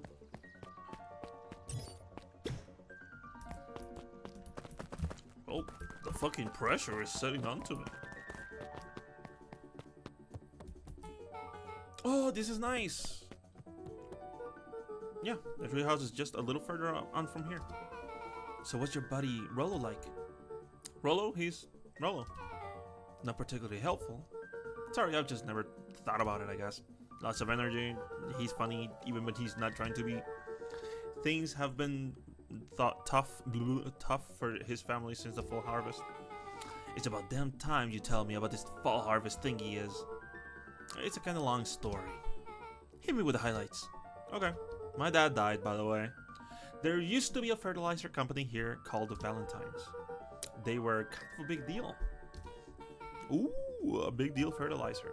It was a big deal to us. Their stuff really worked. Farmers loved it. So Valentine grew and grew. Beacon Pines pretty much grew around it. Most everyone in town either worked for Sharper Valentine or uses fertilizer. Things were good. I'm sensing a big but. Around 6 years ago, Sharper Valentine suddenly died. And something changed. Changed how? Could have been a bad batch. Or maybe it was in the water, or air, or soil. Nobody knows. But all the crops died. And everyone blamed the Valentines. The fall harvest. Yeah. Valentine's fertilizer went out of business. Half the town lost their jobs in 1 year? No shot. What? Sheesh. The next year the crops came back, but nothing was different. You plant a crop, do everything right, and it's sort of a crapshoot what happens. And no one knows why? Nope. I take it, Rollo's farm got the short end of the stick. Yep, for some reason their farm was hit harder than others. That sucks. Things have gotten better since Perennial Harvest came to town. The Beacon Pines Reborn Initiative? Yep. First thing they did was give the town a deep scrub. They even put us up in hotels. One town over for a week while they decontaminated the groundwater. We better get going. Interesting little detail. Oh, can I have a little... Is the same exact thing? Ooh, I can do more. Pull. Louis tied a small magnet to the line, fishing with the law of attraction. God damn it, boy. What the hell are you fishing with?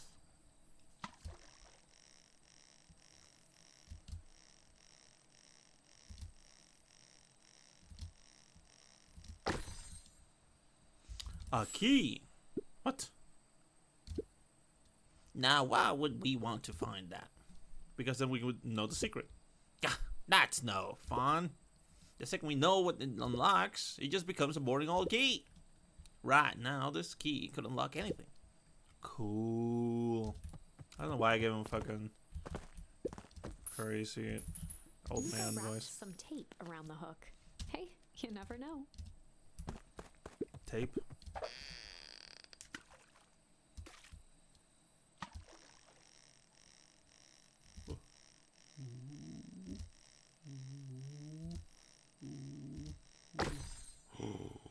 What is that? It's got a bunch of big words written on it. Let's see that. We regret to inform you that your application for property rights with respect to the Beacon Pines CBD and surrounding area has been rejected. Who is that for? Applicant, Valentine Estate. Good. Good. What does that mean?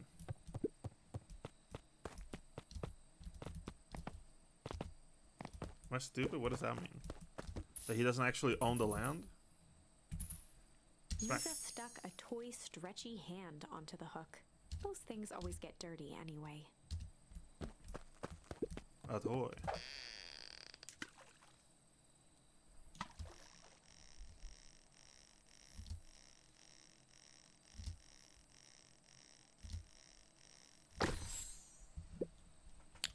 Should we give it to Mom? She likes jewelry. That's a sweet thought, Buckaroo. But I'm not sure she'd fully appreciate a pond bracelet. Not if you fucking tell her like that, you silly Luca placed goose. his finger on the line.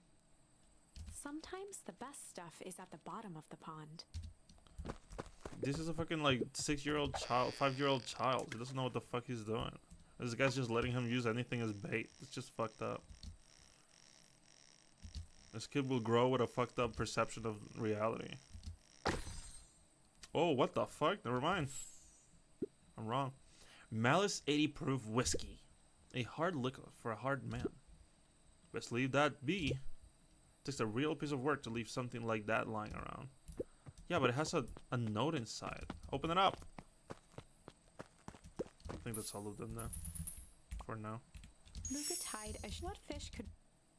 Well, I'm walking away. I don't know about you, but I'm not gonna tie anything else.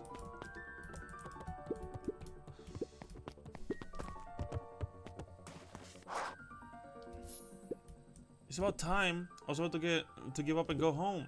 Who's the new kid? Name's Beck. You must be Rollo. I see my reputation precedes me. Welcome to Mission Rollo Control. waggled his head with pride. You'll find we've spared no expensive construction. I've seen worse looking piles of junk. Thanks. Hey Luca, you know the security concerns we talked about? Yeah. While I was waiting, I made some improvements. Let me lock this baby down for a little test infiltration. Can't be too safe these days. Ooh, you can pull it up now? That's crazy. Is that it? Is it just a window? Is that it?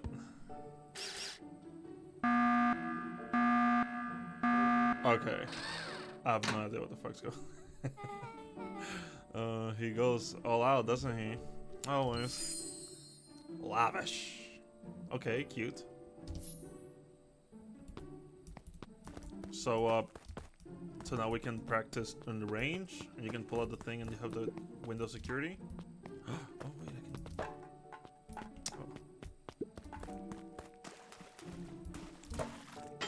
Oh. Easy.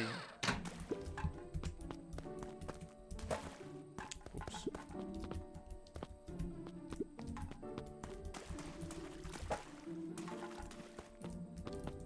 Just a little forward.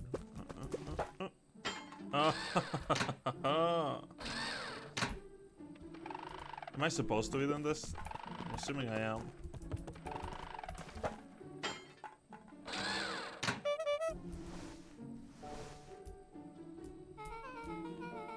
Ghosts can't walk. You don't know that. Where did you guys get all this junk in the first place? Oh, there's a guy in town named Jeff who trades us junk for snacks. Junk food for junk? Nice.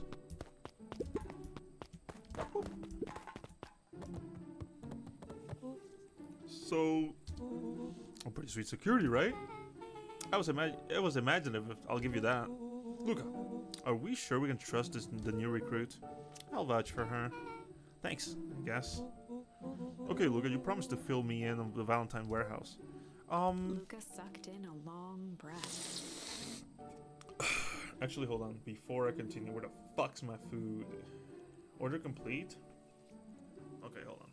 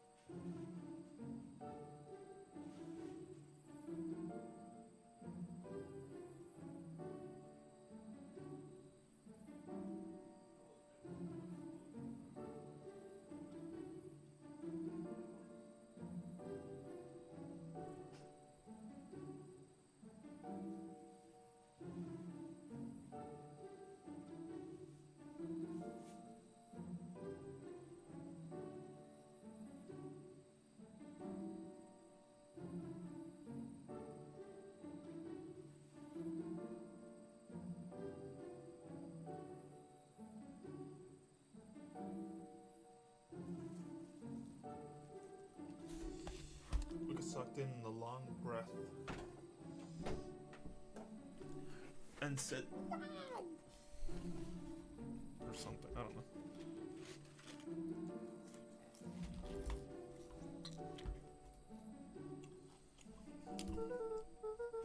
So, like I said, there was someone there. What were they doing? I don't know, but the place was lit up and active.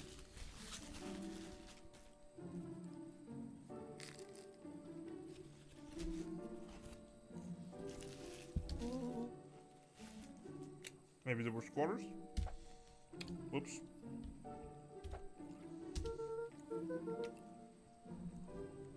I don't think so. It seemed more organized. When a man pulled me in, I saw some sort of equipment running. A man pulled you in? Yeah, but I got away. You keep saying it was a man. They were wearing a mask, right? Yeah. Then it could have been a woman. How did you get away? I grabbed a rock or something and broke their mask. They let go and I ran. Damn. That's intense. No wonder you freaked out when you saw your grandma. Yeah, that's the other part. On our way here, Beck and I saw Harris Valentine meeting with Gran, wearing the same sort of hazmat suit. Let out a low whistle. I don't know how to do it. And you weren't there for idle, and they weren't there for idle chit chat. It was a proper clandestine meetup. So let me get this straight. There's an operation in full swing at the Valentine warehouse. You were almost abducted by a strange man or woman in a protective suit, and then you saw your gran in the same suit talking to Harris Valentine. Pretty much. I mean, I think this town is kind of awesome. Rollo and Luca shot back a look. No offense. And so we can logically conclude aliens or alien zombies have infiltrated the town. And their leader is your gran and she's trying to murder you. First of all, and for the last time, there are no aliens. I bet there's gonna be an alien at the very end, somewhere. 100%, there has to be one. Second, it couldn't have been my gran at the warehouse. I broke that person's mask to get away. The mask gran was wearing wasn't damaged. But she's definitely hiding something. Maybe. Your gran is weird, but she might be the most boring person in the universe. All she does is sit around all day making jam. What could she possibly have to hide? I don't know. We haven't talked much since she moved in. Moved in? Your gran isn't from here? No, she came a few months back to take care of me after his mom went missing. Did you know your gran before? Not really, no. It's been years since I've seen her. Luca, don't take this the wrong way, but are we sure your gran is on the up and up? Luca gazed out the window. I'm just saying.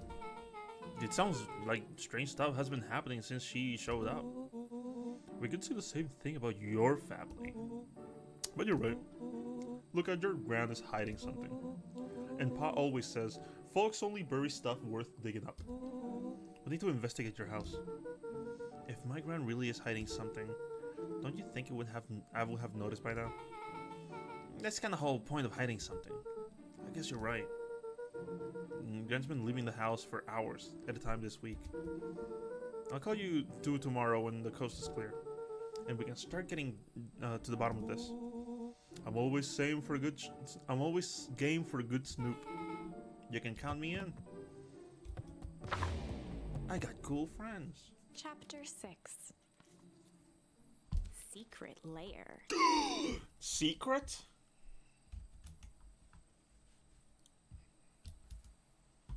Hold on, my fucking...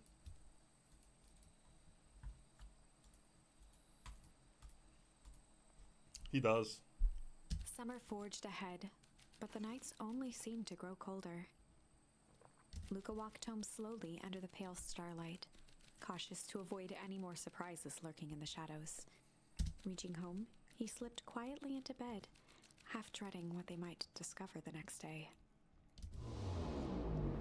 I don't know, if I was a kid and this happened to me, I don't know. Actually, I don't even know if I would be able to do that. Like sleeping out. If that was happened to me as an adult.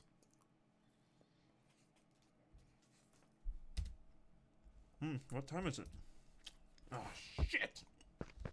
I slipped in.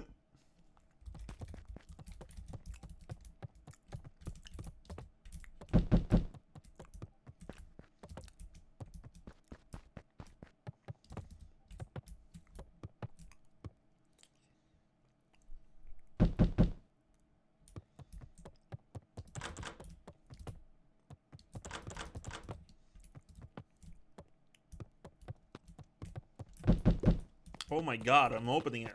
Jesus Christ. Rolla, what on earth is that? Hmm? That ridiculous thing on your head. Oh, this? It helps me think. You're gonna need a lot more than of those. Joke all you want. We'll see who's laughing when I crack the case. This case wide open. The coast is clear? Yep, whatever she's been up to this week, it's been keeping her busy most of the day. Very well. The game is afoot. Luca and Beck rolled their eyes as Rollo strutted across the room. Of course. If I were Graham, where would I hide my deepest, darkest secret? Perhaps where you might least expect it. Rollo flung open the cabinet with confidence. Aha! He coughed as a veil of dust hit his head. I think it's safe to assume anything that dusty isn't what we're looking for. Or maybe that's what she wants you to think. Then again, any good detective knows not to trust their first hunch. First hunches are for suckers. Okay. Eureka!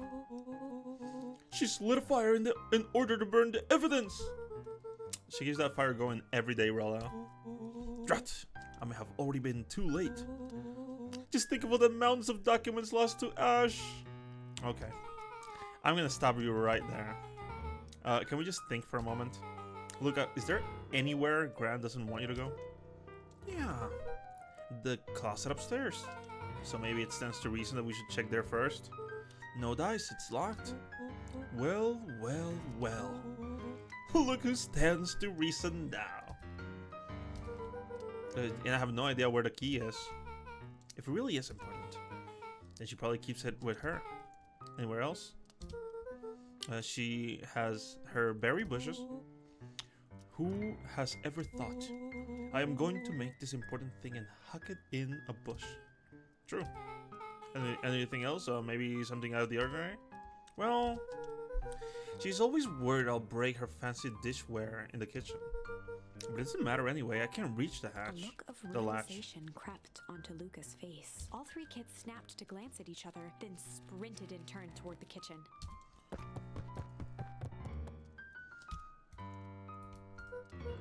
Alright, Rollo. This is your time to shine. Ah, yes. You've called upon the expert detective skills. And now I shall proceed with... Before he could finish, Luca scrambled up Rollo's back. Good! This isn't my idea for detective work. Every squad needs a good lockpick. And every good lockpick needs a sturdy head to sit on.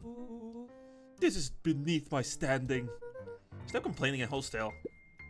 Got it.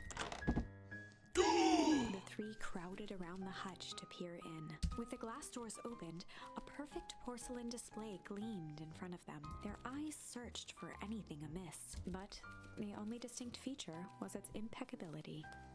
Okay. Well, that was anticlimactic. Yeah. I don't really know what we were expecting. Like, oh hey. Let me just yank on this random teacup As and... Beck pulled on one of the teacups, it slanted forward with a hollow click. The entire hutch began to rustle and slide under its own power. Seems like your grand has been doing some remodeling. Dude, only two types of people have secret layers. Evil masterminds and superheroes. So, which one do we think she is? We're about to find out. I like Rollo. He's a cool dude. Okay, so more of an unhinged conspiracist vibe. Oh, wow. Yeah, this cannot be good. We need to look around before jumping to conclusions. This is my grand, guys. You guys are making it sound really bad. Punching bag. You gotta fucking farm that strength. Nothing. I don't get like a punching ability or anything. What do we have here? Barrels marked caution, explosion, explosive, and jam jars. That's enough jam to feed the whole town. What kind of incendiary jam is your gram making? She wouldn't have had me walk around town delivering bombs, right?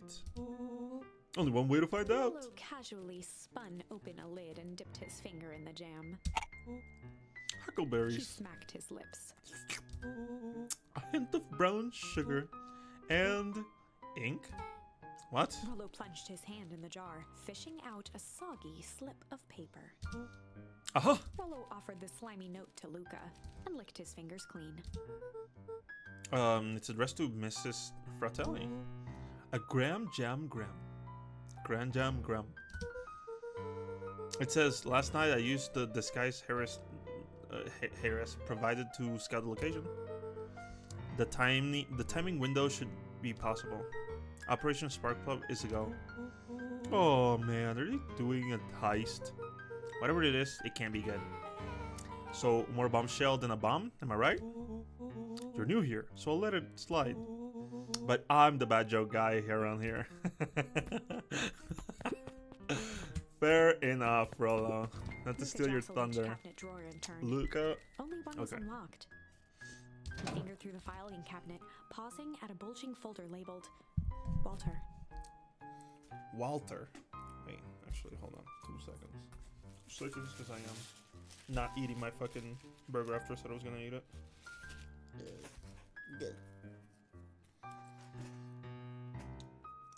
Walter White.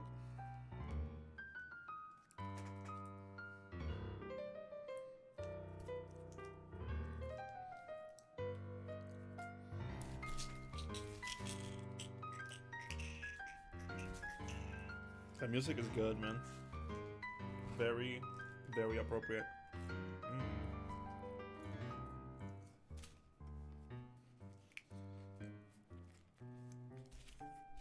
For a long moment, he just stared at it.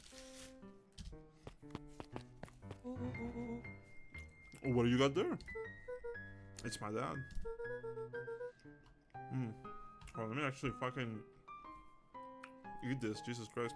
I'm choking. Looks like some of his old medical files. Your dad was a doctor? Luca nodded and caressed the label with his thumb. Well, are you gonna read it? Here, let me help. Rollo swiped the folder from the drawer and began leafing through the pages. He Oh, whistled to wow. himself, barely looking at the text. How would you actually read some of that? 1 sec. The dense documents such as these are a lot like a cheeseburger. It's best to skip straight to the middle. What is he talking about? This world, the meaty bits live. Wow, I had no idea we were in the presence of the prominent scholar in dense documents and cheeseburgers. By all means, He proceed. stopped at a page and mimed, holding up a monocle.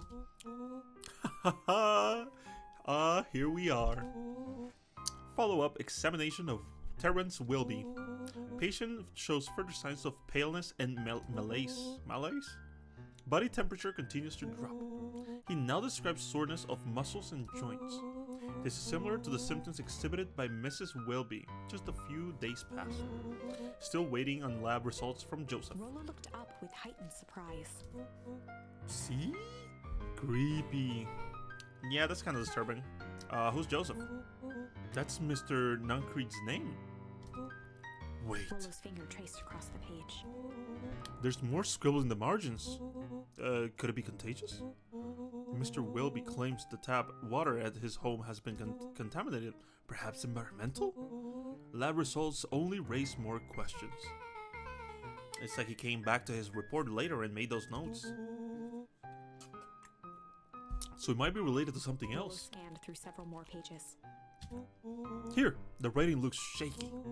I just couldn't help her. This disease, or whatever it is, progresses so fast. And with his wife passing, Terrence's condition follows close behind, exacerbated by the loss. Enough is enough. I need to make matters to my own hands. Luca, staring blankly at the cabinet this whole time, spoke softly. What does it say next? Noah rustled the folder, trying to loose more pages. That's where it ends. What? There has to be more. Luca frantically shoved the remaining cabinet folders, trying to find another labeled Walter. Look, I think that's the only one. It's alphabetical, see? What did he mean, enough is enough? How did he take matters into his own hands? This is bullshit. Luca slammed the drawer shut. We're not allowed to say those words, remember? What is A this? spider web of string connected photos of people from the town, interspersed with hastily scrawled notes. Well, she sure has kept herself busy. Is your gran a serial killer? Cause I'm starting to get a vibe. Don't be ridiculous. Sure, she's just tracking the movements for everyone in town. Out of the kindness of her heart, you know? She puts little symbols by some of them. Yeah, Mrs. Non-Creed has a check mark. The clipboards are all inside a big circle. My mom's are both on here. Both with question marks? Gus Valentine has a question mark. Harris has a question mark that's been crossed out. Mr. Care has a bullseye. The killer has chosen the next victim. We don't know what any of this means. Whatever it means, it's probably not good. Yeah, not gonna lie, that's incredibly sus. That's kinda sus of you, Graham. They crowded around a worn-down old map of Beacon Pine. Cool, this looks like a treasure map. Not every old map is a treasure map, Rollo. Yeah, but every treasure map is an old map. Can follow that logic. Look, there's even a pathway drawn on it. It starts at the entrance to town. And if we follow Rollo it, carefully traced the path with his finger. it leads right He to jabbed down at the end point. Town Square?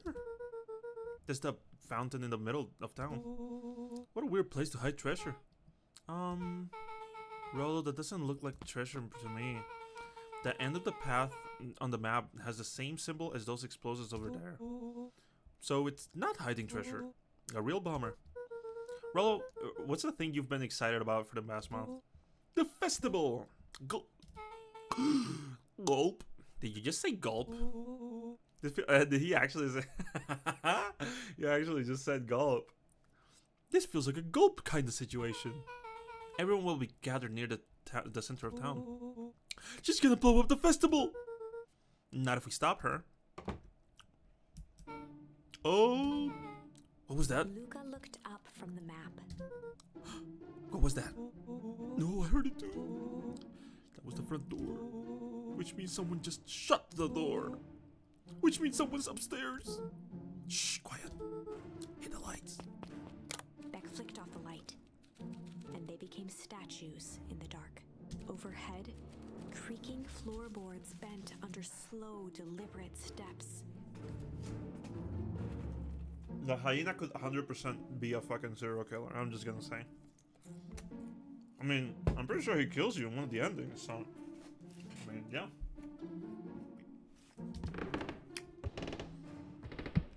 The kids looked up, the tilt of their necks following each footfall.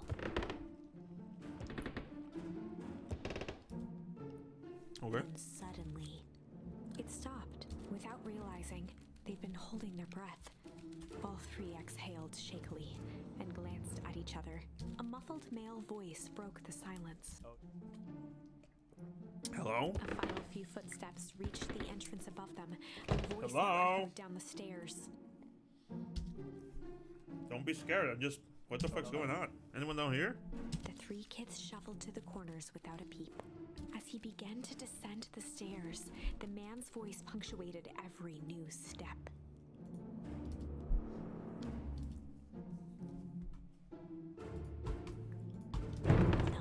Thump. Yo-hoo! I'm not here to hurt anyone. I'm just here to help. Just then paused, squinting to search the room for signs of life. Huh? Guess it's Rollo nothing. shifted suddenly. Luca gave him an intense, chastising look and whispered through clenched teeth. Rollo, don't. It was too late. Rollo was already inching toward the stairway. He screeched as he charged toward the shadowy figure. Flaming chicken coop! With all his weight, Rollo tackled the man to the ground. Rollo? Mysterious creepy man? Anyone there? From the dark corner, they saw something move. Well, I didn't know if I had it in me, but there was only one way to find out. Holy crap, Rollo! Holy crap! That was awesome. Wait, you just killed that Luca person? scrambled to the hunched figure on the ground. Pressing his fingers to the man's neck, he sighed with relief. Oh, you just clobbered him good, Rollo. Isn't clobbered for like killing? I'm just curious. He's not out cold. As Beck flicked back on the light, Luca and Rollo both gasped in stereo. Mr. Tolliver. Chapter 7. The Interrogation of Hiram Tolliver. Oh damn. Still unconscious, Mr. Tolliver slumped heavily in a shoddy old chair. I feel like every time I hear clobbered, you know what? Never mind. Clobbered. No, never mind. Never mind. I'm thinking of something else. Not sure what, but.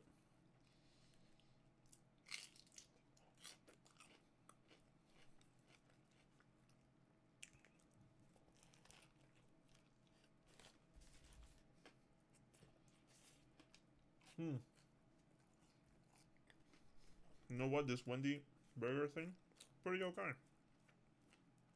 Not crazy, it's not insane, but it's okay. His hands were bound with rope, his feet tied with some loose string. The kids huddled in a circle, discussing their plan. One thing was certain, they couldn't just let Mr. Tolliver go. They needed to know what he was doing in Luca's house. After some deliberation, it was decided. Good cop and something cop. What? This is the only option I have? They'd run the classic good cop, chill cop interrogation. I'll handle this. Just gotta play it cool. Luca walked calmly to the light switch, flicking it off and on a few times.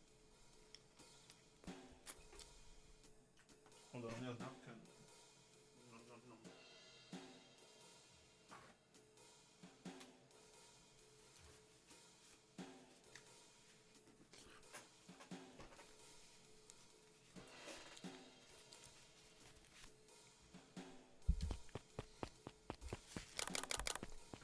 Mr. Tolliver shook his head, gathering his wits.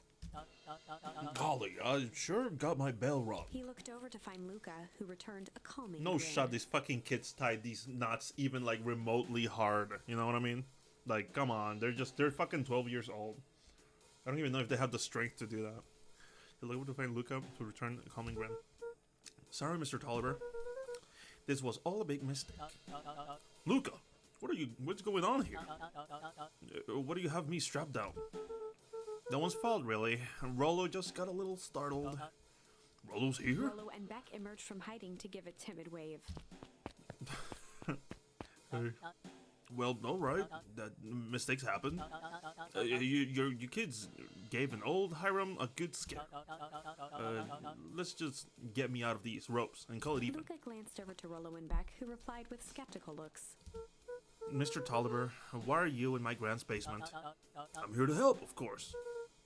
Help with what? What's my grand up to? If you're just cut me loose, I can show you. How do you know? Do I know we can trust you? Mr. Tolliver exhaled with disappointment. Luca, have I ever done wrong by you? No?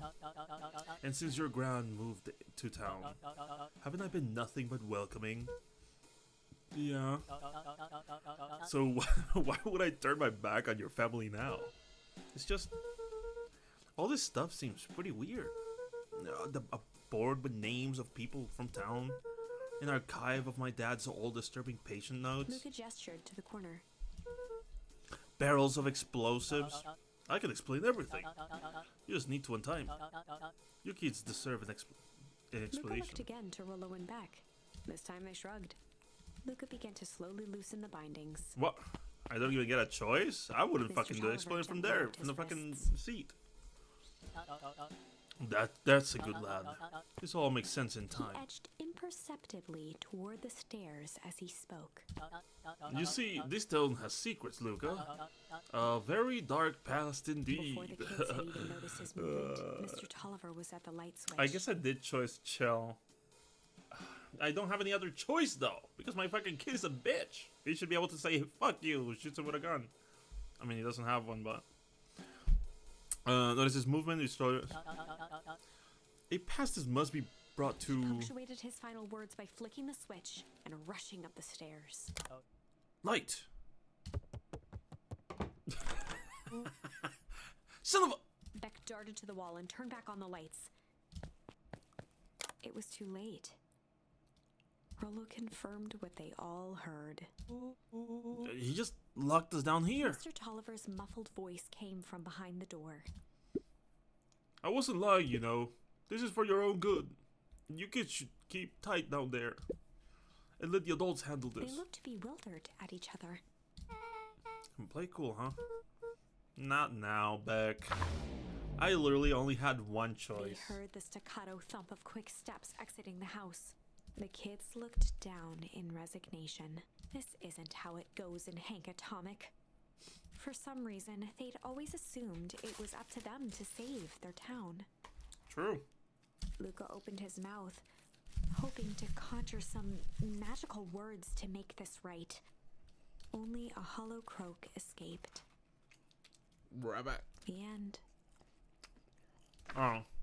Well, we certainly aren't going to find a grand resolution to our tale locked in a basement. Back to the drawing board.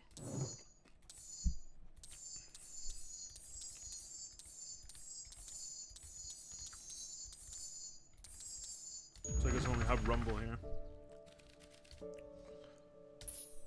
Boom. Luca began to respond, but the sky answered for him as the clouds above began to rumble with ominous thunder. Okay.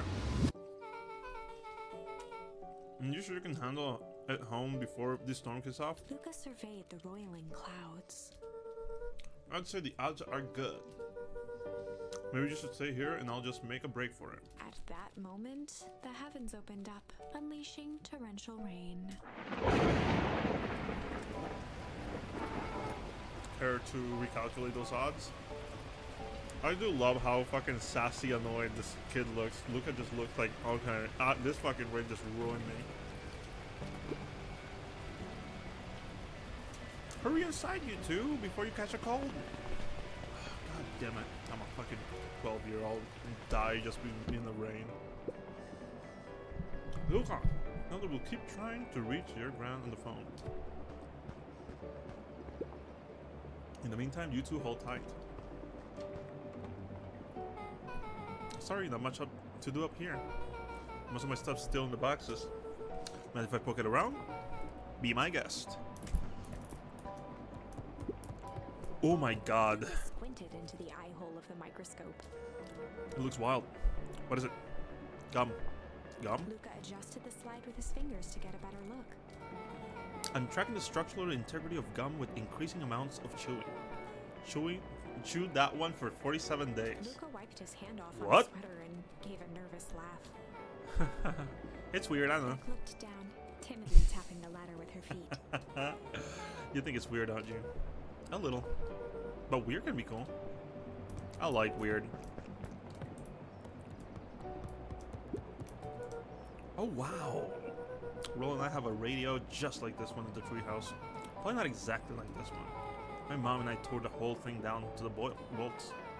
fitted with some state-of-the-art vacuum tubes. She seems pretty awesome. And she gets carried away sometimes. I think she feels guilty for working too much. So when she does have time for me, she showers me with high-tech overcompensation. Flicked at one of the toggles. But you can get all sorts of stations here. Not out here in the boonies. You wouldn't believe the stuff I could pick up back in the city. But around here, it's all farm reports and static. Oh, shucks. Oh, shucks. Luca bent down to examine the bouquet of wilting flower. Judging by the odor, they were well past their prime. Onions. He flipped open the attached card. Happy trails from Coach Walker in an all the Fairview Condor. I can't even read. Happy trails from Coach Walker in all the Fairview Condors. Thank you. Boy, you weren't kidding about poking around, huh? Oh, sorry. Was this from your old school? The most recent one, yeah.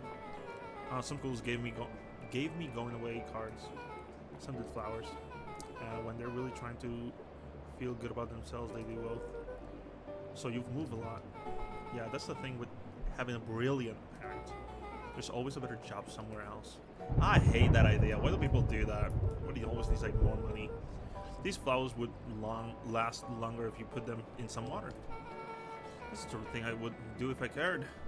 Well, you care enough to keep them, so... Luca, can I ask you something? Of course. What the fuck's your problem? Damn, that didn't hurt. I'll be honest, that hurt more than I expected. Well, at least you look cool doing it. Yeah. Beck took a moment to watch the rivulets of water running These down are the window. kids. Do you ever feel alone? Like, even when people are around? Well, Roll can be pretty absent-minded sometimes. I'm serious. Does it ever feel like your family doesn't care what you want? It didn't used to feel that way. I know Gran loves me, but sometimes when she looks at me, it's like she's looking at a problem. Luca took a deep breath, exhaling slowly. I know the feeling. How do you feel? How do you deal with that? I go play with Rollo. I guess I haven't yet. But one thing my dad told me when I was little: don't hold a grudge, especially against yourself. If you try to hold it all in, you're gonna pop. So then, what do you do when you don't know what to do? That never got to that part. Something I've figured out on my own, though. You gotta do something, anything. Here. What are you doing? I don't know, something. We're gonna register our complaints with the storm. Listen here, you miserable universe. Stop jerking me around. I just want things to go back to the way they were. Everyone tells me it's gonna be alright. That things are gonna change. Luca let out a feral scream that Ah! Every time something changes, everything gets worse. Screw this down. Whoa. Let me try, hold on. Moving sucks. I hate it. I hate it. I hate it. Why can't I just deal with it and be happy for my mom? Why can't we just stay somewhere? Ah! Her voice dropped. Okay. I just want to be a normal kid. brushed off her shirt and straightened up. There. Wow, I should feel a little better. As abruptly as it began, the storm abated. Thanks, I needed that. Me too. I should head out before the rain starts up again. Sure, I'll walk you out. See you and Rollo at the festival? Sounds good. Luca, don't let the universe jerk you around. Beck gave Luca a light thump on the arm before heading in. You don't understand, Beck. We literally have no control. We're like in Chapter a 5. multiverse. Friendly feud. The air was heavy with a hard rain's residue. The smell of wet things. Despite his dreary surroundings, Luca felt at peace. He'd never shared those details about his dad with anyone. Not even Rollo down. Not even Rollo. But it's not like this changed anything. Rollo was still his best friend. Adding Beck to the group would help balance things out. Everything's better in threes. This is what Luca told himself as he headed to the treehouse. Okay.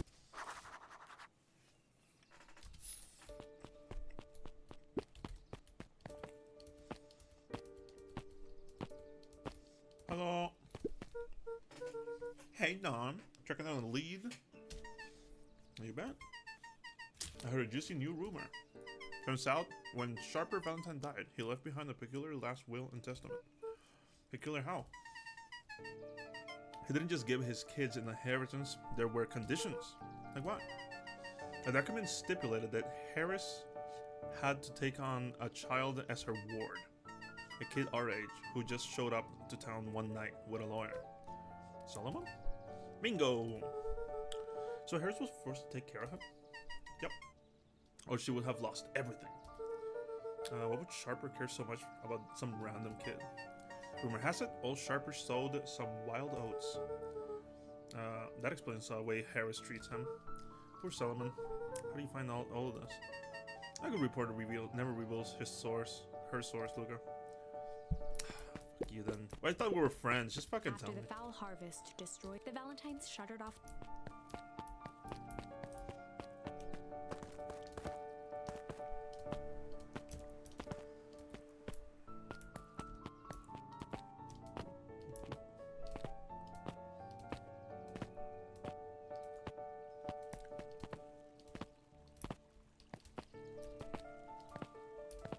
Now on my way to talk to Raul. Excuse me, what are you doing? Just lock it up for the night, sir. Oh, wonderful.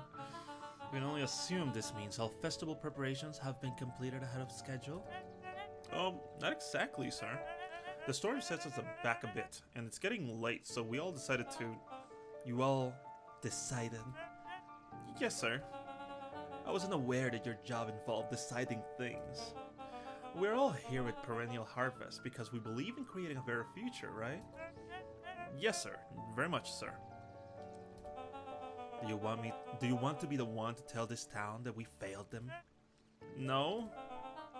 Then we gave up because there was a little rainstorm and we got all sleepy. Of course not, sir. Good. Then it's decided. Yes, sir. We'll work till the task is done. See that you do. Our harvest awaits. I was still jumping when I came in. Nice.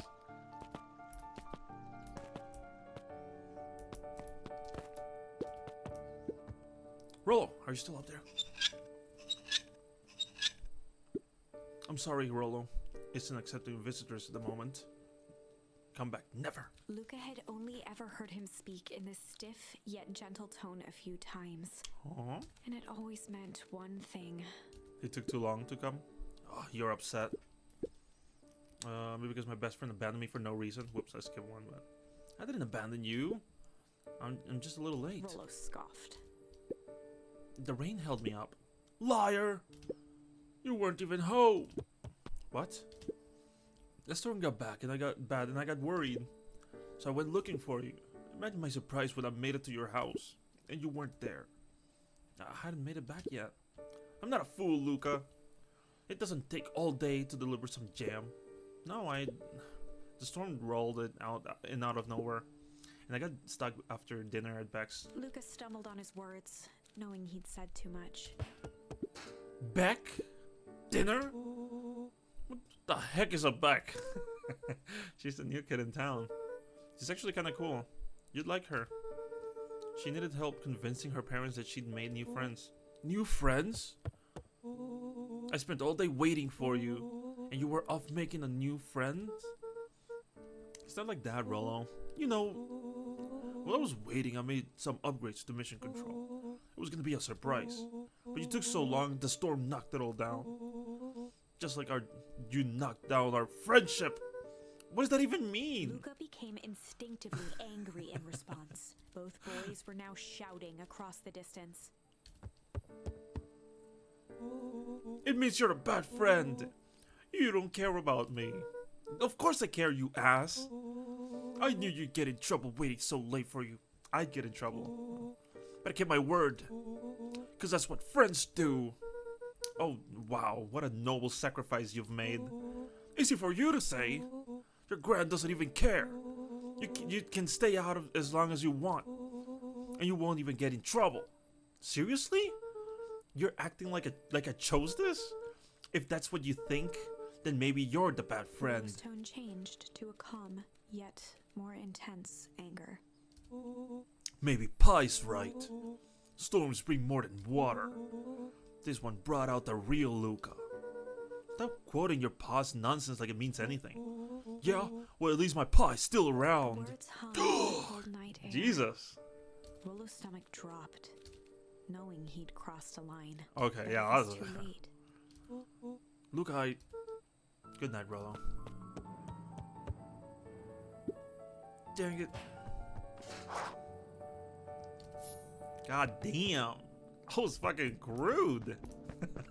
Jesus Christ. Luca dug through his old stuff, not even sure what he was looking for.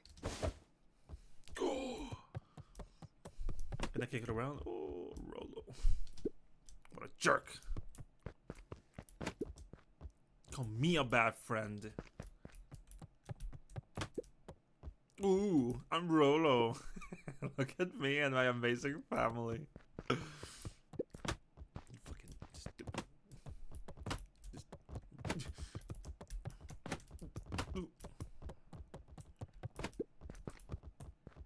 Can't believe this has like actual like physics and stuff. I guess I'm just never supposed to make new friends. Weep.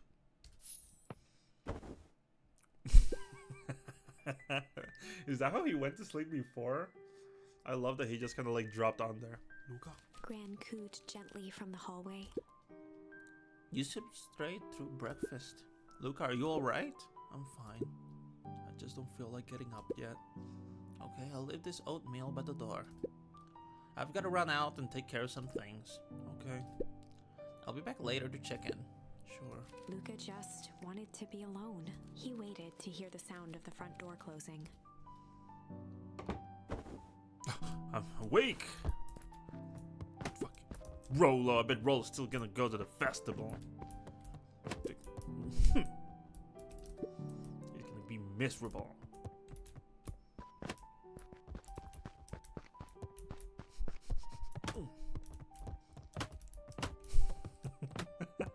No way, that's so. Wait, can I just go back?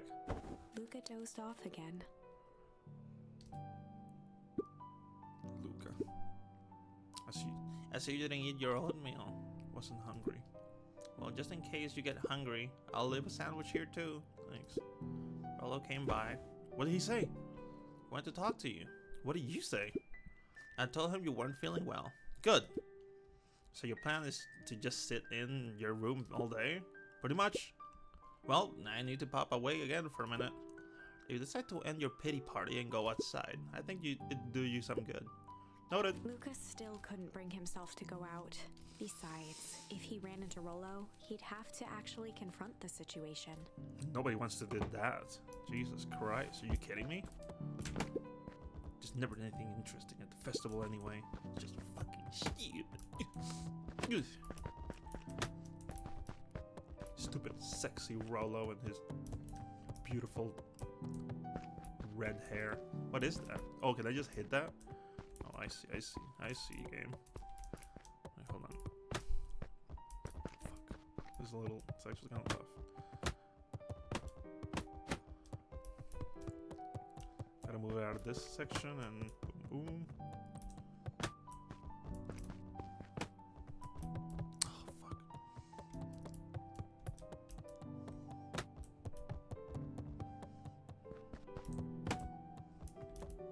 Oh, god damn it. This is not easy. This is not easy at all. Oh, pff, the game gave it to me. The Adventures of Hank Atomic. What the hell is a tiff? Lubber's tiff.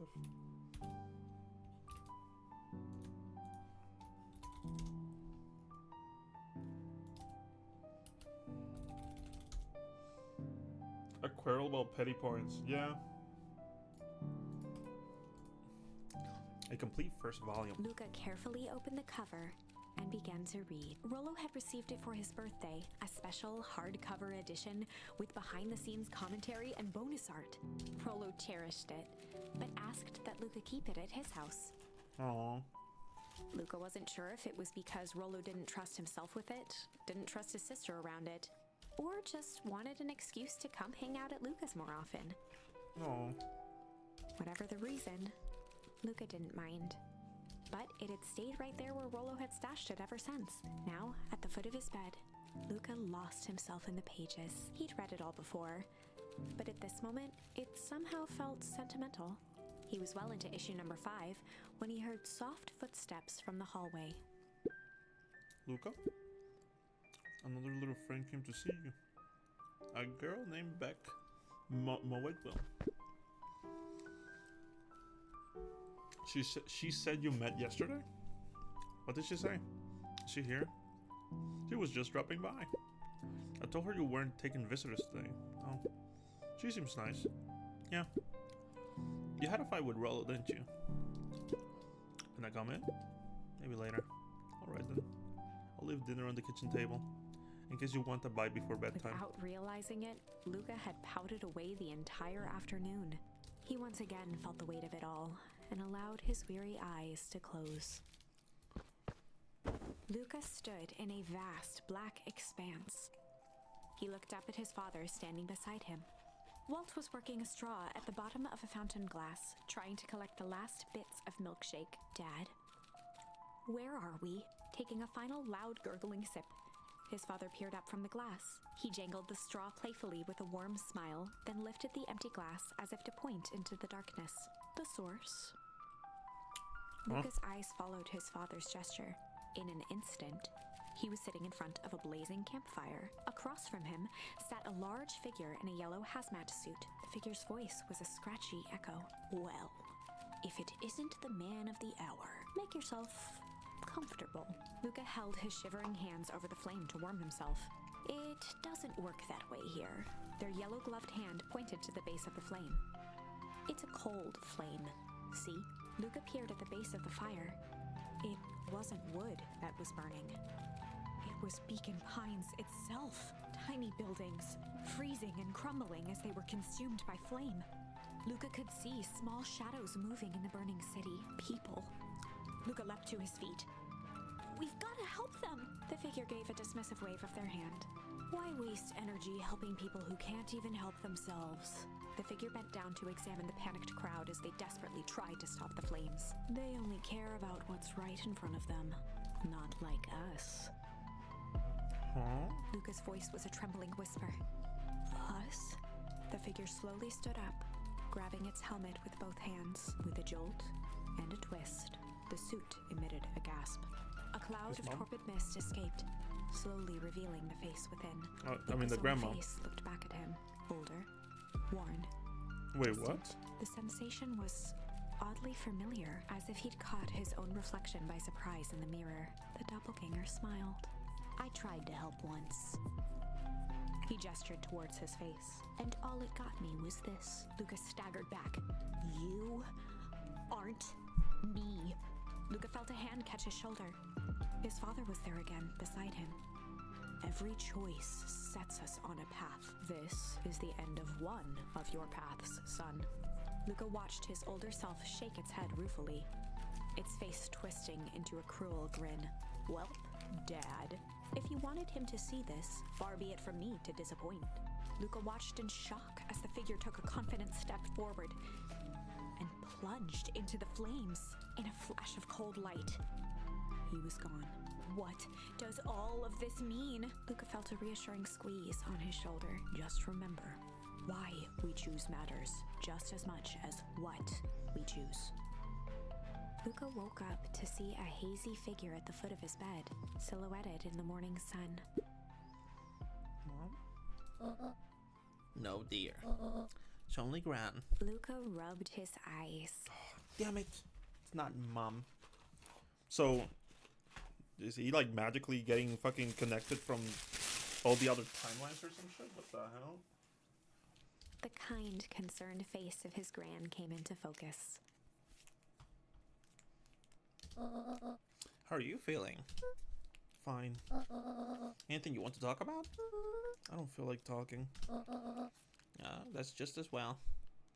Hold on. I gotta...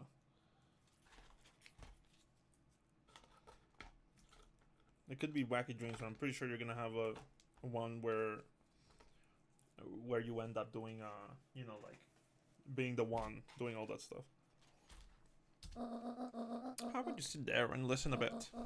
Whatever you and Rollo fought about doesn't matter. But he... Gran silenced Luca with a gentle pat on the leg. Wow, this ketchup is actually fucking awful. What the hell? It's like way too sweet. Not crazy. Fights between friends happen. What was said doesn't matter. The important thing is, there's not the last thing you ever say to each other. But he said stuff about Dad. Well, do you think he meant it? No. He was just mad. Mm-hmm. Did you mean any of the things you said to him? No. Good. One must appreciate friends in their best moments and accept them in their worst. Accept. A beautiful kiss. Now, get your little butt out of bed. The festival's today. You don't want to miss that, do you? I guess not. Seems like a good opportunity to make amends with Rollo, doesn't it? Luca gave a reluctant nod. So buy him a corn dog and apologize. But he's the one that... What did I just say? Buy him a corn dog. And that's a good boy. Everything's better with corn dogs. I need to get going now. Got some last-minute festival business to take care of. I'll come find you at the fountain a little after lunch. Alright. I love you, Luca. I love you too. This is the only time I get to talk to you. Forcing myself onto you because you don't fucking let me go in. Look at the deep breath. Okay. Chapter 6. Through thick and thin. Despite Luca's bitterness, Gran was right. He needed to hash things out with Rollo. A big fight changes the nature of a friendship. Whether, in the end, it is for the better or for the worse, all comes down to understanding. If one is not careful, the same familiarity that builds the strongest of bonds can become the wrecking ball that shatters them. Luca emerged from seclusion, taking in the crisp festival air.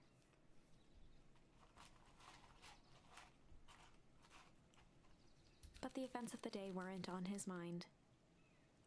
He had to find Rollo. It's all about Rollo right now. But first... Oh yeah.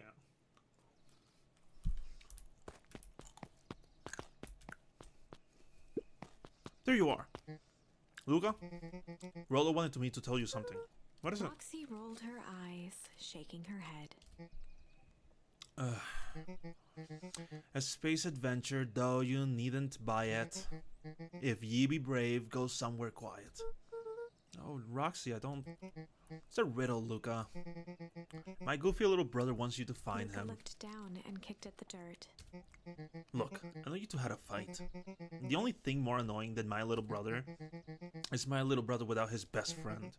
So I'm doing him this one favor.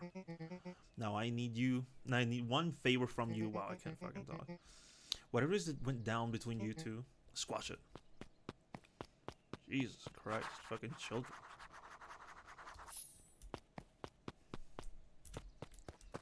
I'm gonna go down here arbitrarily. No, never mind, I can't.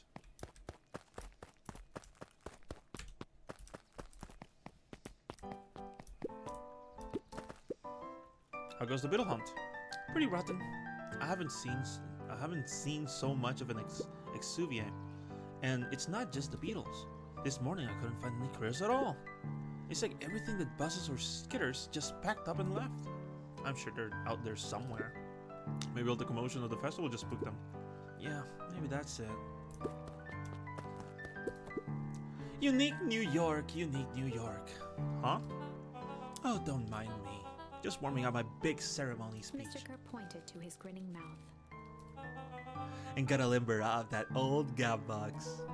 You nervous? Oh, heavens no. Well, break a leg. Give me my gift. Wait, what the fuck? That went too quickly. Fuck me. I couldn't read it. Wait, hold on. I need to get the questionnaire. No. I'm sorry, is there anything else other than drinks, this guy's thing, and the perennial harvest? That's it? I don't know who Perennial Harvest thinks they're impressing with this ridiculous festival. Totally. The town's still falling apart. The weather's still cruddy, and this season's harvest looks like it's gonna be the worst than it's gonna be worse than last year's. You said it. No amount of corporate pandering is gonna change any of that. Exactly. But the lemonade of the drink stand over there does look pretty tasty. Fits. I'm still gonna be mad at them. I'd just rather be mad while sipping some delicious lemonade is all. Fair enough. Welcome to our festival. Don't forget to come back later for Mr. Catch's speech and the Perennial Harvest Festival sign reveal. You don't want to miss it. Right. Ain't moving. I ain't moving. Jeff was staring into the distance with a wistful look. Hey Jeff, everything alright? Huh? Yeah, everything's fine. I mean, used to be fine. Just ain't right these days, you know? I really do, actually. Jeff turned to Luca with a furrowed brow, then gave an understanding nod. You do, don't ya? For a moment, the two now shared that same wistful gaze.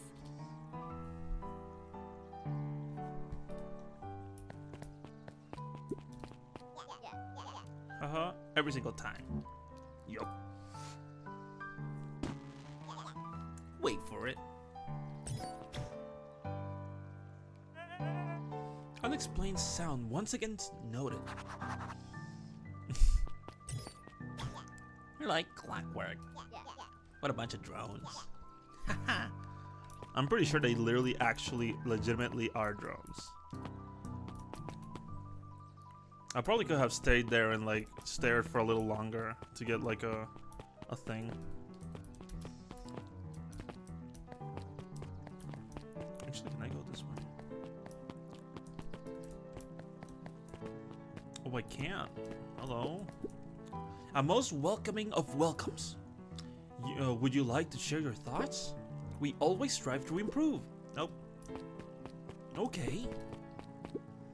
This is the first time I've seen this many smiling faces since the fall harvest.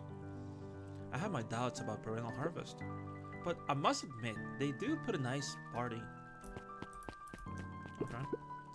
He met his old friend's eyes, and was greeted with nothing but ice-cold anger. Heavens. This is no time for fractured friendships. Piper, are you actually taking a break from studying? I don't see all what the festival is fuss about. But I can't help but notice. You still brought your backpack full of books. Luca, backpacks can carry a lot more than just books. True, true. So what should I got in there? Books.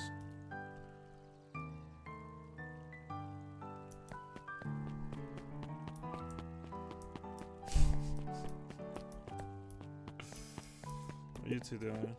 Hi, Luca. How's Griffin doing? What? Oh, nothing. Sorry all became flesh. Just pretend I didn't say anything. Okay. I don't remember who they are. My brain no work. I was able to return the Pearl Harvest safety suit you borrowed. I don't think anyone noticed. Good. Now, will you tell me what you needed it for? It was a favor for an enemy of my enemy. This isn't going to harm Mr. Kerr, is it? All you need to know is that it's for the good of the family. Hey, what are you guys talking about? Hey, what's up? Nom, nom, nom, nom. No? Okay. I need to get my sources. Yawn. I've got a question for you. What do you think this whole festival is for? The way I figure it, Perennial Harvest is trying to win over the town. Like a bribe, but with balloons. Cynical. I like what your head said. That's what I assumed at first, too. Until I eavesdropped on a couple of gossipy clipboards. What if I told you that this whole thing is really a special shindig for a super secret guest of honor? A special guest? Who? I haven't dug that deep yet, but whoever it is, PH thinks it's a big deal. big PH. It's not good. It's not good at all. Hello. What are you guys doing? Luca, did you know? The Beacon Pines is actually unincorporated. A lot of people don't know that. Oh wow, yeah, I didn't know. What does that mean? It means most public works are handled internally. We do all the pipelines, the water treatment, the building regulations. That's great. Census taking. Emergency services. Hey Luca. So you're done at the library? Huh? Oh, nothing. Griffin looked away suspiciously. Nothing at all. Huh? What? Hey, hold up. What the fuck are you guys talking about? Am I done with the library? What was the thing that the other lady said?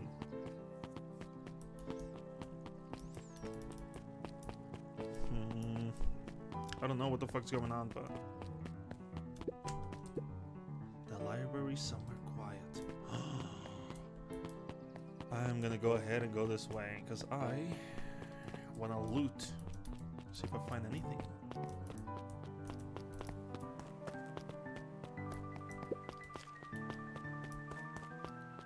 Where is the loot? Is there any loot over here? I'm looking for a loot. No, there's no loot, I guess.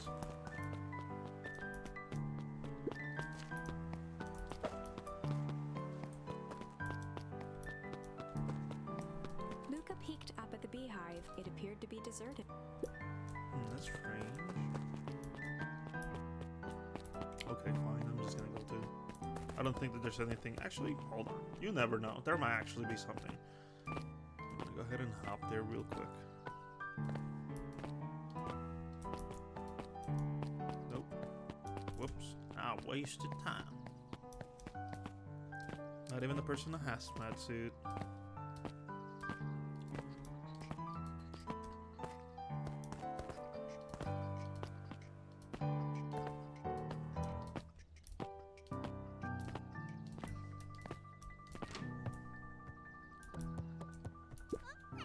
Hey, Luca. Kato's eyes lit with excitement. I've been expecting you. Bravo on deciphering the first riddle. What? Riddle mid this. I got. That's really the fucking achievement name. The first? Oh, you didn't think this was all, did you? Rollo does go all out, doesn't he? Kato straightened up and cleared his throat as if preparing to sing. On planet Farpool, you may take issue when the fifth king dies. You'll need a tissue. Kato stared at Luca eagerly. Get it? Want me to tell you? No, it's okay. Let me figure it out. Alright, when you find it, bring it here to be verified. And if you decide you want a hint, the offer still stands. On planet Farpool, can we take issue? It's like literally like so it's in the new edition. It's gonna be one of these There stupid were things. rarely any actual, simply a variety. Okay, I can read all of Luca these again. grabbed the 5 pillars of.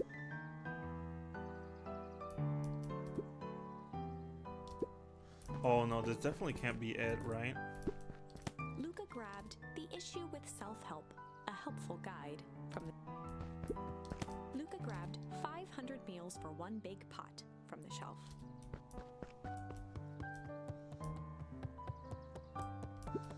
Wait, what was it called again? Luca grabbed Natural Photography, Volume 5 from the shelf. Oh, Luca grabbed The Modern Science of Atomic not Radiation dies, from the shelf. dines, right? He'll need a tissue when he dines. Right? Wait, okay, hold on. I gotta Luca read this. grabbed Natural Photography, Volume 5. Luca grabbed The Modern Science of Atomic Radiation. Luca grabbed The Adventures of Hank Atomic, issue number 4, from the shelf. Luca grabbed The Adventures of Hank Atomic, issue number 5, from the shelf. And no shot is this one. I mean, it probably is that simple, but that would be kind of stupid. Ah, you found it. Kato removed his book from the desk and replaced it with Luca's, turning on the lamp. As he slid the book under the purple light, 2 words glowed. The Adventures of Hank Atomic, Issue 5. Okay. Luca clicked his tongue with recognition. Rollo's cipher pen. He used to write secret messages everywhere with that. And only I had the special flashlight needed to reveal it. But I lost it. Well, apparently he traded Jeff for this purple light bulb. Parted with his entire Halloween candy stash. Oh, Rollo. Now, let's see in here. Kato began flipping through the pages, stopping when he hit a glowing word. Get away with such a grift. He continued flipping. Grifting? Griffin. Only found in Griffin. Grub. Reaching the end of the book, Kato looked up. That's it. Grift in grub cart. Griffin grub cart. Ah, brilliant! I guess you're off then? Good luck on the rest of the scavenger hunt. Thanks, Kato. These people don't have like actual adults to run in a library. It's just a fucking... He looks younger than I am. No? And he's like, I mean, like, he looks like he's younger than I'm 12. So presumably, presumably he is way younger. Oh, that's why they were doing that. Hey, Griffin. Did Rollo come? Before Luca could finish his sentence, Griffin handed him a corn dog. Oh, that's it? Bought and paid for. Enjoy. I thought these are supposed to be a riddle or Luca something. shrugged, taking a sizable bite out of the corn dog. Yuck! It's cold! Oh yeah, that's been sitting here for a while. Rollo wanted to be sure to give you that one specifically. Well, that's just... Luca tongued at his cheeks, feeling something rough between his teeth. He reached into his mouth and pulled out a slip of paper. Oh, come on. He shook off the bits of corn dog to read the slip. A pickup when you need some pep. Near the fountain, up the step. Luca finished off the remainder of the corn dog. This is getting to be a whole thing. Near the fountain, up the step. Is he still talking? No, he can't even talk to him again.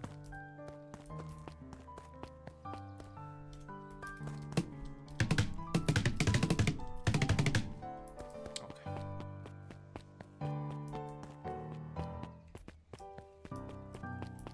I would imagine up the steps would be something like this, but I can't imagine it is this. There is no fountain here, is there? Near the fountain, up the step. What the fuck does fountain mean in this context? There you are, Luca. There's no way I'm actually doing this. It's way below up my pay grade. Oh, come on, you big stiff. Let the kids have some fun. Fine. But Rollo owes me one. He waved his hands around sarcastically as he began. What takes flight but has no wings, your final task of friendship brings. See, that wasn't so hard. Hard. Okay, interesting picture. Ugh, I feel cheapened somehow. I think it's sweet. Good luck, Luca.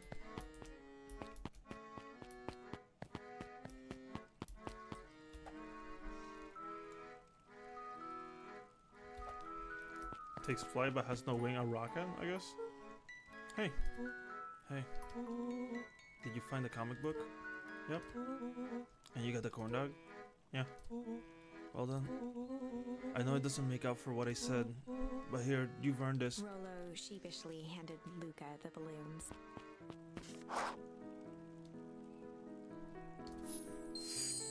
Flight. Thanks.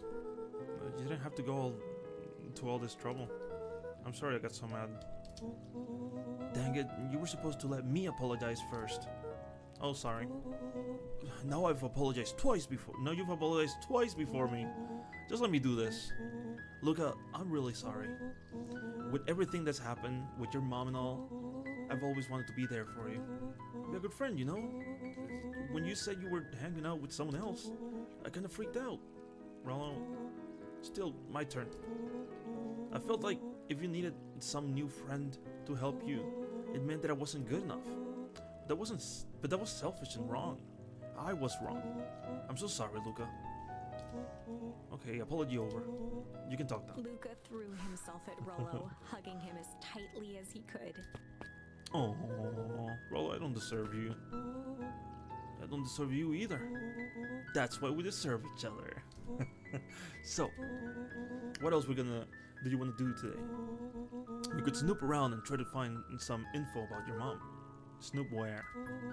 We could probably sneak into Perennial Harvest HQ while everyone's at the festival. Aren't you curious about all the stuff those clipboards write down? What if we get caught? I think I've had enough excitement for 1 week. Let's just make the rest of the day about us. Really? Yeah, the rest of the world can wait one more day. You know, I've been wanting to get some work done in the MCDC at Mission Control. The aim is a bit unpredictable. That sounds perfect.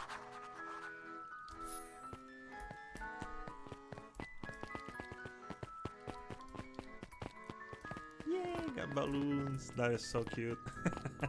I love running with balloons. Yay.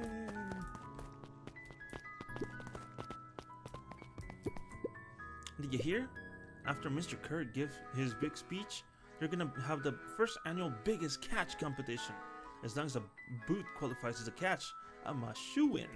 Good luck.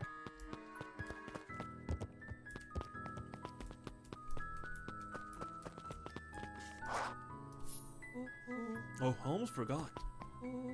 You ran into your grand this morning. I ran into your grand this morning. She asked me to give you this. Rollo handed Luca an unopened letter. I'll wait for you inside if you want to read it now. A letter? Luca, some things are going to happen that might be difficult for you to understand. If I am honest, I hardly understand them myself. But whatever happens, I need you to know that I love you. None of this is fair to you. You have already lost so much. We both have. I wish there was a simpler way forward. But if there is, I haven't thought of Jesus. it. God knows I've tried everything I've done. I did for you. I hope someday you can accept that. Love, Gran. What the fuck? I love you too, Luca Gran, but folded what the the hell are you paper talking into about? his pocket and headed up the ladder. That must be nothing. It could be anything. What's up with the letter? Anything you want to talk about? Maybe later. Sure, whatever you want. We're just gonna hang out here. You know. Hold on, stretching. You know, you really didn't have to go through all that trouble just to apologize. I know, but we've been looking forward to the festival for weeks. After I ruined everything with my big mouth, this was the best way to make sure you still had a good time without me. Rollo. Luca was at a loss for words, but that was fine. Words aren't always necessary. The festival seemed nice. Was it nice? We can still go. Nah, this is fine. Well, there's always next year. Sadly, this was untrue. A distant rumble shook the treehouse. Jesus! Huh? What was that? Oh man, we missed the fireworks? It was not fireworks. It was something the boys couldn't possibly comprehend. Something as old and cruel as time itself. As old as and cruel? Wait, what do you mean?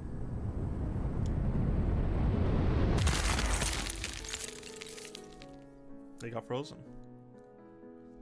The big chill? A shockwave of cold tore through the room. A bitter, unfathomable Okay, so chill. this is where the magic comes from. Before they could react, it encased them in ice. Two boys, reunited by friendship, only to be cruelly separated by a malevolence beyond reason. And so, our story ends on this melancholy scene. Jesus Christ, In they're a dead. silent treehouse turned statuary. In a town brought low by its secrets, sits a pair of friends, alone, together for the rest of time. The end. Well, thanks, narrator. That can't be the ending. It simply can't. I won't accept it. and I hope you won't either.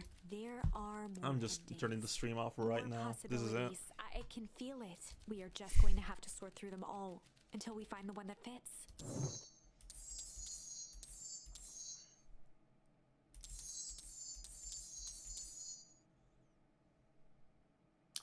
I feel like if I choose flight here, they're literally gonna jump off and die.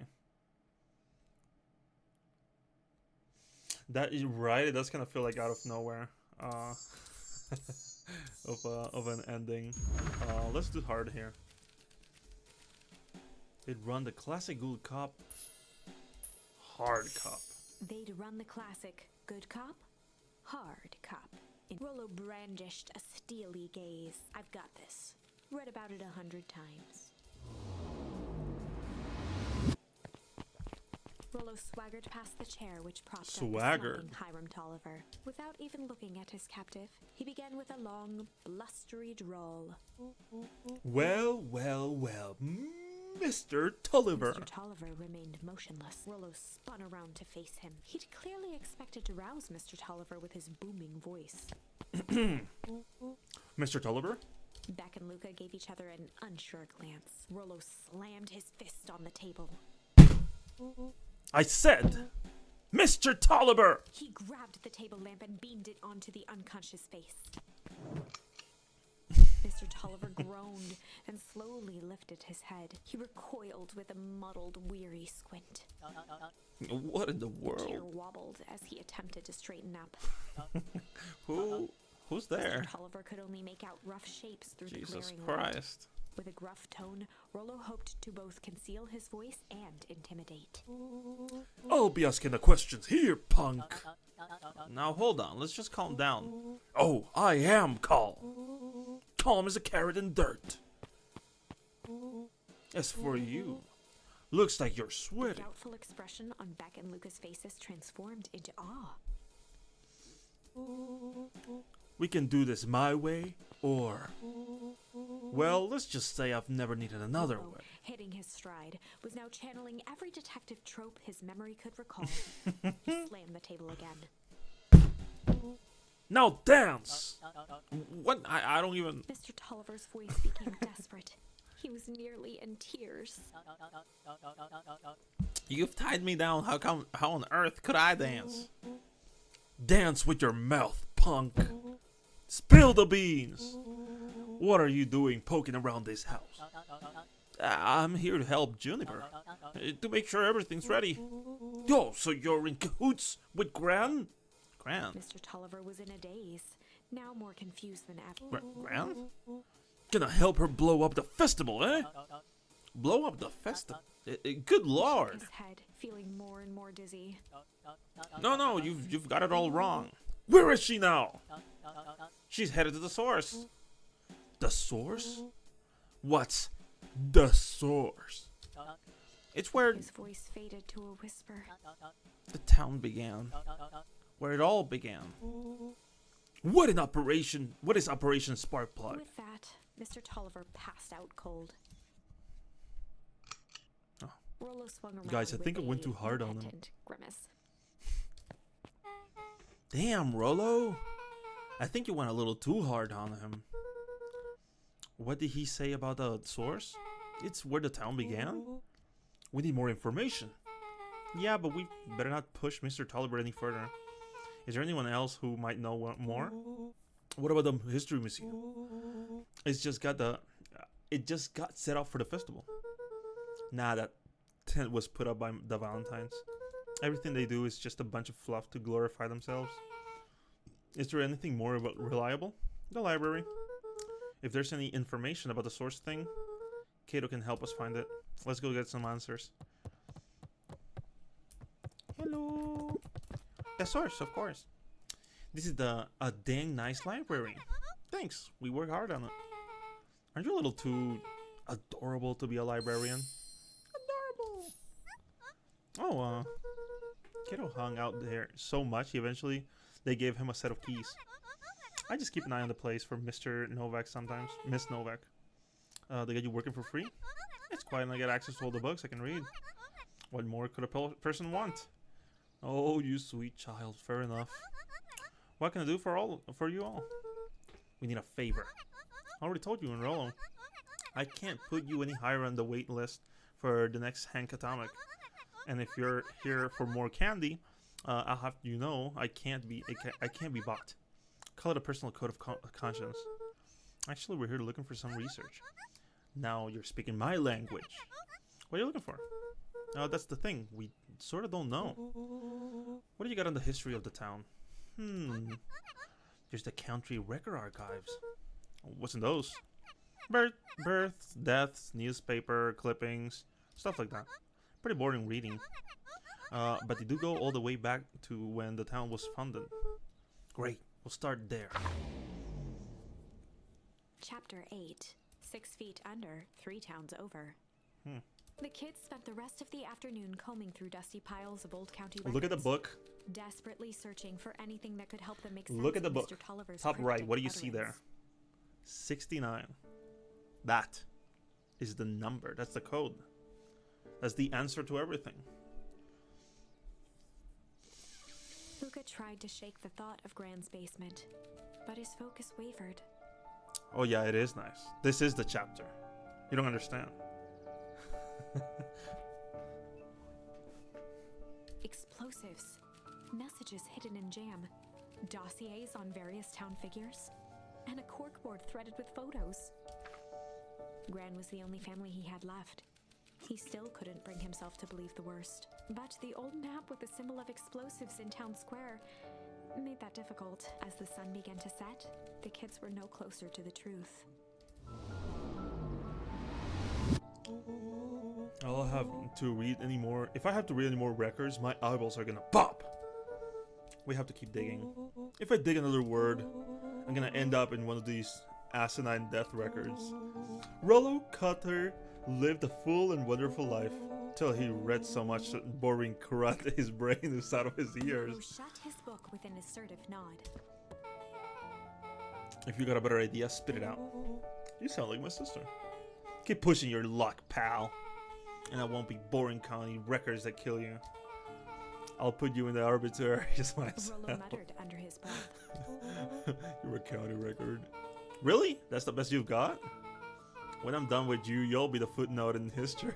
It's like Slammed her finger down on the open page before glancing down to read. J. Hartford here. I'd love to see you try. Hey!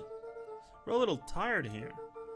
Let's just take a minute and... Something tickled the back of Luca's mind. Wait, what was the name back? In the obits? J. Hartford. From the Brookville Tribune 8 years ago. That can't be right. What is it? J. Hartford. That's my grand's name. Juniper Hartford. Maybe there are 2 J. Hartfords? Miss Hartford is survived by her young daughter E. Hartford. My mom's name is Eleanor. Okay, this is getting creepy. If your grand is 6 feet under, 3 towns over, then who am I living The with? question hung in the air. That's incredibly scary. That's probably one of the most scary things to fucking discover. Alright, gang, I gotta close up for the night. Beck rubbed her eyes. How late is it? Almost 10. Oh crap, Dad, Power's gonna kill me. I gotta go. Yeah, my parents will be worried sick. Okay, let's meet up as early as we can at the festival tomorrow. What are you gonna do about the unconscious man in your basement? I'll think of something.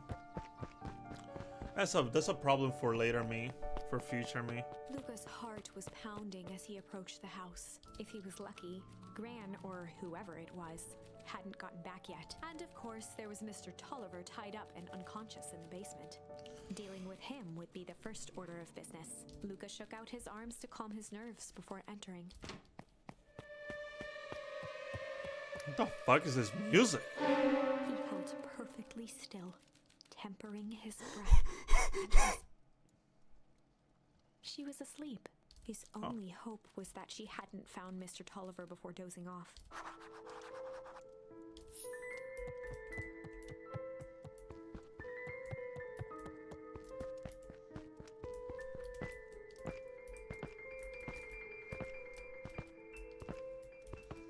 She won't wake up, I guess. God, this music really is good. I do enjoy the music quite a lot. in this fucking game. Uh-oh.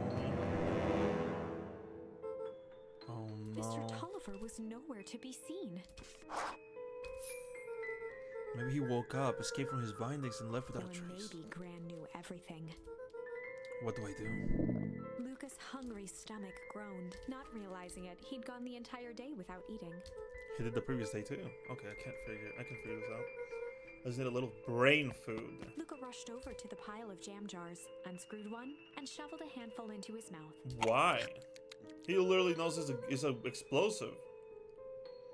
He flipped the lid to read the label.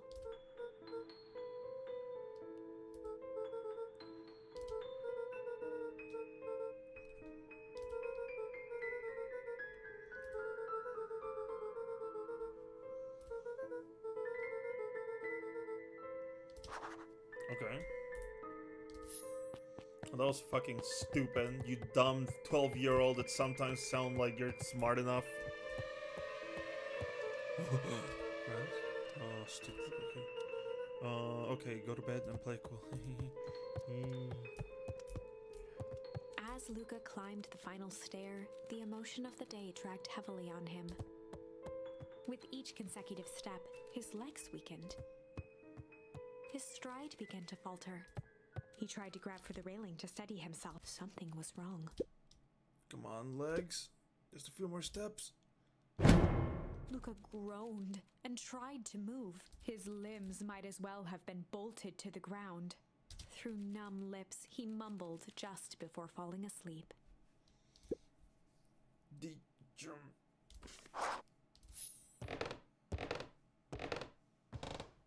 I mean, it's not explosive, but it's definitely just not normal jam. Sweet boy, what do you get yourself into?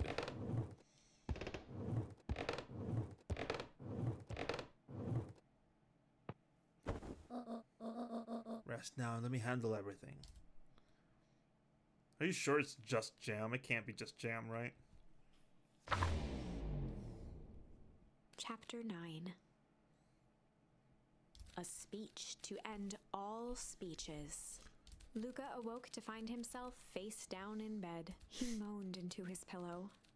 Why would Gran drug him? Or rather, why was she trying to drug Mr. Nuncreed? Shaking the questions from his woozy head, Luca snapped back to the matter at hand. The festival. So it was just sleeping drug. You know people can die from sleeping drugs, right? I mean, actually, yeah, because like Tenma, the whole thing with Johan was that he killed them with the sleeping thing. It was sleeping, right? Like lowered their like heart rate or whatever the fuck until they died. But anyway, hold on, give me 1 second.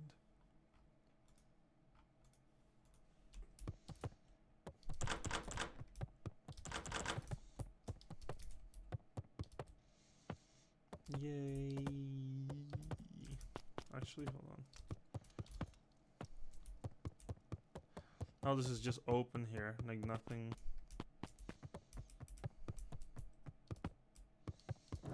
Grandma. Grandma.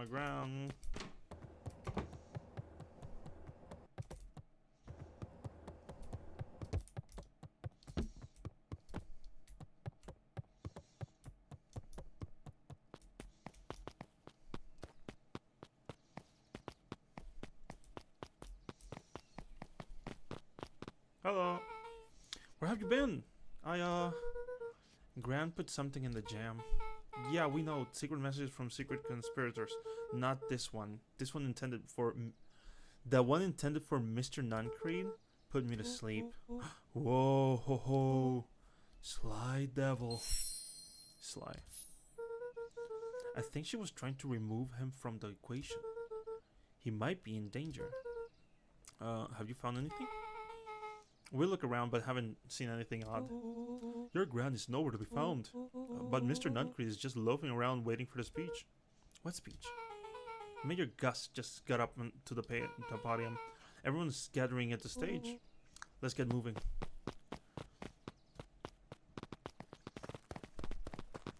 Oh, Augustus Jesus Valentine Christ, all the nervously people. wiped his brow.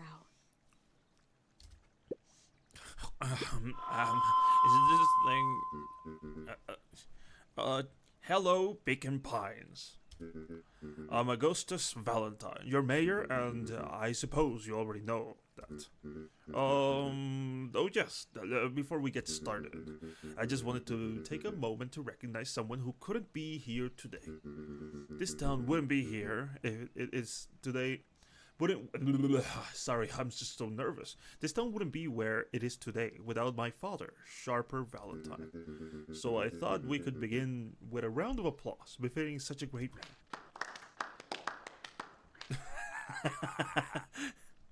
Even that's more than the old codger deserved. Gus cleared his throat and awkwardly loosened his tie. Right, where was I? William Kerr bounded on the stage with the energy of a preacher at a big tent revival. Gus Valentine, He everyone. gave Gus a hearty slap on the back and motioned him off the stage. Let's hear it for our mayor. Yes, yes. Oh, what a great turnout. Oh, heck, I didn't prepare anything, but I suppose I could say a few words. Would be a shame to waste such a beautiful podium. Mr. Kerr pulled a big stack of note cards out from his vest. Yeah, I wasn't ready at all. Community conviction, commitment. These are the things we celebrate at Perennial Harvest. For us, these are the pillars of the bridge to a better tomorrow. But I think it's time to add a new pillar. Change. Change is a powerful thing. It's inexorable, unavoidable, and undeniable. And I am dadgum thankful for him. Change is the reason we're all together today. It's hard for me to believe that it was only 4 years ago when fate brought me here. A simple business trip, which brought me to a small town which would change my life forever. Mr. Kerr took a moment to survey the crowd. You know what? He wiped away a single tear. For the second I set foot in Beacon Pines, something about this place has held me captive. You see, change represents opportunity. It represents potential. It was change that helped me recognize the potential of this place. To see that the people of this town, despite suffering great loss, still held on to the things that made them special. He thumped the podium to emphasize each word. Community, conviction, commitment, change. Mr. Kerr nodded confidently, biting his lip. The crowd was silent, in rapt attention. Fate made a perfect match that day. Nothing is more important to you all than community. And Perennial Harvest is a community first and foremost. Mr. Kerr methodically made eye contact with each section of the crowd. The only way you made it through the fall harvest was an unshakable conviction. A conviction that a better tomorrow was just over the horizon. Perennial Harvest was founded under a conviction that we are the horizon. This festival is a symbol of our commitment to each other. His voice began to build to a crescendo. We're now walking hand in hand into the future we will shape together. And that is what change is all about. Gripping the future by the scruff of the neck and making things happen. Change is a choice. I am tickled pink that we will all be making that choice together. How great is all that? Just imagine what we can accomplish. What was that? The crowd began to look around nervously. Don't worry, a little thunder isn't going to ruin this day. Everyone remain calm. Mr. Kerr quickly flicked through his note cards. Where was I? Through all of my travels, I have learned one true thing. One always reaps what they sow. We have all planted a lot of good in this town.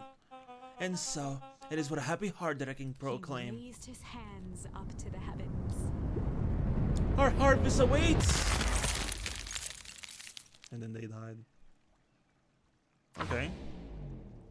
Another bad At ending. that moment, a merciless wall of impossibly cold air ripped through the crowd, instantly freezing everyone and everything it touched. For a man like William Kerr, this was a fitting way for things to end. On a stage, with an entire town frozen in rapt attention for the rest of time. The end. Interesting, There's interesting. that ice again! Whenever I think we're getting close, it comes along and ruins everything. Maybe we should just quit? Maybe you should just close the book, walk away, and never think of me again. No, I don't mean that. We got a little closer this time. We just need to try again, please. Was this a writer like trying to write the story?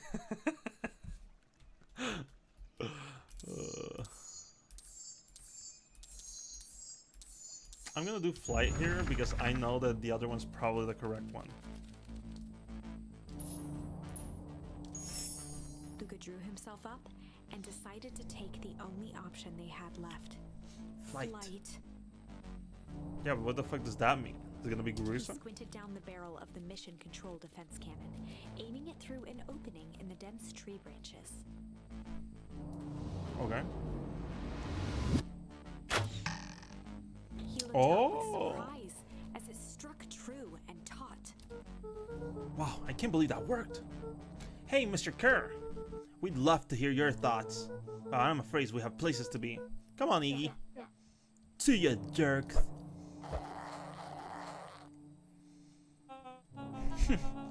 Fine.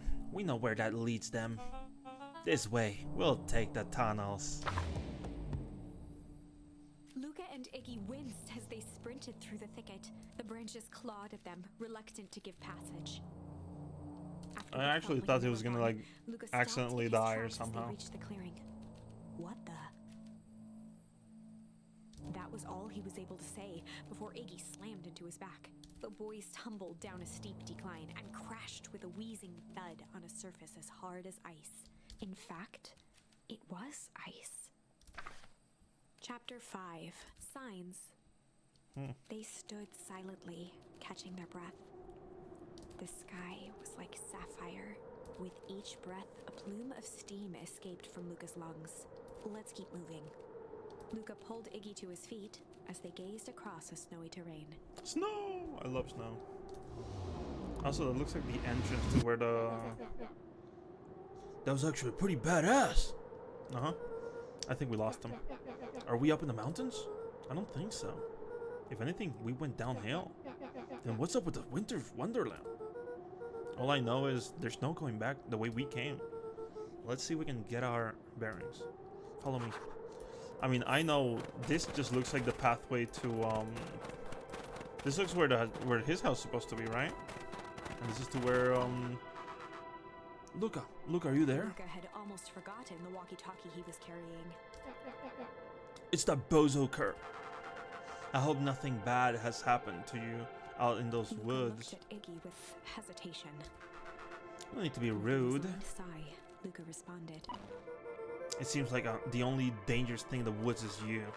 He speaks! The young man of the hour. Now, how in tarnation did you end up with one of our radios? Just lucky, I guess. Oh, boy, howdy. You Van Horns are full of surprises, aren't you? Did you knew my parents? I never had the honor of meeting your father, but your mount sure was a handful. Luca winced, shoving the walkie-talkie back into his pocket. We gotta keep moving. Kurt is the wait, who was Kurt again? Am I crazy? Am I confusing this guy?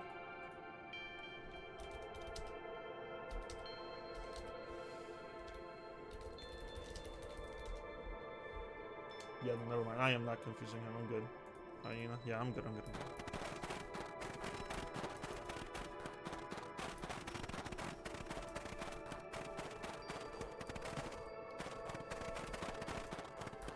So it is definitely not this way, I guess.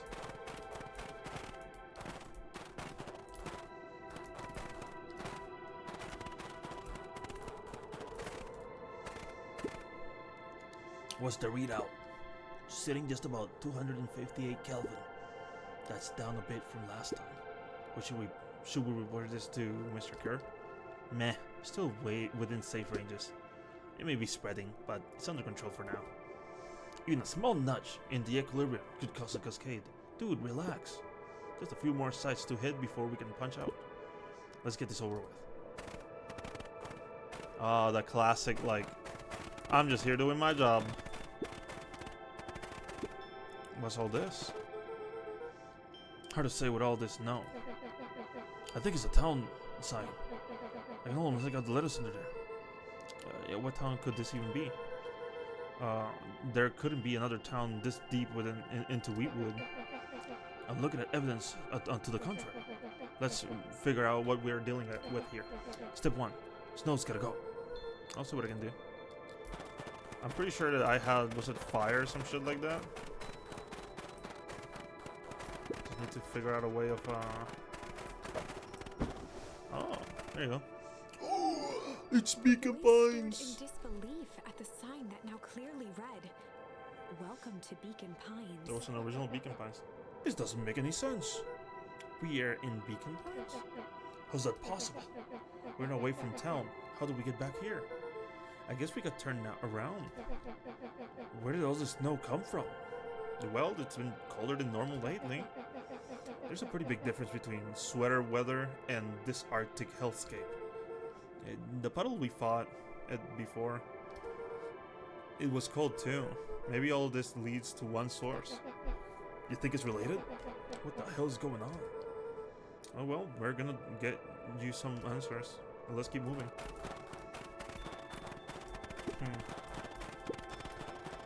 But first, oh, I can't hit him with a...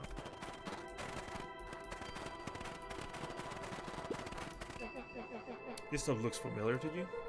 It looks like that barrel near the puddle I shoved me into, yeah. Thanks, by the way. I'm never gonna live it down. Or live it up, I guess. Each chain link encapsulated with a translucent link. Looks like the stuff they put up around Weepu. The stuff who put up? I don't know. It's all frozen. Looking down at the frozen stream, Luca could faintly see a school of minnows encased in the ice. Of minnows? What the fuck's a minnow? Minnow. Oh, it's a fish. Whatever happened here, it happened fast. The fish didn't even have time to run. Or, you know, swim run. Yeah, whatever, nerd. So I'm gonna assume that this has to do with, like, the timeline thing. So the choices thing actually matters more, because technically it's all one timeline, but multiple timeline bullshit. That's what I'm assuming. The crunching of footsteps trailing Luca went hush. He looked back to see Iggy's face twisted with confusion. Everyone's gone. What? There's nothing here but more snow. I mean, there must be an explanation for all this. We have to keep looking. You can look all you want. I quit. Iggy, we have to keep going. You don't get it, do you? This is one of your pathetic Hank Atomic stories. We aren't going to save the day. We aren't gonna... we aren't even gonna save ourselves. Our face is mangled. The town is destroyed. And everyone we've ever known is gone. You don't know that. You can just quit. Do whatever you want. I'm done. Iggy, it's gonna be okay. Luca peered upward at the darkening sky. He let out a long, foggy breath. Faintly, Iggy began to cry. Seeing Iggy in such a pathetic state gave Luca a sense of compassion and more than a little guilt. It is getting pretty late, I think. Probably not a great idea to stumble around in the dark anyway. Luca allowed himself to collapse next to Iggy. In the snow at night? Let's just rest for a The boys bit. huddled together for warmth and comfort. If not for exhaustion, their minds would be racing, trying to make sense of the events of the day. As it was, all they had energy for was to sit in silence, numb.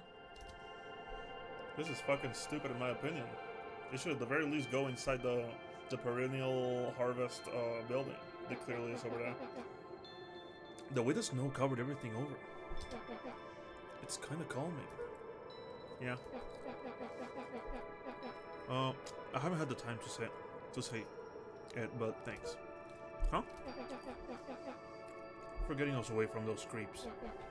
I sort of froze up back there. Iggy, I should be the one apologizing. This all happened because I lost my temper. Nah, that's bull hockey. First of all, you didn't know what that gunk would do. You didn't, right? Of course not. And second, stop with this baloney about losing your temper. But I did lose my temper. Iggy motioned sarcastically to his half-deformed face. Obviously. But that's exactly what you should have done. Huh? I was being a horse's ass. You were supposed to be a horse's ass in response. That's how it works. Iggy, I'm having a hard time following. You wanted me to fight you? Of course! Jeez, you goody-goody types take forever to understand this very basic point. Why would you go around saying cruel things trying to get into fights? Shrugged. It's something to do, I guess. You're an asshole because you're bored? Sometimes I just feel empty. You wouldn't understand. You and Roll are always having a blast together. Laughing and calling that dinky little treehouse mission control Iggy now Mission. laughed openly. Perfect little Luca Van Horn. With his perfect little life. My life is not perfect. Everybody in town likes you. Not everybody. Hell, that new girl hasn't even unpacked yet, and she even already likes you. You have Tish. He wiped his nose with a sleeve. I love Tish. Tish is great. But she isn't exactly the world's greatest conversationalist, you know? Luca gave a warm chuckle. I get that Iggy impression. cleared his throat as he wiped his eyes. Huh. It must be raining out here. Definitely. Iggy arched into a wide yawn. We probably should try to get some sleep. Yeah. Let's lay low for now. Tomorrow we'll get to the bottom of all this. Luca's eyelids began to slowly drift shut. Luca? Yeah. I always did want to see the inside of your dinky little treehouse. What do you think? Not bad. I'll give you the full tour when we get back. You know what? That's all Luca could whisper before succumbing to sleep.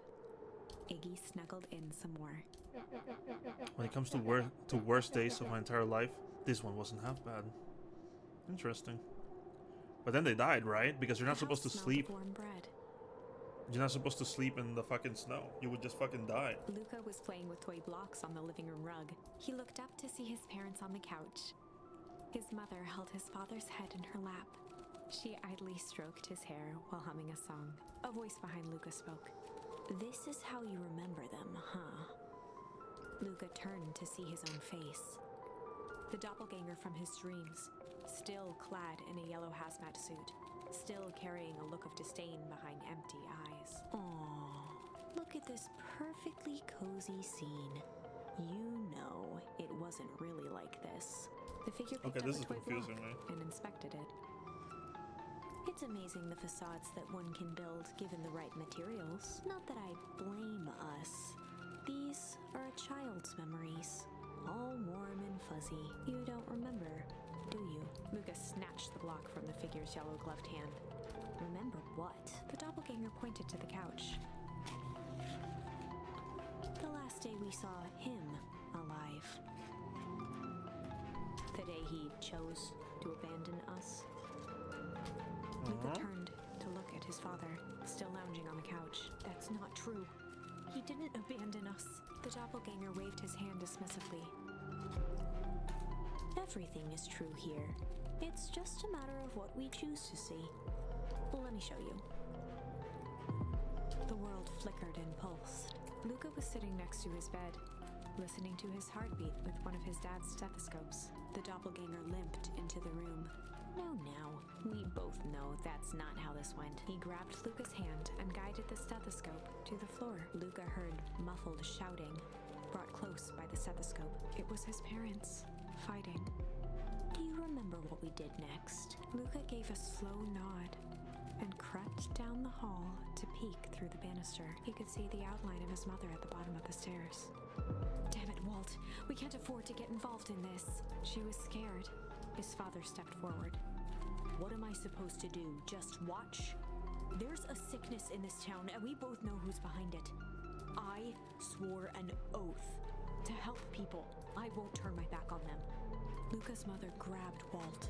She was crying, pleading. I can't lose you. Walt calmly removed Eleanor's hand from his shoulder. What's right is right, and what's wrong is wrong.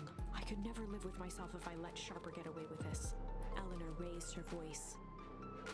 Spare me your bullshit platitudes. What about our son? Luca flinched, dropping the stethoscope down the stairs. Walt turned with a panicked smile. Luca, is that you, buddy? With tears in his eyes, Luca descended the stairs. Mom? Dad? What's going on? Walt dropped to a knee to meet Luca eye to eye. Nothing, buckaroo. Your mom and I just got a little overexcited is all. Luca placed the stethoscope against his father's chest. His heart was racing. It sounded like you were going somewhere. Walt gently removed the device from Luca's ears. Listen to me, Luca. I have some business to take care of. I'll be back in time to tuck you in. Luca hugged his father tightly. Promise? Walt stood up and walked to the door. He glanced over his shoulder. I promise. With a wink and a grin, he put on his hat and strode out into the evening sun. What the fuck is this? Soundlessly from the foggy snowfall, it stood above them, lingering in contemplation. It's a lemur, I think. Slowly raising one hand above Iggy, it snapped out 2 brisk raps on his head. 2 what? Brisk raps? From a deep slumber, Iggy sprang up defensively. Get your hands off me! Whether it was the calming presence or the It's a mouse. recognition that he was not in danger, Iggy felt his clenched fists lower. Just what do you think you're doing? Luca looked up, gradually remembering his whereabouts. The figure exhaled a cloud of warm vapor. You two certainly have caused a lot of commotion. What's that supposed to mean? Take it easy, Iggy. We were asleep minding our own business. You're the one running around knocking on people's heads. I'm sorry if I hurt you, Iggy. You didn't hurt nobody. Anyway. Huh? Oh, I see. You think you're better than me. When it came to complete strangers, Iggy had trouble cobbling together an insult. You big-headed, scarfy-necked furball. Mm-hmm. Okay, let's lower the temperature a bit here. Interesting choice of words. I mean, let's just calm down. Who are you? A friend. An observer. A hitchhiker on the infinite expanse of possibility. Great. How about a name? If you must call me something, you can call me Nat. Iggy huffed with gratification. How about you make like a gnat and boss off? Very Nat well. began to turn away indifferently. Wait! Did you leave me here? You might say that. Do you know where we are? You might also say that. Look, pal, we just want to find a safe way out of here. You gonna help us or not? You're like literally like in a wrong timeline right now. Before knowing how to leave, one must know where they are. Alright, that does it. Luca, I don't know about you, but I'm getting out of here, one way or another. Iggy turned sharply and began to stomp off. Enough with the riddles. Iggy, what up? Realizing he'd worn their patience then, Nat relented. Very well, I suppose this isn't the time for metaphors. I'll show you how to get back home. Luca and Iggy turned around with hope in their eyes. Come here. Nat took a deep breath in. Close your eyes. Nat exhaled slowly, then snapped his fingers.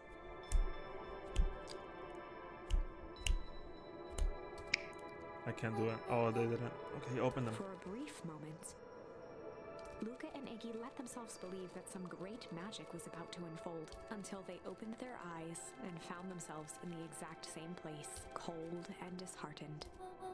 This is your home. This is Beacon Pines. Look, Nat, we don't know how you got here. Maybe we stumbled through some time travel gate in Wheatwood? Or we teleported to some alternate universe? Or this is all just some cruel experiment by Kerr and his goons? But this is not our home.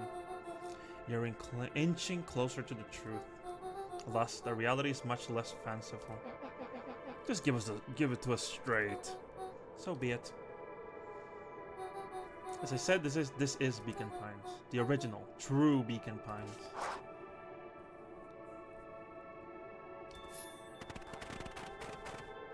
So what does that mean? You both grew up here. But the town you've called your home for the past several years is a replica. and a remarkable achievement of engineering, to be fair. But a replica nonetheless. That's impossible. It's too much work. I need a whole town to replicate a whole town. Indeed, to pull off such a feat would require immense labor power.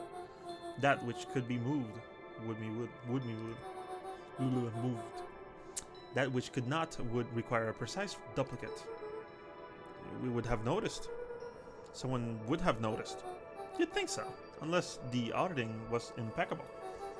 A mind-numbing attention to detail. As for the innumerable trivialities which complete the tapestry, well, you can leave that to this miraculous thing we call a brain. It has a real aversion to discontinuity, a revolution even.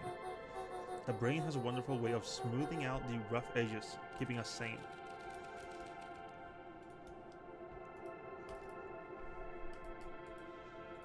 Luke and Iggy looked around uncomfortably. So you're saying that someone made an entire new town and moved us all, and no one noticed? Precisely. But why? Why is the one question that can never be answered with certainty. The best one can do is to uncover... Nat narrowed his eyes, furrowed his brow, and uttered, the source. How do you say the source like that? Why indeed? Luca began to laugh happily. This is all ridiculous. There's no way they He could. looked down at his feet. His eyes started back and forth in contemplation. With a sudden pain, a thought struck him. If this is really home, He sprinted off into the pale distance. As Iggy turned to follow, Nat called out, Iggy, it's not too late to turn back. Simply head west through the wheatwood. And who is this mouse? Chapter 6. The Source. Nat expressed his sympathy with a shrug and sauntered off as unassumingly as he'd arrived. He'd given Luca and Iggy what they needed, and nothing more. As Luca sprinted across the snow, the events of the past few days became clearer, pieces to a larger puzzle. Rollo said he was underground somewhere, captured. Mr. Kerr tried to cover it up with lies. The clipboards were hell-bent on capturing Iggy. It all seemed to point to perennial harvest. But right now, there was one thing that Luca needed to know. Yeah, that's why I said, like, the grave is supposed to be there when that one Stopped wasn't. dead in Or I his think it is, tracks. I guess. The tree was gone, uprooted and moved, leaving a raw gash in the earth. He dropped to his knees and dug wildly at the cold snow. His numb hands hit something hard, a headstone. A dry whisper escaped Luca's lips. You're here. All this time I thought I was visiting you. But you've been here alone, in the snow. Dad, I'm so sorry. They ruined your favorite spot in the world. Our favorite spot in the world. Dad, what do I do? There was no reply, just snow-covered silence. Why you give me the sleep like that? What if I couldn't find ya, you jerk? Iggy finally noticed the tears welling in Luca's eyes and the snow-covered grave. Oh. Iggy, they stole his tree, Iggy. Yikes. Suddenly, they heard the crunch of approaching footsteps in the snow. Hide? We gotta hide. 259k. Follow distance still good. Dude, you hear me? I said 259. Sorry. You ever think about what we did here? We saved a whole ton of people. Doesn't feel like it sometimes. What about everything we left behind? What's the grave of someone's... That's the grave of someone with a family. The people who love them will never know the truth. The truth is He overrated. bent down to scoop up a snowball and lobbed it playfully. Hey, don't be such a downer, dude. We took this job to change the world. Yeah, come on. It's almost lunchtime. I'm hungry. Huh, weirdo.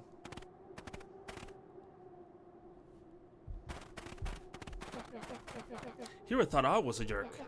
These disguises, dinguses, are out here literally dancing on graves. Luca stuttered through heaving sobs. I thought I was visiting him. I thought he was with me. Not gonna lie, that's a bad break. Here's some Iggy advice. gave Luca a solid smack on the back of his head. Forget about it. Hey, who's any of this? Who's any of this helping? What? Sitting here in the snow crying like some pushover. Who you helping? Iggy, look what they did. They lied to everyone. Blah, blah, blah. Luca, Van Horn, you are a lot of things, but you ain't no pushover. What did I tell you before? When some jerk comes at you acting like a horse's ass, I should stand up for myself? Hell yeah. Karen and his merry little band of clipboards pulled off this switcheroo for a reason, right? Nat mentioned something about the Luca source. wiped his eyes with a sleeve. Whatever the source must be awfully valuable to Perennial Harvest. Sure would be a shame if something unfortunate were to happen to their precious source, wouldn't it? What do you have in mind? If it's small enough to steal, we snatch it. If it's too big to snatch, we smash it. And what if it's too big to smash? He flashed a mischievous smile and cracked. I'm always up for a challenge. I'm gonna make this right, Dad, I promise. I'm gonna smash whatever the fuck the source is. Let's do this. What the fuck is a source? Is it over here? A disc of smooth metal was lightly covered in snow. Two faint seams were visible along the surface. A manhole cover. If it is, I've never seen one like that. Like it. It can get awful cold out there in the woods, Luca.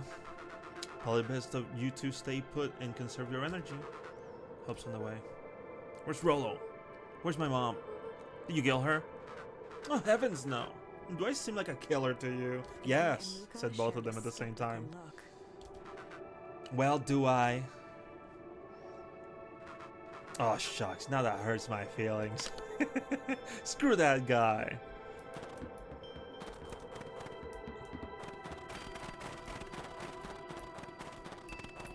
I'm not a killer. I would never do such a thing. Come on. Come on, guys. Where the fuck are we going now? Wait a minute. If this is the original town, then that means... Iggy darted behind a large pine and began digging furiously. He emerged holding a shoebox with a crude skull painted on its lid. What's that? Long story. So a few years back, I came into possession of some premium grade fireworks. Not the wimpy firecracker stuff they gave kids. The good stuff.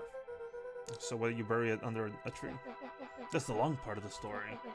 You and Rollo were doing chores at Rollo's chicken coop, and you guys pissed me off for some reason or another. Luca rolled his eyes with realization. No, you didn't. Iggy stifled a chuckle. Yep. I just wanted to give you guys a little scare. But like I said, they were some primal fireworks. So I might have underestimated things. You blew up the chicken coop? I prefer to think of it as an incendiary... I fucked it up. Sorry, but you should have seen the look on their faces. Rollo got grounded for months. Which is why I needed to stash the evidence and lay low. So I buried him under the tree. But then I came back for him later. They were gone. I figured some grown-up must have tossed them. Iggy triumphantly raised the shoebox. Turns out, it wasn't the fireworks that got moved. It was us. Unbelievable. So now we got weaponry. Do you think this is a game? Newsflash, boyo. You're not a hero. You're a little brat who is in the way over his head. A hero is just someone who refuses to give up. Comics these days are rotting children's brains. Everyone thinks they're a spaceman superhero. It was always partial to Hank Atomic myself. Is that so? You really think you have a chance against us?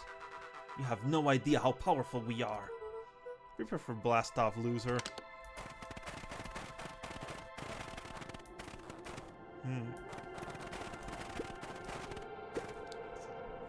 Crooked.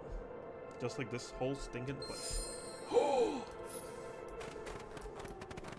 I haven't seen a fucking thingy for a while now. Nothing on this way.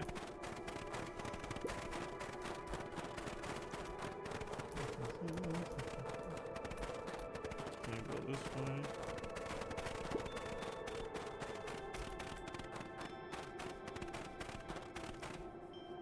Luca and Iggy edge of the hole, with bewilderment in their eyes, Arctic air breathed out of the cavern in heaving gusts. Echo, echo, echo, echo. Whoa! I can see why they wanted to move us all out of town now. But why would they dig up a giant hole? I think this is it. This is the source? There's a dang hole? How do we smash a hole? You don't, baby. Oh, it's much more than that. My annoying little friend. Grr! Where's Rollo? I wasn't lying before. He's safe. Well, safer than you two, at least. Drat, it's cold.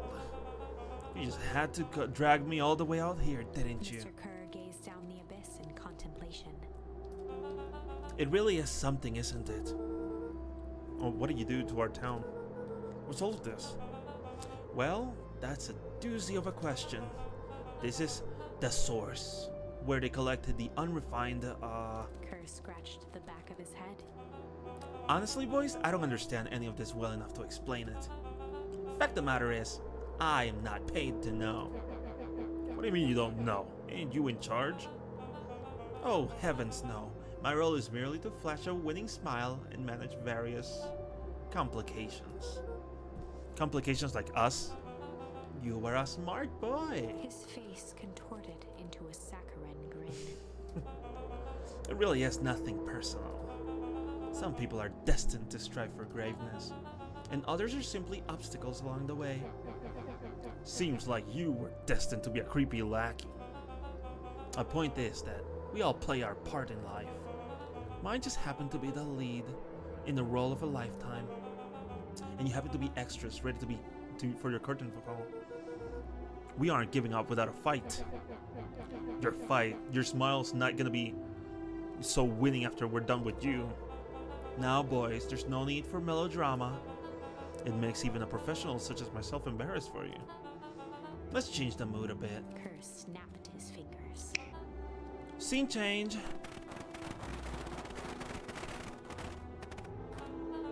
There, that's better. Deal with them. Iggy turned to Luca with a sly glance. Why are you smirking? Because I have a box full of fireworks and you don't... Iggy waved the box into the air, threatening to drop it down the hole. Stop!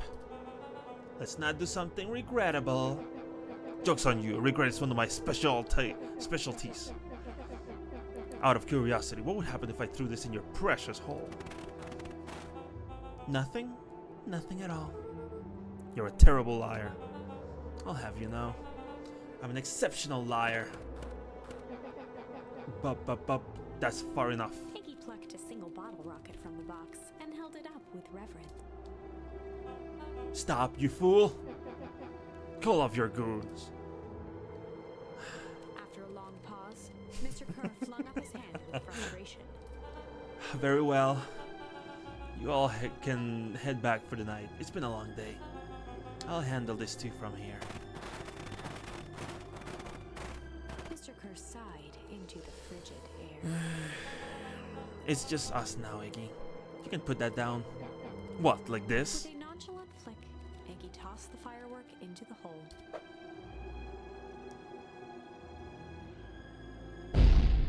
Jesus. Ooh. Whoa. With a growl, Kerr leapt at Iggy, crashing through Luca. Ugh, Iggy what the tried to fuck? twist away, but in the struggle they both tumbled over the side. Iggy Jesus dove Christ. forward, bracing Iggy's hand just before it slipped. His grip was made precarious by the cold, wet snow. He could see Jesus. Kerr further down, clinging to Iggy's coat. You reckless child, what have you done? Luca, listen to me. Hold on tight and use that walkie-talkie to call them back. Oh, what channel do I use? It doesn't make a damn difference, they're always listening. If you do that, the clipboards will just haul us up and snag us both. The only way you get out of this is if Kerr's out of the picture. Just let go and save yourself. If he lets go, we both die. I don't want to die, but seeing the look on your face almost makes it worth it. Mr. Kerr, you've had a long life. Why don't you actually do something selfless and just let go? Mr. Kerr gasped with insult. Long life? I'll have you know I can still play 25. You should have heard me sing the part of Phileas With Young. a wild look in his eye, Mr. Kerr began to hum a proud melody.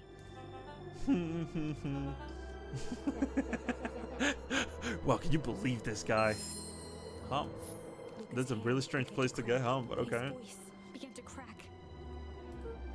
And Kurt, just let go. No can do. If you want to save your friend, you'll have to save me too. Look at me. It's okay. Luca felt Iggy loosen his grasp. You aren't going to kill your friend like that, are you? Every muscle in Luca's body burned. I'm not his friend. Yes, you are. Nah, I'm just a no good bully. Like you, Kerr. Iggy, no. Luca felt his hand slipping. And I told you what you need to do with bullies. I can't. It's your only way out of this mess. Two birds with one stone. It makes sense for us to fall together. Wackadoos travel in packs. Calm settled over Iggy's face.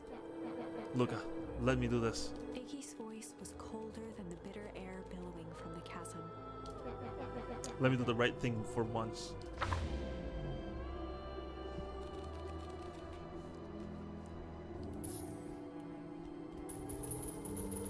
Oh, for once I actually have like a yes or no answer.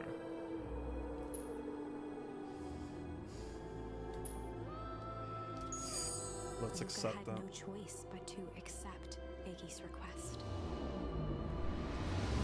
With a quiet blink, Luca watched a teardrop sail down into the howling void.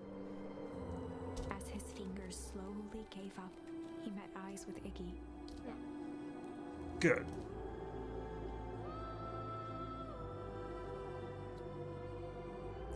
The two silhouettes were swallowed by darkness.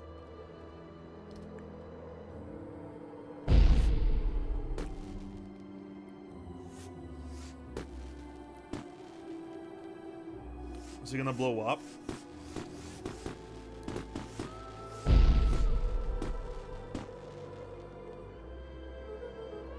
Love a goodbye, Iggy. Hello. Luca, you should really step back. What? Quickly. What? Curious. Ah, but of course. Those fireworks of Iggy must have been just the right amount of energy. We should get out of here before perennial harvest arrives. Not until you tell me what just happened. Your friend's sacrifice just saved this town. For a little while, anyway. How? Tempus liquamine is a peculiar substance. It can change the relationship between matter and time itself, but doing so requires unfathomable energy. In a closed system, that energy can only come from its surroundings. A useful side product of this property being, by adding precisely the correct amount of energy to it, one can create a cryogenic cascade. What the fuck am I listening to? What? So the gunk makes this things cold and the fireworks made the whole freeze over? That's one way of putting it, yes. What? I'm gonna be honest, I'm not really sure I'm understanding. As dumb luck would have it, the fireworks weren't strong enough to generate a runaway reaction. I started to think what would have happened in that case. We have some idea what that would look like. It will take them a good while to safely break through and access the source again. If you know all of this stuff, why haven't you been helping? I have been, in my way. Each of us has a role to play. Iggy's role, it turns out, was to buy us precious time. Mine has been to observe and wait. Wait for what? You? Me? Why? What's my role? A fierce twinkle flashed in Nat's eyes. Luca Van Horn, you are going to save the world. I put the world at With a stake. chuckle, Nat turned and walked west. Okay. Dumbfounded, Luca followed behind him, trudging through the snow. A 12-year-old, like, okay, I guess I'm Taking him gonna save the further world. away from everyone and everything he knew, and closer. To be continued in Beacon Pines, Pines Harder. What? Revenge served cold. Second time's a charm? What am I listening to? Shut up. Wait, That's stupid. that's it? This ends with a crummy cliffhanger just when it was getting good? I was even starting to like Iggy. No way. I refuse to be associated with some never-ending parade of sequels. Let's go back and find something more definitive. Oh, it wasn't even like necessarily like that bad. I can totally see like a second game explaining it. That's a little. Man, I actually want to get the art. After I'm done with this, I want to get the last ending art thing because they're really good. And in a way, actually makes me wish that they had way more of these little scenes like that. It's a whole thing. Yeah, I would have liked to see more of it. But anyway, well, I guess it's gonna refuse. Luca had no choice but to refuse Iggy's request. He tightened his grip and reached for the walkie-talkie in his pocket. A wild delight crept onto Mr. Kerr's face.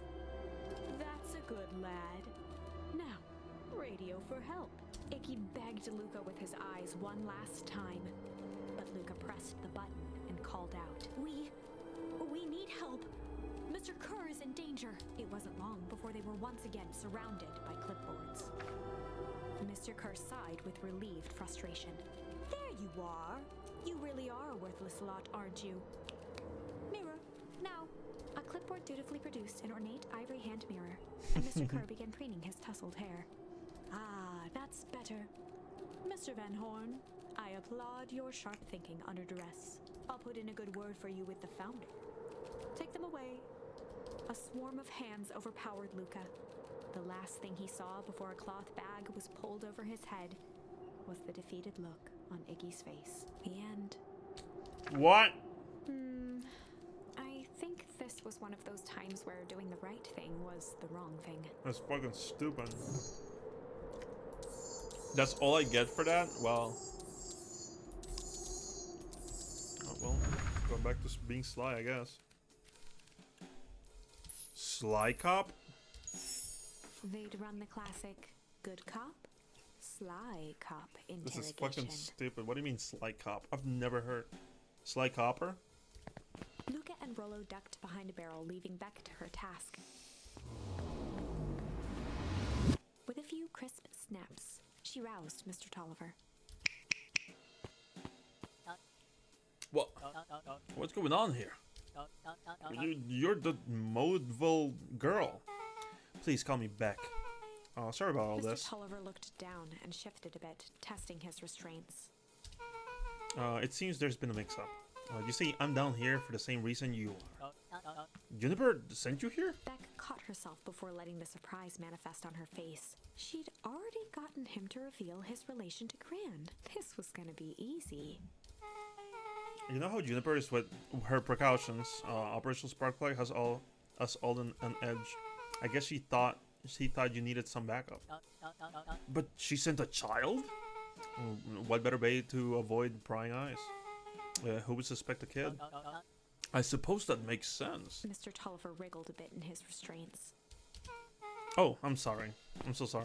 Beck quickly removed the ropes. Very convincing. That had to be uncomfortable. A little, yeah. But you understand, you never know who to trust in this town. Mr. Tolliver rubbed the growing knot on his forehead. Very true. So it turns out we're both here Beck too. twirled her hand, as if to prompt Mr. Tolliver to finish her thought. Destroy the Beck evidence? shook her head and clicked her tongue. Yep. The old gal is nothing if not thorough. Mr. Tolliver let out an amused huff in agreement. She sure is. Can't blame her though. If anyone were to find out that we were going to destroy the source, well, we both know how bad that might be. No one will know anything once I finish cleaning things up down here. Beck was on a roll now, playing Mr. Tolliver like a fiddle. You're sure you can't finish this up on your own? Juniper trusted me for a reason. You can leave the rest to me. Good. There is one more loose end I'll go work on. Loose end? Oh, it's nothing really. The other day I had a radio on scan while restocking the candy shop. And wouldn't you know it, I intercepted an odd phrase in a perennial harvest transmission. Underground secrets. That's ominous. I think it might be a password. but Juniper dismissed it. Said it wasn't mission critical. What's the password for? We don't know. We have a password and nowhere to put it? There's gotta be something, right? Good thinking. You should probably go work on that out. I'll get this under control. That's a relief. Between you and me, this basement gives me the willies. Heading for the stairs, Mr. Tolliver hesitated and turned to Beck with a puzzled look. She grinned and gave him a peppy wave. With a shrug, he continued up the stairs, whistling a jaunty tune. Did you guys catch that? Sure did. This whole time, Mr. Tolliver's had a candy shelf? But all he sells us is the apples? Beck blinked slowly in disappointment. The password, Rollo. Oh, well, sure, but when things are back to normal, I'll be having a word with Mr. Tolliver about that candy shelf. Fine, in the meantime, I've got an idea. She turned to the table and began tearing small scraps of paper. He said he heard a password on the radio. Any good spy transmissions is never what it seems. Beck marked each scrap of paper and leaned back. We just need to find the hidden meaning. Okay. What's another word for underground? Buried, covered. Could it be cover up? Maybe it's with those, each letter is a number thingies. So U would be 2 and E1. N would be 14. D would be... Ooh! It's an anagram. Non-created drugstore. Luca and Beck looked at Rollo with amazement. What? Rollo, that was incredible. Well, it's either that or Cred's new drugstore. Yeah, I think you were right the first time. How did you do that? What can I say? I love ciphers. Well, I guess we know where to go next. That was easy.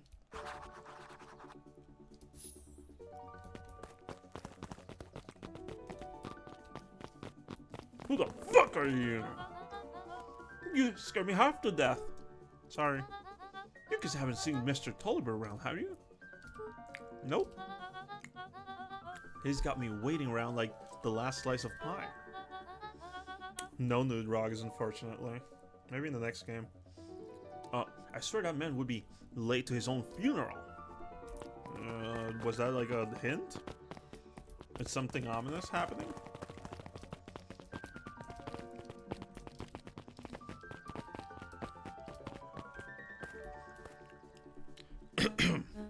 You're late, Augustus.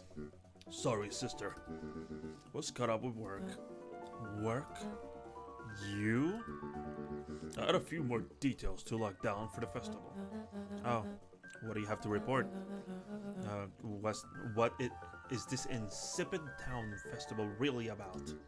I think Gus looked around nervously. Mr. Kerr really does just want to do something good for the town.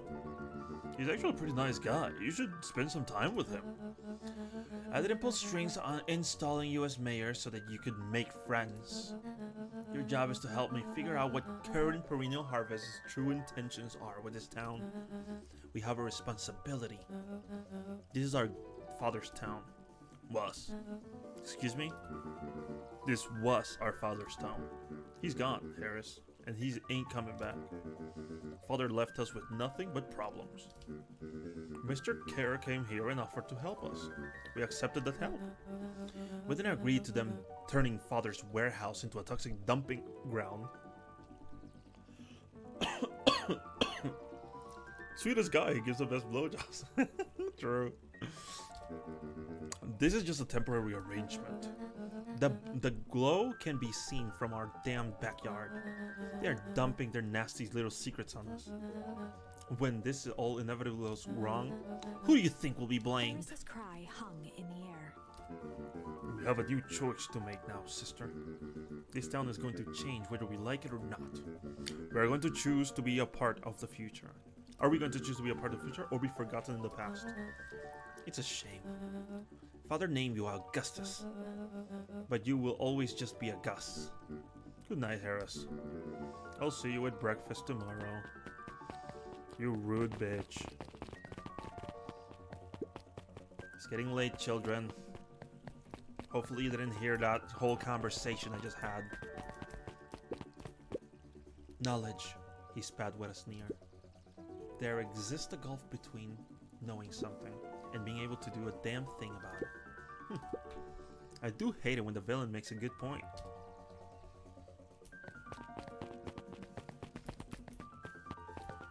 It's over here at night. That history museum is still up. What the fuck? Right. Where the fuck to sleep? What are you children doing at fucking 12 p.m. or whatever? 12 a.m.? What's this cute guy? Solomon stood proudly at the entrance to the drugstore, holding a brown bag overflowing with black licorice. Hey Solomon. We're looking for Mr. Noncrete. Is he still in here? I'm afraid not. Then where'd you get that candy from? You might say we have an arrangement. Solomon shoveled a surprising amount of licorice into his mouth. Sometimes it's the small pleasures in life. Though we might not always have family to rely on, licorice has never let me down. Well, I can't say licorice would be my first choice, but whatever floats your boat. You can tell a lot about a person by their choice of confection. Yeah, I guess. I like sour gobs. I'm certain you do. I always wonder why Mr. Noncrete kept licorice in stock. You must eat enough of it to make it worthwhile. There are many ways to earn loyalty. For some, it's as easy as cold hard cash. And for him, it's licorice. Okay. Well, he's right. It's locked. There's gotta be more clues. Okay, let's see. Maybe if I try a million times.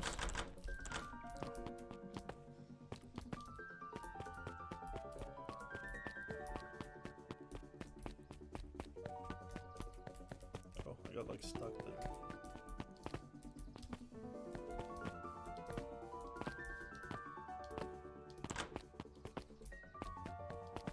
Oh, is it gonna be this thing? Have you ever seen anyone actually use this thing? Besides Mr. Noncrete? No. Beck cupped her hands on the glass to peek inside. It's not normal. That is not a normal phone booth. It's got like a blinky keypad. What would there be a blinky keypad? Kren's new drugstore! I mean, underground secrets! The password! Beck flung open the door and they all squeezed in. Alright, let's see here. Luca cracked his knuckles and entered the letters into the keypad. Underground secrets. Something that did something. Great, now what? I guess we... The inside of the phone booth dropped loose from its shell. Without even the space to panic, they closed their eyes, held their breath, and accepted their fate. You know what this feels like? In Undertale, when you start learning about Alphys's like laboratory and all the experiments and all that shit, it feels very much kind of similar to this. And the world freezing over feels very similar to the idea that like there's other universes. If you remember that there's a very tiny chance that you can meet the characters that are like dried out, like gray, and they're all called like Gunner or whatever the fuck. Feels very much exactly like that to me, in a weird way. Not that we haven't met any characters like that particularly, but in a way. Without even the space to panic, they closed their eyes and held their breath and accepted their fate. Suddenly, the chaotic descent slowed to an effortless landing. It was unclear where they ended up, but at least it was solid ground. Or was it? The air was stagnant and smelled vaguely of chlorine. I knew it. You knew that there was like a secret hub full of strange tubes under the phone booth? Of course I did! Did I say that? No. I definitely thought it. Look, do you remember when I said how cool it would be if the transdimensional conduits from Hank Atomic issue 12 were real? Rello, at one point or another, you said that about every technology ever discussed in Hank Atomic. That's why I'm such a good predictor. It looks like each of these has something written on them. But before I see those, I'm gonna look around real quick. A hazmat suit. Oh, this suit has a broken mask. We have found our mystery warehouse creeper. Well, at least found their hazmat suit. If it walks like a non-creed and talks like a non-creed, let's not jump to conclusions. Just saying.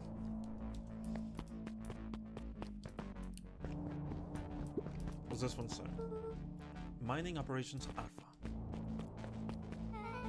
You guys have mines here? Not that I know of. This town is all farms and fertilizers. In a series of tubes? Pa always says you can only trust a miner up to the point when they hit gold. Not sure how that wisdom applies to this exact situation. That's the thing about Pa, you don't always realize what he means until it's too late. Okay. Perennial Harvest main office. That's where my mom works. What does she do? Science stuff. Is she involved in all of this? We just moved here. How could she be involved? True. Valentine Fertilizer Warehouse. Is that where you almost got snatched? Yeah. Why would Perennial Harvest have a tube going to the old Valentine place?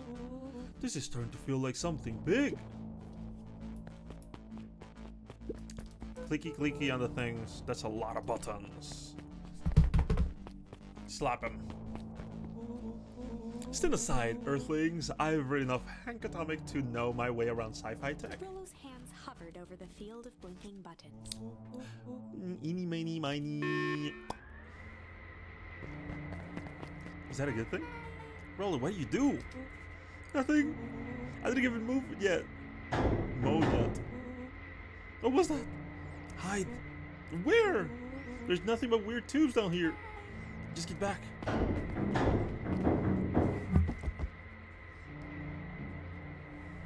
Shit. Shit. Shit. Awesome. You all need to come with me now. We aren't going anywhere with you. Not until we get some answers. Mr. Underground Secrets. I told them it was an absurd password. But they love anything that makes them feel clever. They who? That's no matter. If I can't keep you hidden until after the festival, I might be able to save your skins. We don't care about our skins. Hold on now, I like my skin. It all stops now, non-creed. Joseph waited for a moment in silence. You sound just like him. Who? Walt. Disney? You don't get to talk about my dad. You know, your father and I were friends back there He before. gestured toward the strange tubes. All of this? That's a lie. It's true, I used to bounce you on my knee. What happened? Same thing that always happens. Reality, complications, life. We were a team, Walt and I. Then a idealistic doctor and a bright-eyed pharmacist. Both hell-bent on helping folks. So you were his sidekick? No. We were partners. We helped the patients and I helped him. Yep, total sidekick. Nuncreed let out a growl of a sigh. Luca, I need you to know this. I need someone to know this. One day, Sharper Valentine comes to us. Says he's got an opportunity. He's found something he didn't quite understand. And he was willing to pay us both handsomely to help him understand it. And my dad said no. Your father and I believed in helping people. But the thing I could never get him to understand was, it's a lot easier to help others if you help yourself now and then. Classic sidekick into villain plotline. Walt loved being righteous almost more than he loved his family. You know what? Fuck you, kid. He was wrong about one thing though. When he begged me not to take Valentine's offer, he said, Joseph, if a person says yes one time to Sharper Valentine, he'll make sure they keep on saying yes to him until the day he's dead and gone. He shook his head wistfully. Sharper's long gone, but he's still got me saying yes. Is there a point to this sub story? Not really, no. Just an old man trying to delay what needs doing. Nuncreed took a menacing step towards the children. I tried to keep you safe. I tried to keep you and Juniper out of this, but you forced my hand. Luca began to laugh. What? You really don't know? My gran isn't out of this. She's been scheming right under your nose. Juniper? Seems like she's planning on crashing the town's party. She's going to disrupt the festival? Why would she? The color drained from Nuncreed's face. How does she know? Apparently she knows a lot of things. What? Let's just say this isn't the only underground layer we've busted into today. And honestly, hers is way cooler. That is not true. What do you fucking mean? This one's in a fucking like fake phone booth. Are you kidding me? And it has like tubes and shit. It's like, I feel like it's like better. It even has like a little fan over there. You can see it. She's got maps and explosives and bad intentions. Big man. Nuncreed grabbed Luca by the shoulders. His eyes were frantic. You need to tell me what she's going to do right now. She doesn't understand what it is she's messing with. Tell me now. She's in danger, boy. I don't know. She had a map with a mark on the fountain in town square. The fountain? But why would... A jolt of realization struck Mr. Nuncreed. She knows about the source. What the heck is the source? If she tries to destroy the source, it could catalyze and... Dear God, she's going to freeze us all!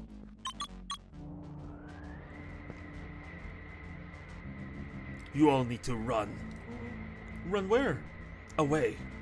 Away as far from this town as you can get. Head west and don't look back. Boop. Ow. Oh, what? That did not go how I expected. So, we're totally following him, right? Totally. See you on the other side. You good? Yep. Yeah, but there's like science stuff, and they have like a whole operation down here. Are you kidding me? It's like objectively cooler. I feel like. I guess it's kind of cool to have it in your home though. This is like next to his like, what's it called? Like his little drugstore. Like it's not as cool, but I love this town.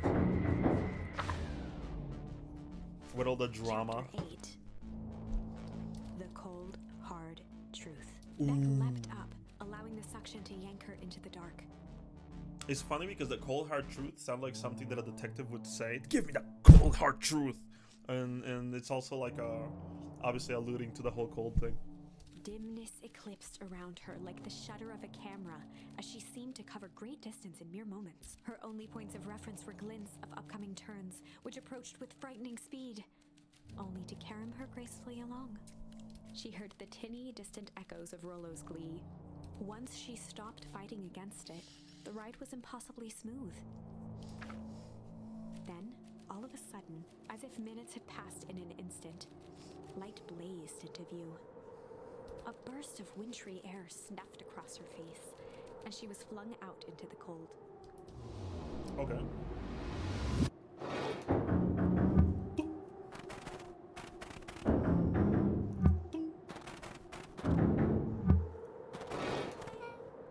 That was intense. Yeah. I think I would have parted with some fluids in there. Any idea where we are? Somewhere cold. Doesn't look like it got any of us. It doesn't feel like we traveled that far. So where did it all go? This place sucks. Why would anyone ever want to blow something up out here? Only one way to find out, I suppose. We've got to catch up to Nuncreed. I think he went this way.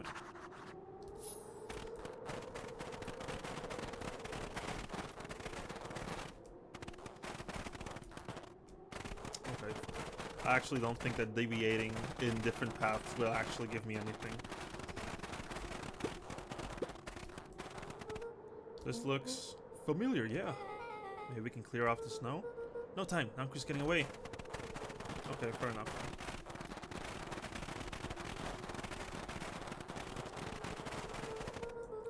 Okay, this is starting to feel really familiar. I may not be the most well-versed in all things Beacon Pines, but this does look like some sort of frozen replica of town. Oh, I got it! It's so obvious now! Mr. Nuncreed is an alien. Rello, stick with me here. His species can only live in sub-zero temperatures. Oh boy, here we go. The source is their base camp dimension, so naturally they keep it cold. We found it by traveling through some metallic wormhole back there. The final objective, kill us all and shapeshift into a Beacon Pines citizen of their choosing. You never really had me, but you very much lost me there. You get used to it, we should keep moving. Just stop listening to As him. they rounded the corner to the frozen town square, they spotted Mr. Nuncreed inching cautiously toward a pit at its center. Jesus. He held his arms out gingerly, as if approaching a beast in the wild. Upon closing the distance, Luca recognized what Nuncreed was after. Gran stood confidently at the edge, one arm outstretched over the abyss. Nearby, a wheelbarrow had been emptied out. She held a lit torch, which flickered in the bitter wind.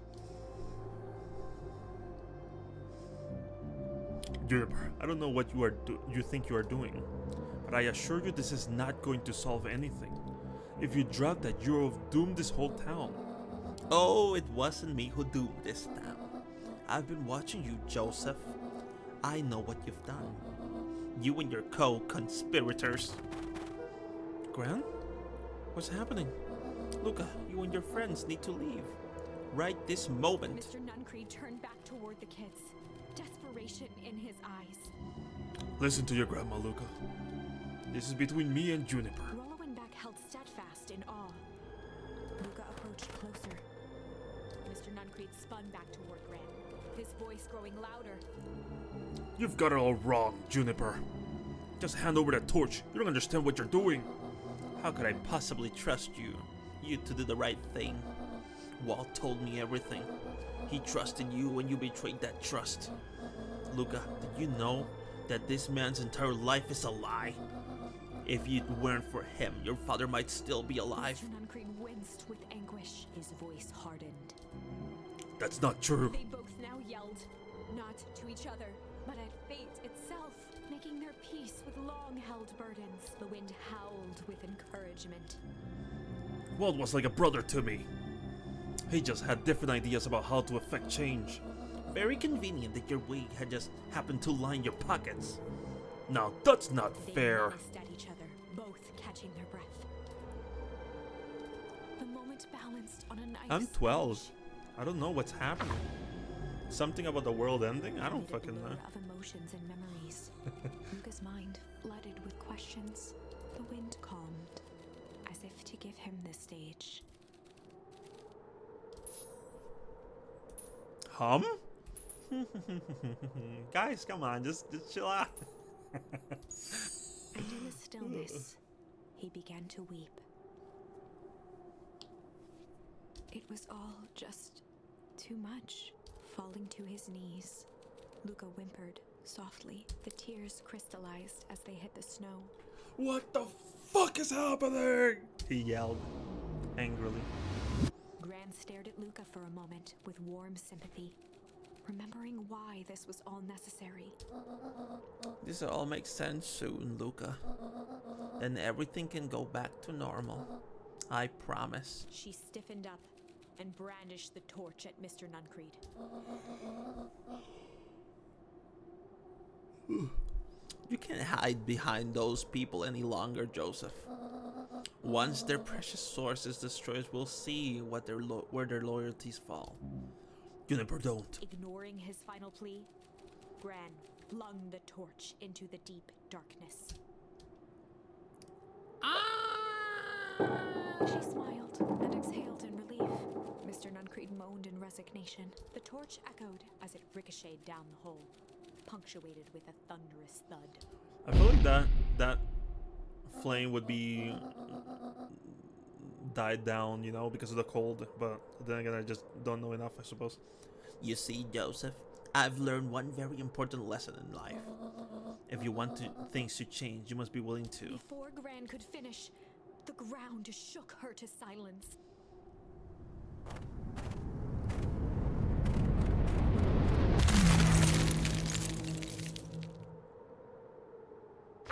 Oh. God damn it, only had no. time to spin around and run to Luca.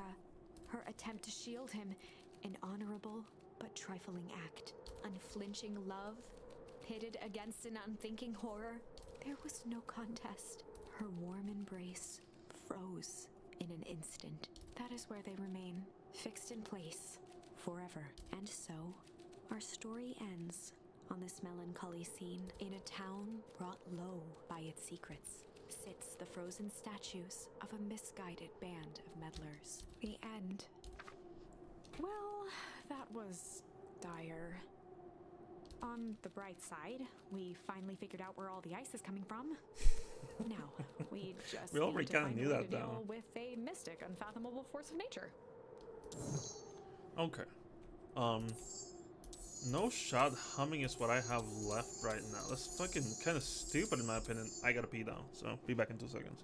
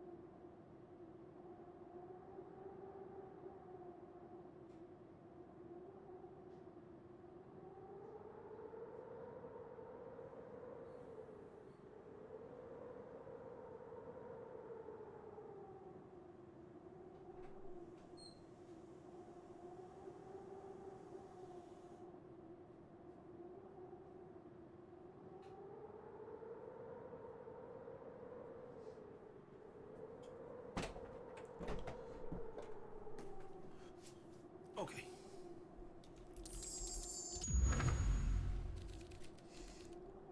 He began to hum. And in the stillness, he began to hum. After the death of his father, Luca had trouble sleeping. Each night, his mother would sit at the foot of his bed and hum a gentle melody. It was the only thing that could calm his mind. I didn't know The that only detail. thing that, however briefly, could make it all seem okay. That melody pervaded every memory Luca had of his mother. Shivering in the raw snow, he began to hum it out loud. Hum, hum, hum, hum, hum, hum, hum.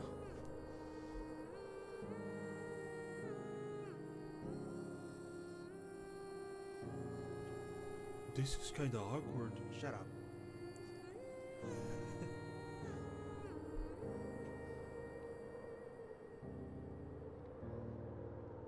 Gran lowered the torch, listening closely. As recognition slowly set in, her heart sank. Those countless nights of consolation, the incomparable loss they shared together. She let the torch fall to the snow and sizzle out. A few steps toward Luca was all she could bear before dropping to the snow herself.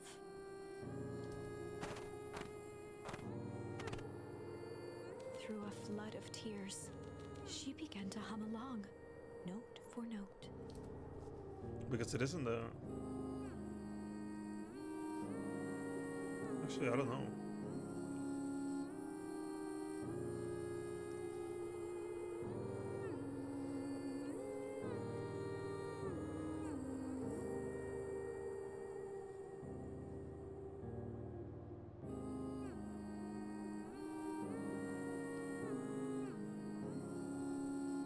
Luca lifted his head in astonishment. The last time he heard that melody was the last night he saw his mother. How do you know? I'm so sorry, my little buckaroo. Buckaroo? Uncle who called me that or my dad, huh? Your mother. Luca blinked through blurry, watery eyes, trying to see more clearly. He could just make out the impression of a familiar face. He peered across the snowscape at the woman on her knees. Something about her was undeniably his mother, only smaller, older, changed. Mom? That's right, Buckaroo. Mom! Luca sprinted as fast as he could toward his mother. They held each other close, and the cold retreated from their bodies. Eleanor? I thought you were gone. You should have known I would never abandon my son. Eleanor looked down at Luca, tightening her embrace in an appeal for forgiveness. How? You're a smart man, Joseph. I thought you have pieced it together by now. You were exposed. Mom, I don't understand any of this. What happened to you? Where did you go? Why did you leave me? I never left you. I was always right here, Luca. Why did you lie to me? It tore me up, Luca, but I did it to keep you safe. I thought you... Oh, she fell into goo, I guess. I guess that kind of makes sense. It like essentially kills you. So if anything, it just kind of like advancing her in age. I thought that getting answers would help us both move on. But the more I discovered, the more I realized that the danger we were in. Until perennial harvest was stopped. It was better if everyone thought I was gone. You could have trusted me. These are bad people, Luca. Also, you're 12. Actually, if anything, I literally shouldn't even be telling you anything. You're 12. They don't stop until they get what they want. And they don't care who gets hurt in the process. Then, what do we do? We have to stop them. Joseph slumped into the cold, wet snow. They can't be stopped. This is too big. I tried beating them at their own game. I've done fighting fire with fire. For the first time in a long time, her voice felt like her own again. No more lies. I see now. There's a better way to start perennial harvest. The cold hard truth. Luca gazed down at Nuncreed with pity. He looked small. Joseph stared into the snow, as if searching it for answers. Come on, everyone. We've got a party to crash. Oh, so let me understand. The party right now is happening. And she always comes to this spot. You don't understand. He always wins. So she always comes in the story to this Chapter part 9. and drops the thing and then kills everyone, I guess. The devil you know. 7 months ago, Eleanor Van Horn crept down the maze of sterile hallways under perennial harvest. She stopped in front of the large steel door marked Deep Engineering. No turning back now. She raised a trembling hand. Wait, hold on.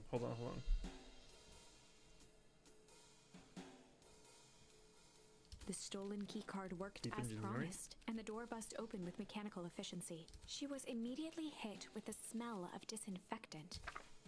It was some sort of laboratory. In one corner was a desk covered in papers. Across the room stood a tall metal pod with hoses protruding from its base. Well, do they always write on the right side of the book? Why not write on the left side too? It's not exclusively for pictures, right? They probably could just, whatever. She rushed to the desk and began shifting through the piles of papers. They were experiment reports on something called Tempest Liquamen. There were dozens of them. Every one stamped failed. Eleanor heard the sharp echo of footsteps approaching. She was out of time. Her eyes scanned the room, eventually landing on the strange pod. Muttering a curse under her breath, she dashed over and dove inside. I'm gonna assume that's what turned her into a fucking freak of nature. And this is what change is all about. Hold on 1 minute. Grabbing the future by the scruff of the neck and making things happen. Change is a choice. I am tickled pink that we will all be making that choice together. How great is that? This man is a liar. Excuse me? I will not. This town has a dangerous secret, and perennial harvest only exists to keep it hidden. Nonsense. They picked up the whole damn town and moved it right under our noses. You aren't making any sense, dear. Mr. Kerr addressed the crowd with a sarcastic tone. Imagine such a thing. It's absurd. It's just plain impossible. They promised they could fix the foul harvest. They told us they would clean this place up. We just had to leave town for a few days. But while they had us evacuated, Miss Hartford, I'm afraid I'm going to have to ask you to... You're afraid of a lot of things, aren't you? You sniveling little worm. This is growing tiresome. A little help, please. Don't you all see? This festival is a sham. An excuse to have the whole town gathered in one place. They're planning something awful. I don't know what, but these people are wicked. Don't listen to her. She has absolutely no proof. I am the proof. I'm Eleanor Van Horn. Whispers filtering through the crowd. Well, aren't you just sneaky as the dickens?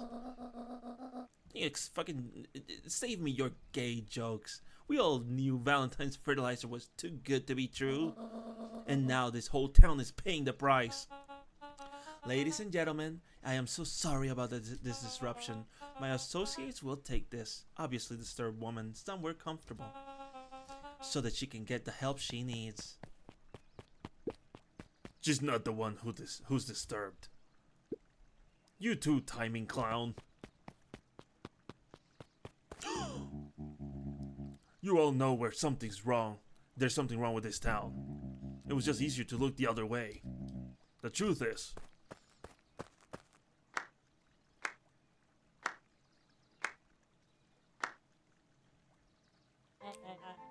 That's quite enough, Mr. Nuncrete. Torment dragged on Joseph Nuncrete's face. Yes, sir. Take them away. No, I want them to see this. Ah, the ever tempestuous Eleanor Van Horn. You've been quite a thorn in my side. Like a weed that burrs in where it doesn't belong.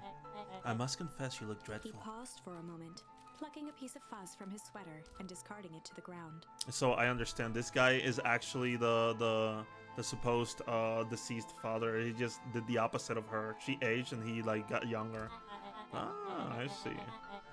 Consider yourself in rare company. You've managed to pull one over on me. It won't happen again. I knew you had some sort of plan to disrupt our little party. But alas, I expect something a bit more impressive than incoherent rambling. No matter, your failures are yours to bear. Mr. Kerr. Yes, sir? It's a shame I was cut short, but I thank you for that rousing oratory. I will take it from here. Yes, sir. Of course, sir. You have done quality work for me, William. You can look forward for the recompense we agreed upon. Kerr gave a bow of deference. Founder, you are most gracious. Gasps rippled through the crowd.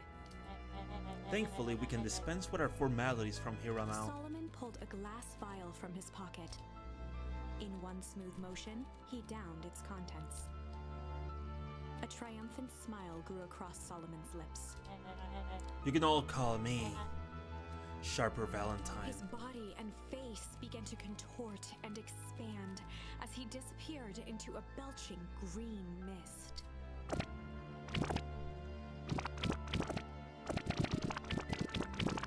Not a great transformation sequence, but... Hushed horror gripped the crowd. This is the Yes. story about change. I was a child this whole time. What? No. Ah, so you didn't see that coming. Good. Sharper examined his new hands. Well, this is quite the improvement. Everything looks so much smaller now. And Eleanor was right about one thing. This festival was a ruse. I wanted you all to witness my glorious return with your own eyes. Stop judging that it aged the clothing too. Come on, okay? What, you want him to be naked? You want the clothing to have exploded from him, huh? You pervert. Yeah, that's what I thought. Why does everybody look so downtrodden? This is a celebration, people. Maybe it would help if we set the mood. Mr. Kerr, be out there and reveal the sign. Ha! Wonderful. Sharper choked out a crude squawk of a laugh. Frustrated grumbles sprinkled through the crowd. Sharper, you malicious bastard. Malice. I'm glad you're back so I can tell you to your face. You destroyed this town. We ain't gonna let you get away with it again. Sorry, this is not the time for audience participation. For some assistance, Mr. Kerr? William Kerr gave a subtle nod to the clipboards. You coward. Ah.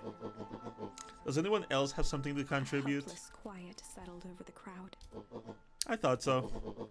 Do you all truly believe you could be free from me? A town of complete and utter fools? You people should be celebrating my return. You've clearly lost without me. And that leads me nicely to my children. Daddy? Okay, this is weird. Daddy? I gave you both the greatest gift a parent can give. The opportunity to prove yourselves in my absence?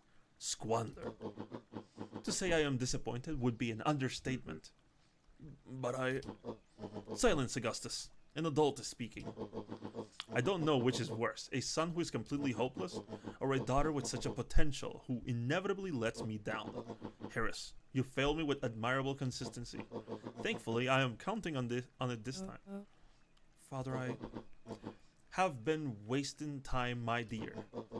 What have you accomplished? I was focused on cementing our legacy. Legacy? Who needs a legacy when you can just live forever? But what about... It's alright, kiddo. I'm afraid you suffer from a complete lack of imagination.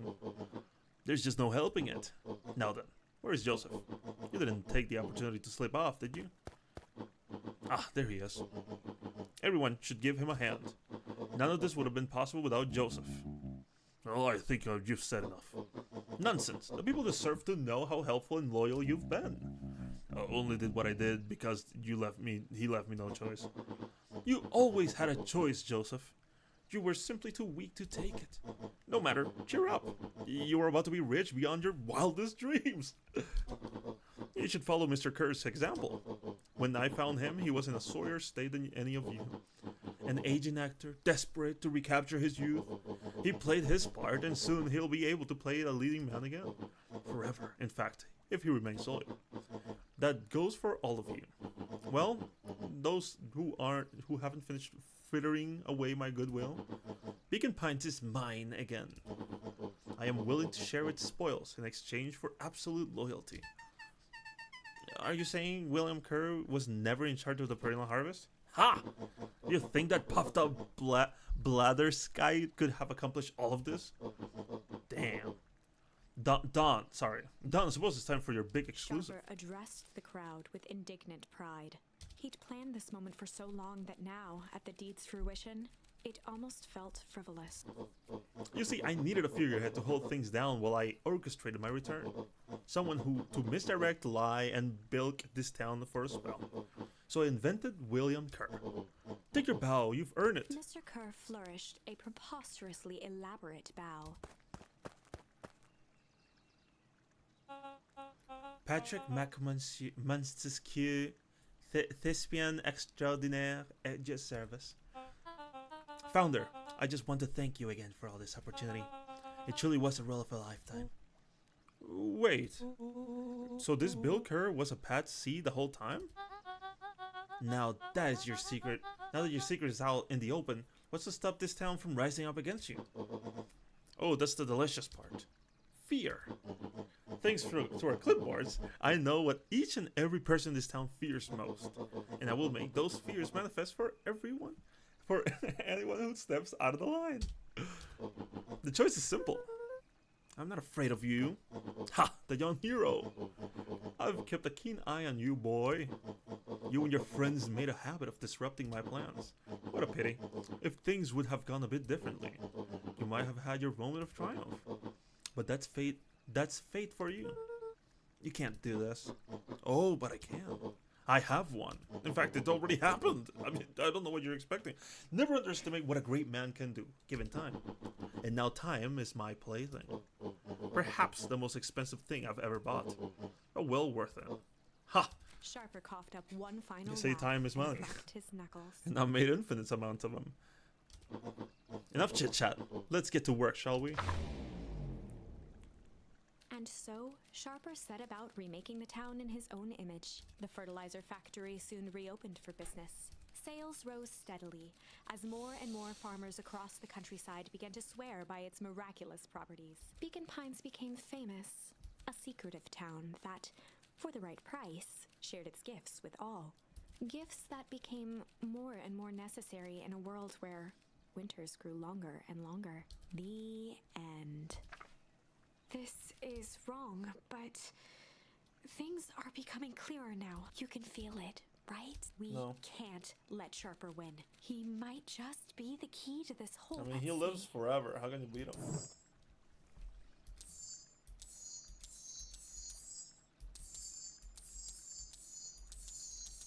You gotta go with Malice here? Wait, what? Which one was this? Windows to the Soul. I can't remember. Shame. Oh, this is when you talk to him and you recognize that he is full of malice. There was a malice. Yeah, I knew it. Lurking behind those eyes. Trap ready to spring. Luca felt the weight of Nuncrete's hand on his shoulder. Something wasn't right. He didn't know why, but something was telling Luca to get out of there. You know what this actually makes me think of for some reason? It makes me think of technically if they were to if oh my god, what is this fucking name? Toby Fox were to write a story specifically about sands in a world where you control sands. I feel like this is exactly what he would feel like. It's almost like getting hints from like previous encounters in order to like answer the question for each of the other timelines, if that makes sense. But anyway, I digress. Of course, I'm sure it will all work out soon enough. I should get going. I told Roxy I would check for Rollo at the treehouse. Twisted free of Nuncrete's grasp. Of course. Luca, you know your dad and I were good friends back in the day. You can come to me for anything. With anything. Anything at all. Yeah, no. No shot Baco. Are you fucking kidding me?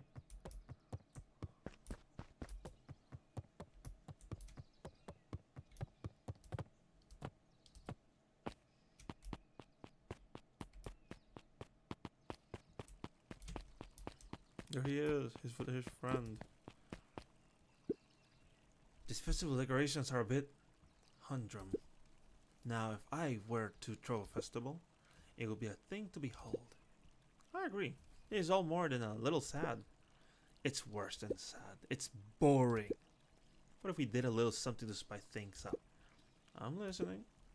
You know the festival sign waiting to be unveiled? It would be a shame if someone... The two scurried off, eagerly formulating a plan.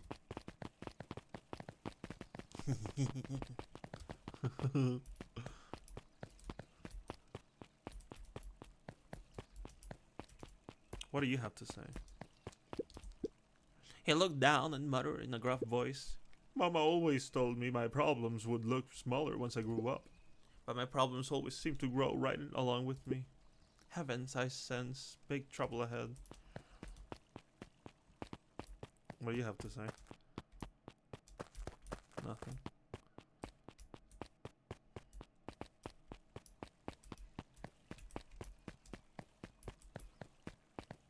What do you have to say?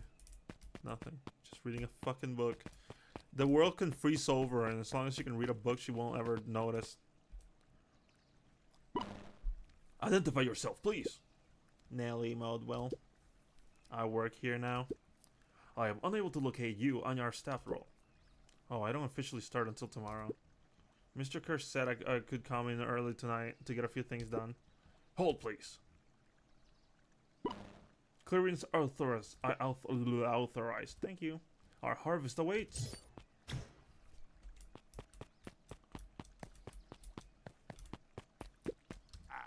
Whoa! You could get a wrench in that noggin sneaking up on a guy like that. Don't scare a man while he's junking, sonny. Evening, Jeff. Isn't it kind of late to be junking? I might as well ask the same thing to you. Find anything good? Nah. Ever since perennial harvest moved in, even the junk is trash. You can't learn a lot about a person by looking at what they throw away. With this bunch, it's all shredded paper and coffee cups. Well, I better get going. I didn't see nothing if you didn't see nothing. See what? Exactly. Okay. He fell asleep after they threw a million trash on his stuff. What about you, kid? Still eating your stupid fucking lollipop? How's you always eating a goddamn lollipop? Also, wait, I don't remember what am I doing here. I'm gonna go check up on him. Hey, Edson. Have you seen Rollo come this way by any chance? Right not. Elusive? As elusive as the fish in this pond, in his here pond. Wow, I can't even read.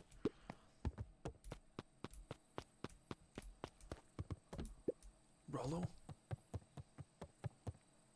He aired a long holler into the woods. Rollo!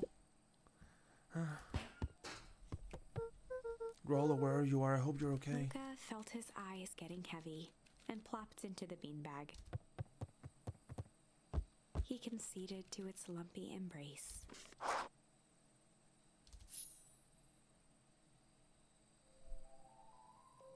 Once again, Luca found himself in a vast black expanse. This time, he knew exactly where to go. He took a single confident step forward. The world flickered and pulsed. He found himself standing in front of the frigid air of a blazing campfire. The source. He plopped down cross-legged and gazed into the cold flame, waiting. Soon enough, the fire began to die out, popping sporadically, until all that was left was a single ember. Luca stood up and dusted himself off. He plucked the glowing ember from the cold ash, examined it, and slid it into his pocket, a keepsake. The voice of his father spoke behind him. "You made me proud, Buckaroo." Luca turned to face him. "Dad, what is this place?" A warm grin grew across his father's face. "A place where everything that has been and everything that could be all wait together." Luca found himself staring at his father's face, trying as hard as he could to memorize every single detail. "Wait? For what?"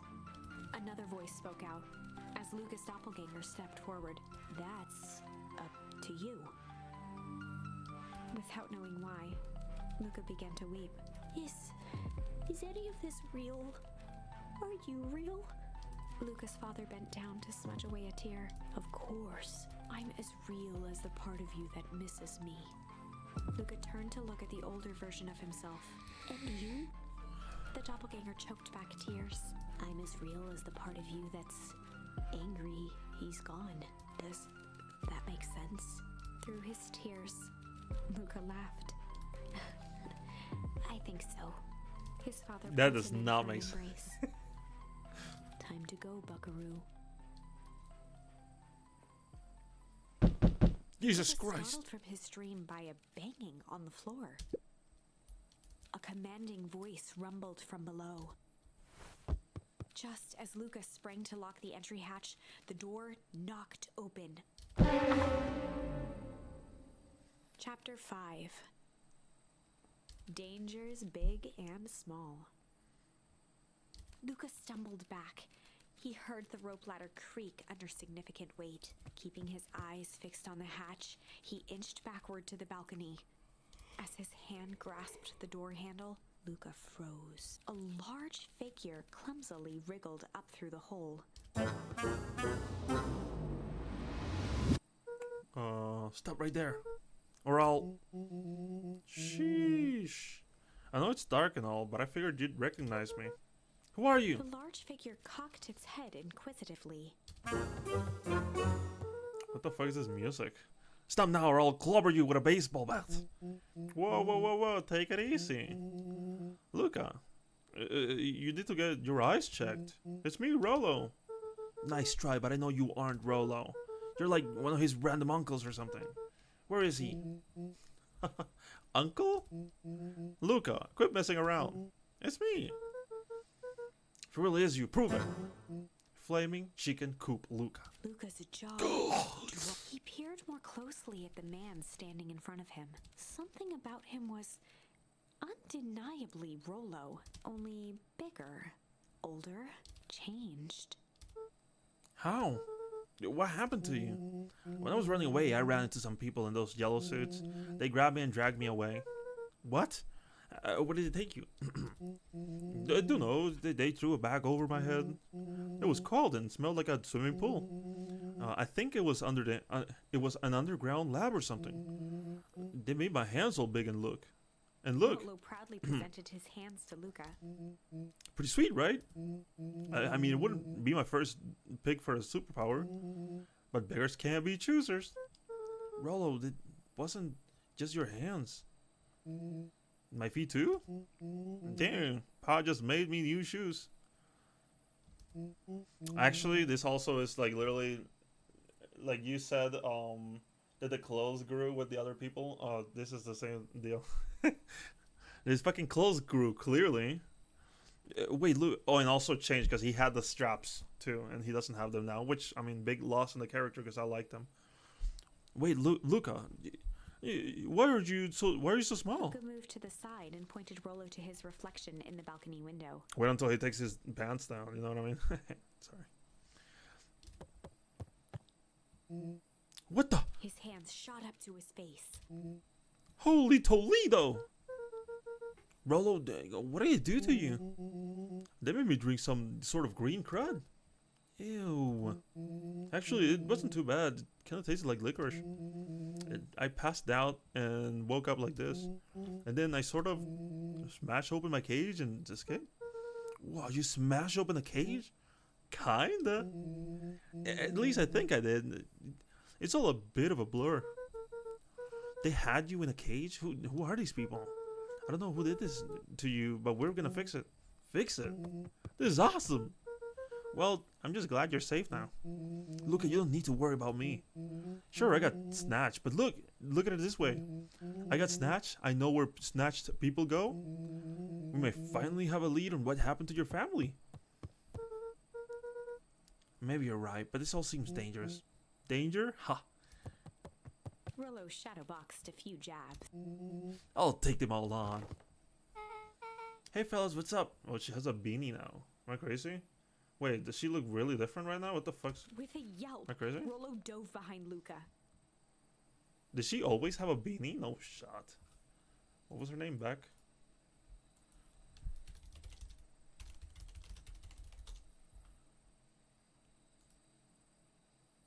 Oh no, she has a beanie now. Okay. Oh, take cover. Did I come at a bad time? Who the heck are you? This is Beck. Sorry, something truly bizarre just happened and I need help. I didn't know where else to go. So you're just hanging out here with your large adult friend? No, this is my buddy Rello. This is your missing friend? One and the same. Oh, I forgot this is way earlier in the story, huh? Yeah, he seems a little old. Stranger danger vibes I'm getting. I'll have you know this is a recent development. What the hell does that mean? Oh, I'm sorry. You're the one that just showed up out of nowhere. So we'll be asking the questions here. That's fair. How do you find us? Your silly little treehouse? I think you mean our silly little mission control. I hate to break it to you, but your secret path isn't so secret, and I could hear your racket from a mile away. See, Luca, this is why we need to improve security around here. Not now, Rollo. Beck, you said something bizarre happened. Yeah, but... She shot a nervous glance at Rolo. Anything you can say around me, you can say around Rollo. This has been a weird day all around, hasn't it? Yep. Beck's eyes narrowed. Okay, so it all started when I made it back home. My first order of business was to try to salvage my hair. So I dyed it with some stuff from the chemistry set my... Hold on, I can read. I can read. From the chemistry set my mom gave me. Ooh. Okay, just need to play it cool. And I hope no one notices. Notice what? Oh, nothing. I was just... Come over here and let me have a look. Oh, honey, what in the world did you do to your hair? I just felt like a change. It's going to take forever to grow out. You were the one who said that change was a good thing, right? I was talking about your mother's new job. I was talking about us moving. Well, I guess it's just took your lesson to heart. Ilona tried to put on a smile. Before I forget, I came up here to tell you that Nellie had to go into work. Tonight? Her and Mr. Kerr decided that it would be good for her to get some things done before tomorrow. That Kerr guy seems like a grade A creep. Beck! He is! Him and his weird cult of personality! You are not going to ruin this job for Nellie. It means too much for her. To her. Oh, I know exactly how much it means to her. I mean, it means enough to her to exile her daughter to this podunk town. Podunk? I've never heard that before. This place sucks. The people are weird. And you just don't know them yet. It's always cold. We're in the mountains, you'll get used to it. I can't even pick up a single decent station on the radio. So banjo music and farm reports. It's all freaking like ding ding ding ding ding ding ding. You know, I grew up in a town not that different from this one. Is that why you're better at talking to plants than people? Okay. So here's what we're gonna do. First of all, you're grounded. What? In the morning, I'll have Nellie come and see what we can do about fixing your hair.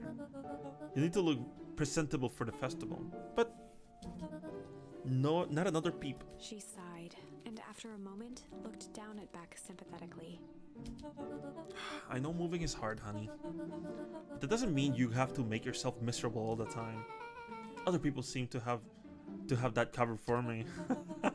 Oh, and if you decide to rebel or dyeing your hair more, She flashed a sly grin and tousled Beck's hair. I'll just have to shave it off for you. I think it's how rebellious you'll look. Think of how rebellious you'll look then. Very funny, Mom. Thank you. Good night, sweetie. Good night, Mom. Wait. First of all, this town does not suck. Second, you need help because you got grounded? No. I'm sorry you got in trouble. It's my fault your hair got screwed up in the first place. Don't worry about it. I actually kind of like it, this look. Yeah, I was gonna say it's actually kind of a better look. I wonder if this was first or... then again, the hair looks kind of weird, but... The blue hair. I think it could be done better, but anyway. Great. So we can get back to the story now. This next part is the important bit. I have this radio upgraded with my mom and it was too angry to sleep. So I tried to dial in something worth listening to.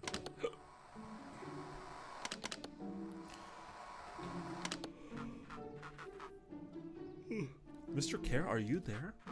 Mr. Kerr! Yes, I'm busy. What is it? Apologies. I have the founder on the line. Patch him through immediately. One moment.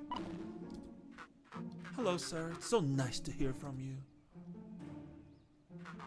Skip the pleasantries. What's your report on our new lead researcher of deep engineering? Nellie Modewell seems to be integrating nicely. At this very moment, she's working to help us meet our deadline. She offered to work overtime before I even had a chance to suggest it. Excellent. And you have faith that she's capable of finishing the work left by her predecessor? Her work must be complete before the festival. I will make sure she stays day and night until it's accomplished. Good. You know how I feel about loose ends. Yes, sir. Once she has finished the work, we need to make a determination regarding her long-term prospects in the company. Immediately, sir? I usually have more time to fully bring people into the fold. We are in the end game, Bill. After your failures with Dr. Prescott, I can't afford to take any risks. Of course, sir. No loose ends, sir. Once she finishes the work, she will either leave the office completely committed to perennial harvest, or she won't leave at all. Perfect. Sir, if I may suggest, maybe we should delay just for a bit. Oh? It's just, we seem to be rushing to hit this festival deadline, and rushing into things have caused some issues in the past. I see. Please understand that I just want what's best for you. I am eternally grateful for all that you've done for me. Bill, I'll make this very clear for you. I brought you in to make things run smoothly, not to have opinions. Of course, sir. Chin up, Bill. We're only a few days away from having everything you ever dreamed of. Yes, sir. Thank you, sir. Whoa. Yeah, and they said it just like that. The guy sounded really gay, didn't he? Oh, just a weird kill. When they said loose ends, were they talking about murder, right? Like, actually killing someone, like dead ass. Capital murder? Luca gave Rollo a quick elbow to the ribs. Who is this founder? I was hoping you guys would know. As far as we know, Kerr is the top banana at Perennial Harvest. He sounded scared of this founder guy. So we have an even topper banana on the field? What the hell is my mom caught up in? Has she talked about the job much? Not really. She said she was going to come in and continue the work of someone she respected. Look, do you think that body at the warehouse was the person Beck's mom came to replace? That would make sense. Beck, it seems like Nellie's predecessor got loose-ended, quote unquote. I'm getting that impression. Okay, so we need to get your mom out of there before the festival happens. That's 2 days away. Won't she just come home after work? The crib on the radio said they were going to hold her there until then. So if she's not coming out, we gotta go in and get her. Beck flicked a large sheet of paper out of her pocket and slammed it on the floor. Wait, hold on 1 second, Reno.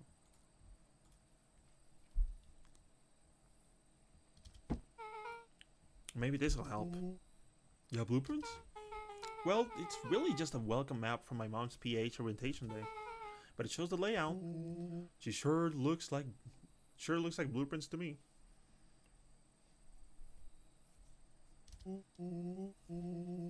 Yeah, that's fair. Look, here's the reception area. There's a big room marked Founder's Office. It even has the exits marked. Guys. We have a deadline. We have the objective. We have blueprints. You realize what this is, right? Rollo started to wiggle with excitement. I think we're heisting. This is officially a heist. Chapter 6. The Heist. They spent the night's end huddled around that small map, formulating a plan to infiltrate the headquarters of Perennial Harvest. It would be no small feat. A modern facility equipped with all manner of technology, not to mention the swarm of clipboards that would most certainly be scattered throughout.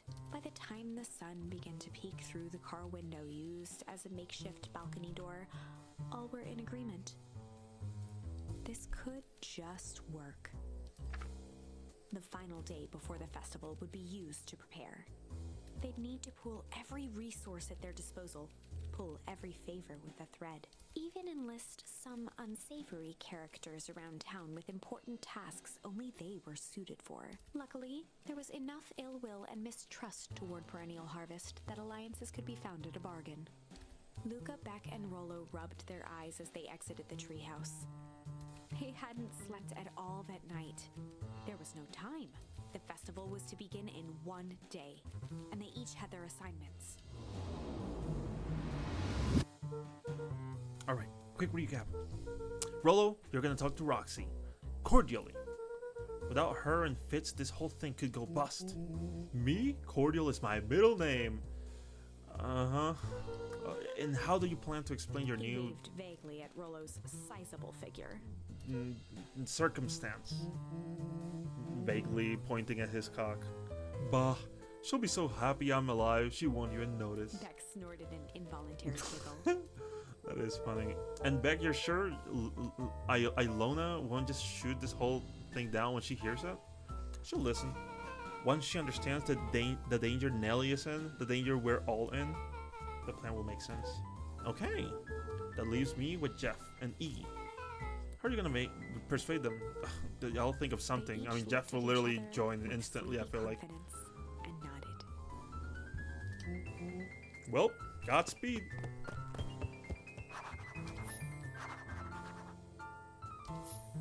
I feel like they're gonna be like, literally, like, I start talking, he's like, Oh man, don't worry about it, I got you.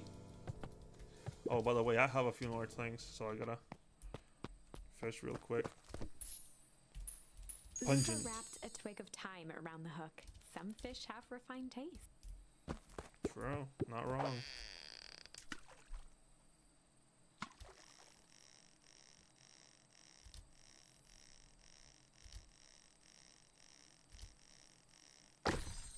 Jesus, that fucking scared me for some reason. Property of Sharper Valentine. Figures. If he had his way, property of Sharper Valentine will be written on everything in this town. Should we get back to him? He may not even want it back. This man's got a contentious relationship with time. We'll keep it here in case he ever wants to pick it up. Luca tied a bent nail onto the line. If That will all you not get have anything. is a hammer. Everything starts looking like a nail or some shit.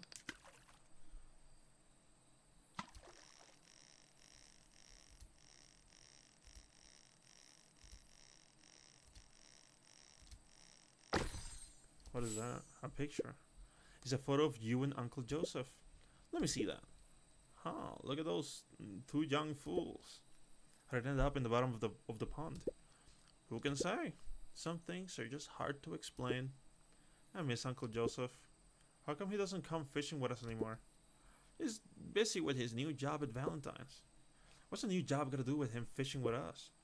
It's complicated. Like I said, some things are hard to explain. Well, that's quite a haul. Feels like a good time to pack up. Oh, just a little bit longer. If things lasted forever, they might not feel as special, huh? I guess. Y'all make you a deal, buckaroo. If you ever feel like you need to talk about anything at all, you just say, let's go fishing, and I'll know what you mean. Like a secret password? Yep, top secret. Neat.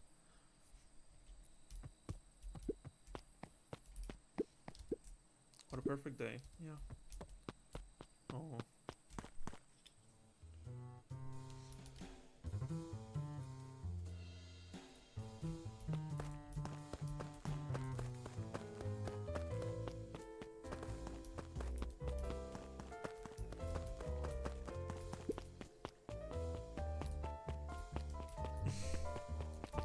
I actually can't even interact with him anymore. Oh, never mind, I can.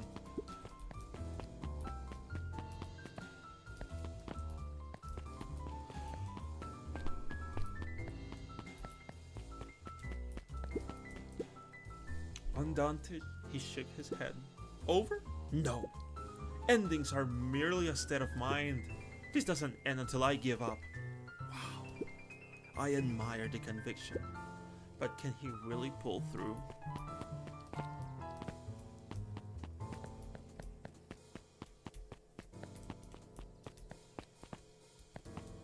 I want to knock her fucking book off. Fuck you and reading. Do you have anything new to say? Nothing? Bye-bye. I'm gonna go see Iggy real quick. Where the fuck are they even? No shot they're over here, right? No. Any new info? Yawn. You ever wonder why an agriculture company employs an army of survey takers? The clipboards? They say you're just trying to make us happy. Do they want to make us happy? Or just figure out what makes us happy? An important distinction.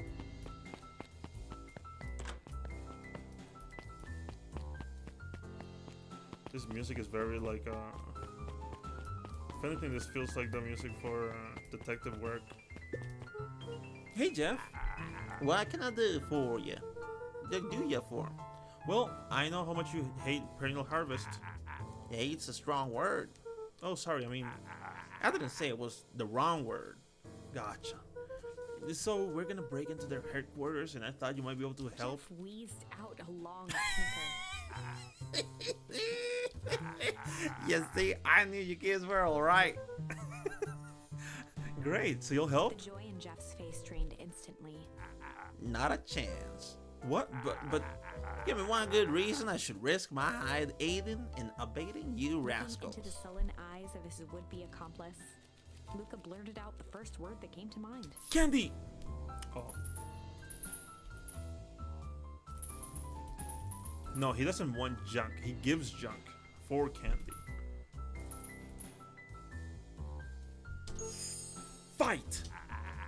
I've done enough fighting for one lifetime. More than that, than my share of losing. Time's come to hang up the gloves. Luca wasn't ready. He shouted. Shit! Yeah, it's all shit.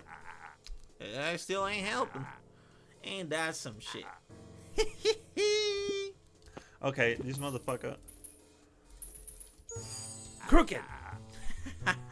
They're all crooks. Like cockroaches. Stamp one out, and another one comes scurrying along to take its place. Hide! Jeff's brow perked up. What do you say? Go ahead and hide then.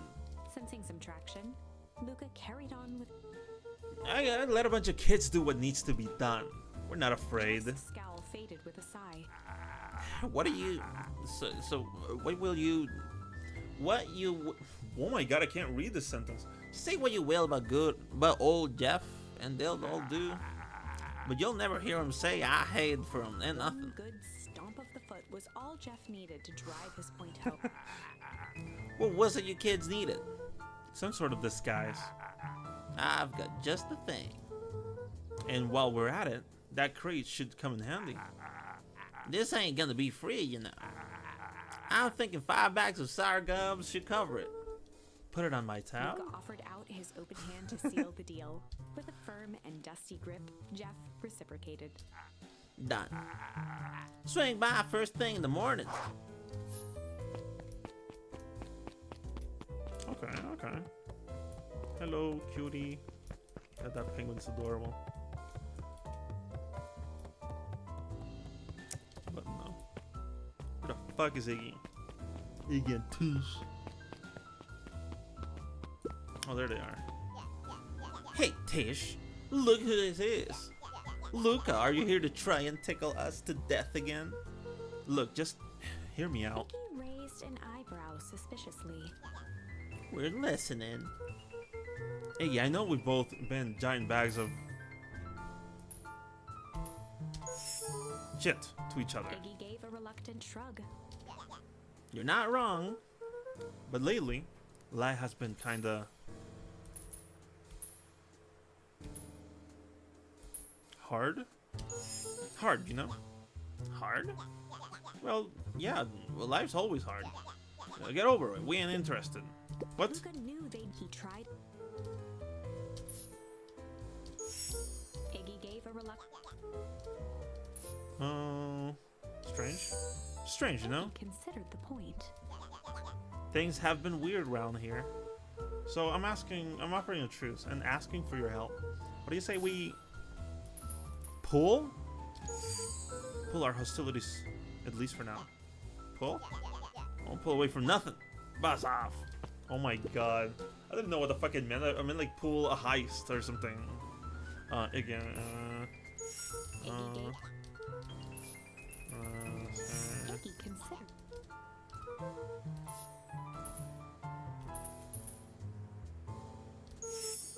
break our hostilities, at least for now. We do like breaking things. Even if a truce means less breaking things. What if I told you there was a way to have truce and break stuff? Go on. I need you to cause a distraction so I can sneak into Perennial Harvest A HQ. wild-eyed grin spread across Iggy's face. My, Luca Van Horn. I'm impressed. And after all this is done, maybe you and Tish can come hang out at the treehouse sometime. Iggy glanced over to Tish, who nodded in agreement. Fine. But not because we want to see your crappy treehouse. We just like to cause With a quick chaos, nod, okay? Luca was off. Did you hear that, Tish? Iggy gazed up at Tish with a smile. He invited us to hang out at the A subtle treehouse. tear ran down Tish's cheek. I never expected this thing to come. How wonderful.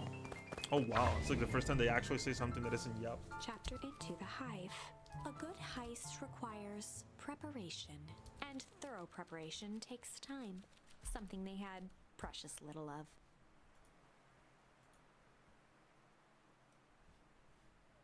So far, everything was in order.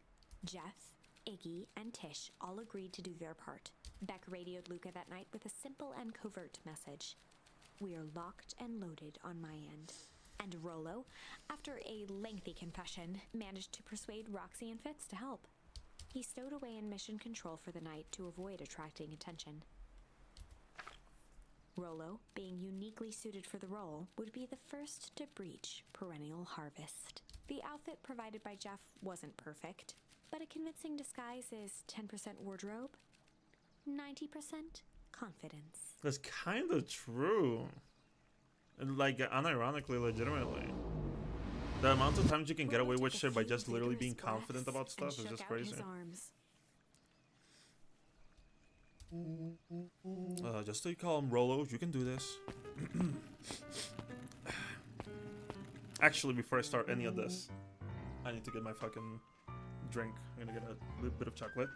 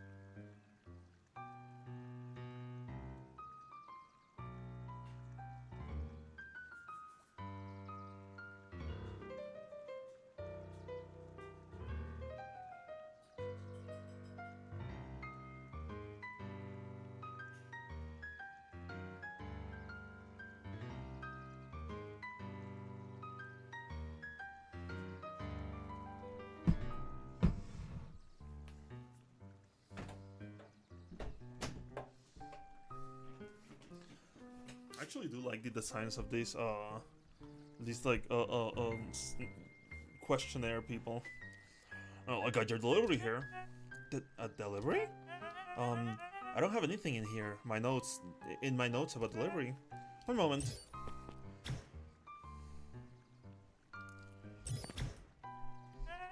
I'm so sorry, but there's no delivery schedule for this morning. Right. He had to think quick. That's because this goes directly to the founder. He asked that this is kept secret. Lolo sighed, adjusting his tool belt. You know how the founder can be.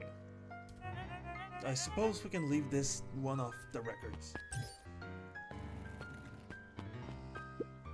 Yeah, they're adorable. I love them. Our harvest awaits and such. With a stroke of his mustache, Rolo proceeded into the Perennial Harvest headquarters. Our harvest awaits. Package here for the founder. Oh, I didn't hear anything about... Yeah, this is a need-to-know kind of thing. I'll just check. He stammered and flipped through the pages of his clipboard. This goes directly to the founder. I don't have time to fill you in. Oh, I see it. If you could just complete this form. Rolo interrupted with urgency in his voice. Every time with these forms. Look, if you want to explain to the founder why I'm late, well, it's your funeral. I'm sorry. Yeah, what did you say your name was again? Rolo panicked. Our harvest awaits! Sir? This is a restricted area. Excuse me, sir? Our harvest awaits! Yup. Suck on this perennial ham feast.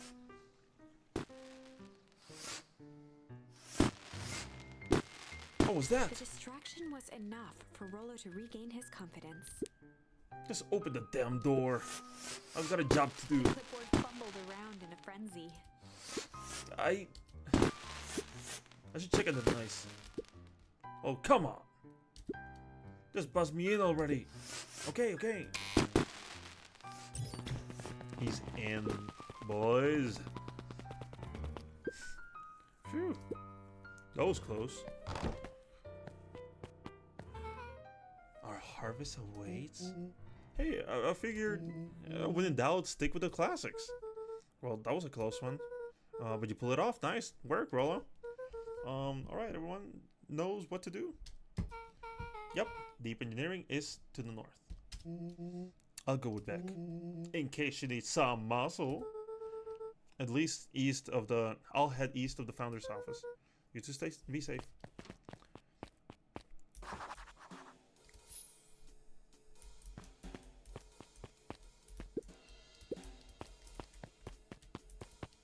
Nothing. No secrets. Okay, fine. Can I go here anyway? Oh, fine. That's odd. There's not even any cups in for the water. Oh my god, they are clones that actually like absorb water or some shit. Like the fucking toys. What the Solomon? Solomon stopped in his tracks. Luca? What are you doing here? It's a long story. Are you okay? A veneer of confusion flashed across Solomon's face. His words rushed out dramatically. No, I am most certainly not okay. Some strange people grabbed me and... Were they in hazmat suits? Yes, how did you know? They brought me here and locked me up, and when they were distracted, I ran. Dang, okay, you should stick with me. We got a plan. Solomon's facade briefly faltered. We? Yeah, Rollo and Beck are headed to deep engineering. Thank heavens you found me. We've got to get out of here. We can't just leave yet. But they'll catch us again.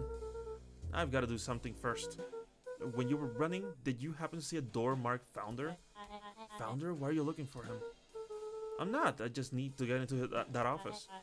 Now that you mention it, I do. I think I saw a door that said Founder. It was just down this way. Luca happened to notice a plaque above the door. Office of the Founder. Knocking comes with the consequence. Oh, here it is. So it is. It's pretty lucky that I ran into you, or else I might have missed it. Truly Luca fortunate. tried the handle. Locked. Solomon leaned forward to examine the mechanism. Regrettably, it seems to be some sort of electric lock.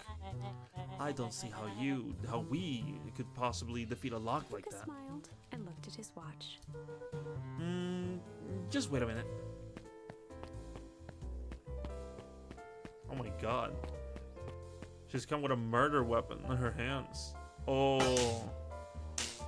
Okay, that could have been animated better. I don't know what fine business you're up to, but I like it. He mimed a quick hat tip and ambled off with a whistle. A hat tip? Does he have a hat? Oh, I mean, he doesn't. He's just making a motion. The light on the keypad changed from red to green. How do you do that? It's good to have friends. Quick, let's get inside before someone spots us.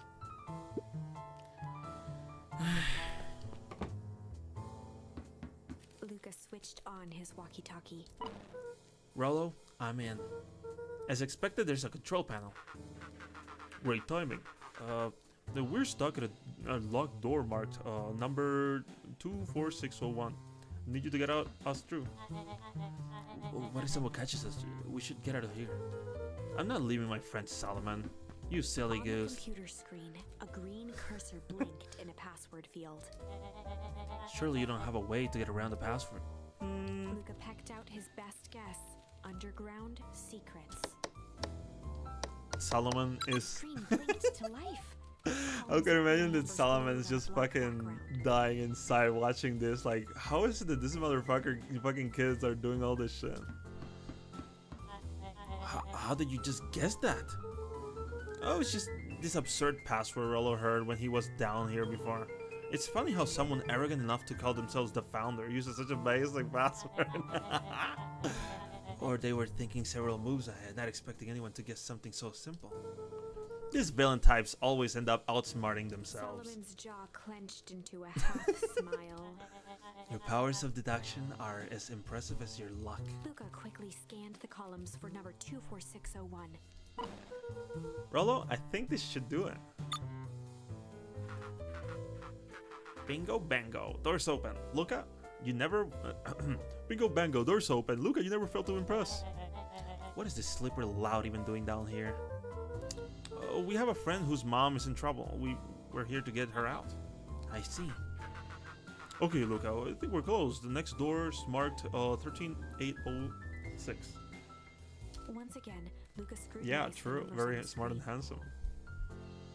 In that moment of distraction, Solomon reached forward and pressed a large red button. Maybe this one. Maybe this one opens the lock. The fucking alarm one.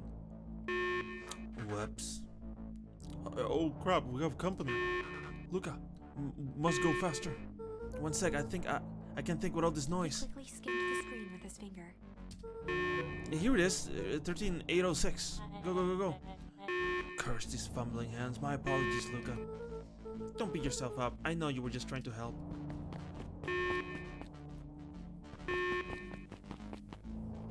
What are they gonna do? Beat him up with a fucking clipboard? Oh, oh man. No water cups. Rollo!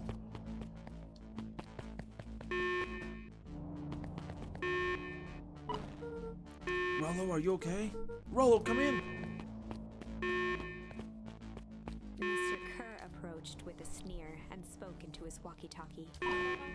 Can you turn off the alarms? They're trapped. With self-satisfaction, he called into the hallway. Ah, that, my dears, is a dead end. Nowhere to run. Rollo, where are you? Are you okay? Yeah, I think we lost him. Making our way back to Nelly's office. Okay, you two. Okay, you two rabble-rousers are coming with us. Nope. Oh, make a break for it! She's a little shit. She did the little shit tactic. Ah, did that little shit just kick me? Don't just stand there. Get after them.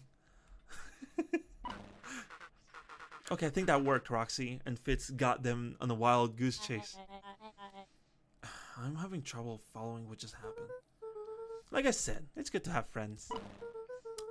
This guy has to be losing it. Rollo, how long do you think Roxy can distract them? How long can Roxy keep someone so pissed off they can't see straight? Let's just say we got time. Entering Nelly's office now. Mom! Oh, honey, what did you do to your hair? I thought you'd be happy that I finally used the young chemist lab kit. You sure have a knack for making me incredibly proud in the most frustrating ways. We need to get you out of here. Me? Who's your adult friend? Oh, I'm not an adult. I've ever heard of the growth spurts? I have more of a growth spew. No, that's not possible. Leaned over to examine his teeth. Substantial banding in the enamel of the molars consistent with Tempest liquamin exposure. Wow, that was certainly a lot of words. Is that what you call the gunk that they forced me to drink? You drank it? Oh no. Oh, Bex, sweetie, I promise I didn't know. Mom, what the hell is going on in this place? I was brought here to work on the discovery of a lifetime. A novel chemical compound was discovered under Beacon Pines in a wellspring they called the Source. They named it Tempest liquamin. It pulls energy from its surrounding in order to fundamentally alter matter's relationship to time. It was the secret to Valentine's fertilizer. They harvested the source, infusing small amounts of Tempest liquamin into the product. It worked wonders, drastically accelerating plant growth. Crops would be ready to harvest in a fraction of the time, but it led to complications. The fall harvest. Perennial harvest came in to clean up the mess. They succeeded to where Valentine failed, but Tempest liquamin is rebellious. Rebellious? You can think of it as a manifestation of change itself. It's volatile, but its very nature. So the more you try to force it to do a specific thing, the more it resists. Yes, I would not have guessed that for some reason. I can relate to that. My role was to finish the work of my predecessor, Dr. Prescott, harnessing Tempest liquamin to reliably manipulate it an organism's age. Just imagine how many people we could feed. Mr. Kerr was very insistent that we achieve a successful result before today's festival. But you didn't, right? Nellie sighed. I don't know how much I love a good... Do you know how much I love a good puzzle? I poured myself into the problem. I wasn't long until I discovered oddities in Dr. Prescott's notes. Oddities? They contain obvious errors, mistakes that someone of his reputation would never make. So I fixed them, and now I get to replace my entire wardrobe. I really am truly sorry. Meh, those ghosts were all hand-me-downs anyway. God, you gotta love Rollo. It sounds like Dr. Prescott figured it out, got cold feet, and intentionally sabotaged his own work. I had considered that possibility. I've sent a letter asking him to clarify his thinking. Mom, Dr. Prescott is dead. Carr had him killed. What? Okay, hold on. We actually don't technically truthfully know, right? But, I mean, I guess it's technically... it's why we gotta get you out of here. I just... Like, now. Like, literally, like, yesterday, actually. Wait, the vial! I finally solved the chemical equation, allowing direct control of aging. Mr. Kerr picked it up just before you came. His name wasn't a... Well... Yes, but technically they didn't ever open the thing. They don't know. Oh, it could have been something. I don't know. There wasn't like 100% evidence, it's just 99%. Technically, there's a chance that that was actually just a bag of garbage. And just, I think I picked it up and just before you came. All the more reason we gotta hightail it. Luca, we got Dr. Moidwill heading your way out now. Roger that, be careful. Alright, everything's on track. And what is your plan for escape?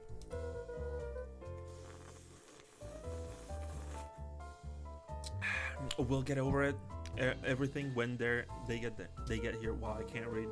In the meantime, maybe we can dig up some more info. Malice 80 proof whiskey. A hard drink for a hard man. Wow, even his alcohol is arrogant. Solomon muttered inaudibly. I should just smother you right now. What's that? I said I shouldn't bother you right now. Don't be silly. You're not bothered at all. Let's see what else this bad boy has on it. Beep boop beep boop. Security system. Time card logs. Payroll. You know, for being so evil, this guy sure is boring. Solomon once again muttered under his breath. Yes, you wait. Huh? Oh, nothing. Luca tugged on each of the cabinets. Bing, bing, bing, bing. This is the one time he acts the most like a child. It's almost like, I mean, it's obviously on purpose to like piss the fuck out of Solomon. Dang, this must be good stuff. They're all locked. Perhaps he's not as careless as you suspected. Okay, hold on. Let's go to the... Let's go find the key where the obvious key would be. Right. Oh, it looks like the founder was keeping care plan the festival. What would such a secretive leader be obsessed with a party? Only time will tell. Luca held his hand up to the ashtray. It's still warm. It must have been here recently. Oh, I was hoping I would find the key there immediately. Actually, nothing there. I'm really sorry you got dragged into this mess, Solomon. You needn't worry about me. Well, I feel bad either way. We're gonna get you out of this, I promise. With a subtle, quivering lip, a smile crawled across Solomon's face. They heard the trampling of frantic footsteps from the hallway. Lock it, lock it, lock it! Locked. Oh, that was close. When we left Nelly's office, it was swarming with clipboards. We barely got away. Did they follow you? Rollo. Before we start tossing blame around, is it possible someone ordered a pizza? We'd love to hear your thoughts. Definitely not pizza. What now? Don't look at me. I'm officially retiring from the hasting business. We're so sorry for the inconvenience. We just have a few quick questions. They're actually literally just Mormons. Just let me think. Can someone watch the door? Of course. Anyone else? Everyone else huddle up. Whoops. I think this little caper has gone on long enough. Solomon, no! Hush now, child. The adults are speaking. Dr. Woodville, a brief reintroduction is in order. We've never met in person, but we have corresponded. You see, it was I who hired you. Solomon, the pathetic orphan child. The powerful and enigmatic founder. Sharper, the fallen progenitor who created this town. Perennial harvest, Valentine fertilizer, all connected by a single thread. Yours truly. But that's... Her eyes searched the floor in thought. Solomon watched eagerly, waiting for the flicker of epiphany. With a sickened look, she peered into his soul. Ha! Yes! Now you've got it. Tempest Liquimine, you discovered how to reverse the process. Solomon clapped with genuine delight. Very good, Miss Dr. Moedwell. Very good. Though the discovery wasn't intentional. Solomon glanced down, examining his youthful form. And the effects went a little too far for my tastes. That's why you needed me to finish Dr. Prescott's work. Which you did admirably. Mr. Kerr, the vial, please. Kerr presented it with a theatrical twirl of the hand. Here you go. May I present to you the eighth wonder Before of the... he could finish, Rollo snatched the vial from Kerr's palm. Wow, this stuff sounds pretty valuable. Be careful, you fool. You have no idea what you have in your hands. Actually, we do. You just did a whole evil villainy monologue thing about it. Rollo casually tossed the vial to Luca. Gosh, maybe I'll have a taste. Luca jiggled the vial mockingly. Seize him! Luca! Over here! Another inch. Move another inch and I'll smash it. She held it tightly behind her back. Solomon sighed, speaking in crisp, measured syllables. You have no plan. I'll smash it, I swear. Fine, risk killing us all. Or, if you're lucky, nothing happens. Then what? We capture you and grant you much less He leniency. pursed his lips with feigned sincerity. But I give you my word, if you hand it over now, none of you will be harmed. A deep uncertainty washed over Beck. You're a smart girl, Beck. But there's no shame in being outwitted by someone smarter than you. We both know there's only one way this ends. She looked to Nellie shakily. With a dispirited nod, Nellie sighed in defeat. Beck slowly approached Solomon. And then smashed it, right? Because like, she said it herself. That's a good girl. Beck, don't do it. We can't trust that jerk. I'm sorry, he's right. With apprehension, Beck conceded. No, why would you fucking do that? Solomon pocketed the vial and brushed off his shoulder with a sharp flick. Mr. Kerr, you have allowed yourself to be humiliated by a group of children. Report to my office tomorrow for a performance review. The blood drained from Kerr's face. Of course, sir. But first, you have a speech to make. Try it out there and give me the introduction I deserve. And don't forget to smile. Yes, sir. And to think, all of this is thanks to the efforts of Mr. Van Horn. I don't understand. How is this all because of me? Ha! I said Mr. Van Horn, silly child. Dr. Walt Van Horn. Your father was always a thorn on my side. I offered him an opportunity to be part of something great, but the fool was blinded by righteousness. He even broke into my laboratory in an attempt to sabotage my work. Solomon shook his head with gratification. But the universe has a funny way of correcting course. By meddling with a force he didn't understand, Walt showed me its true potential. As fate would have it, Luca, your father's dying act was to grant me eternal life. A muffled applause resonated faintly through the walls. Well, that's my cue. After festivities and my subsequent ascension, I will return to deal with you all. Until then, I suggest you use this time to reflect on the magnitude of your failure. You three keep post outside the door. And get a weapon, don't just use those. How can you lock it from the outside? This is where you lock it from, no? This is really weird. Well, crap.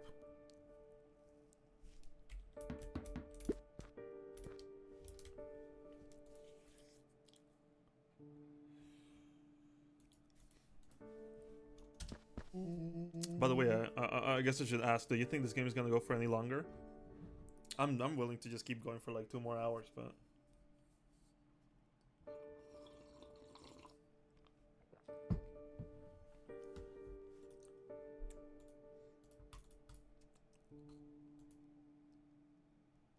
Okay.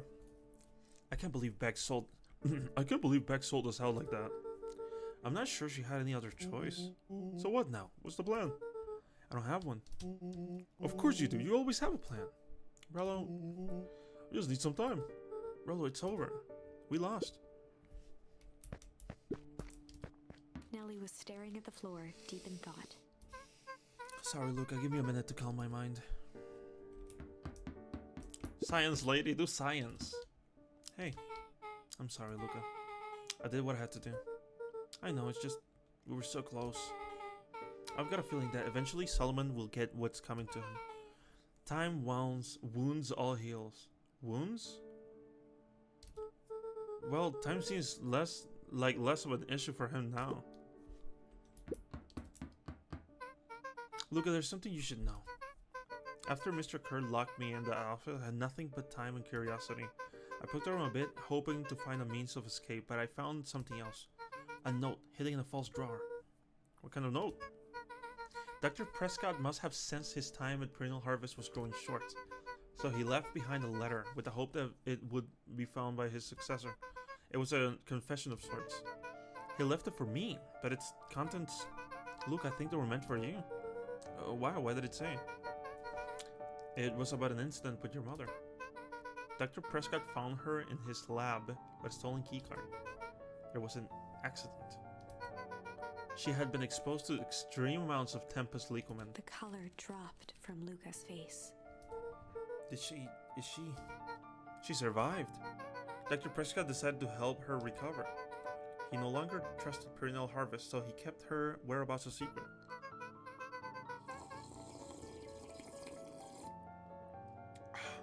Over time, your mother led him to reconsider the purpose of scientific discovery. Science is often at the vanguard of change, but that doesn't mean it's always right.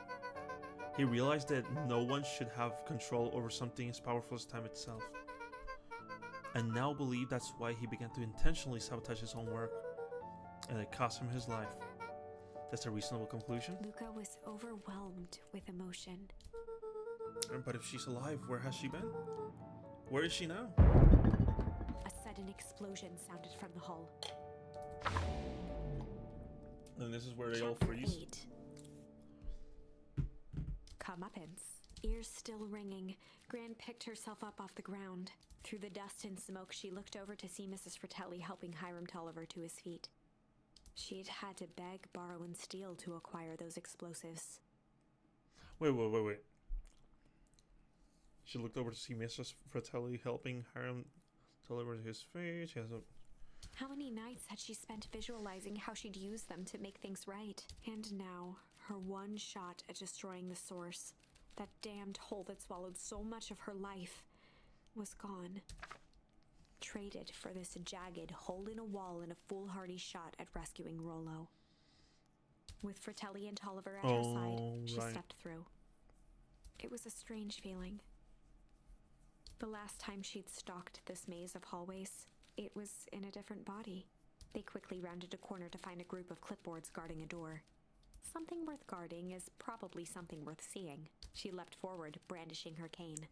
If her last chance at vengeance for things lost was truly gone, she would just have to fight to keep what she still had. She fucking beat them the fuck up.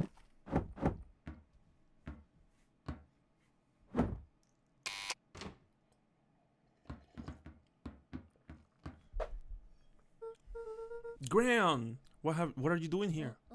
Luca, what are you doing here? We're here to save Nellie. We're here to save Rollo. Hey, Mrs. Lucas Gran? Mrs. Lucas Gran? What? That's awful nice of you. But I'm fine. Oh no, what did they... Gran, there's no time to explain. We have to go now. Come on, everyone. We've got a party to crash. They made their way out from deep within Perennial Harvest, just as Solomon finished up his speech. Thankfully, we can dispense with the formalities from here on out. Solomon pulled a glass vial from his pocket. We've got to stop In him. one smooth motion, he downed its contents. A triumphant smile grew across Solomon's lips. No! Well, I guess that's it. We lost. I wouldn't be so sure about that. Oh my, what is she With a doing? mischievous look, Beck elbowed Luca. Remember when I had the vial behind my back? What a little junk change, Malice. Well, let's try junk. I'm actually curious. I might have tweaked his wonder potion with a little junk.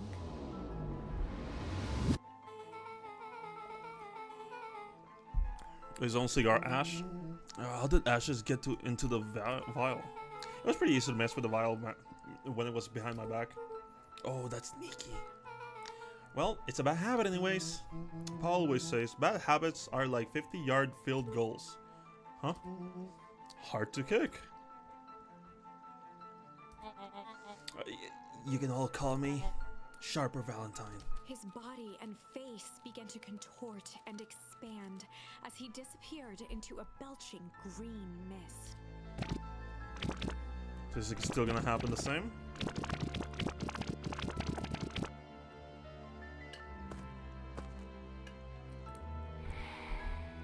Jesus!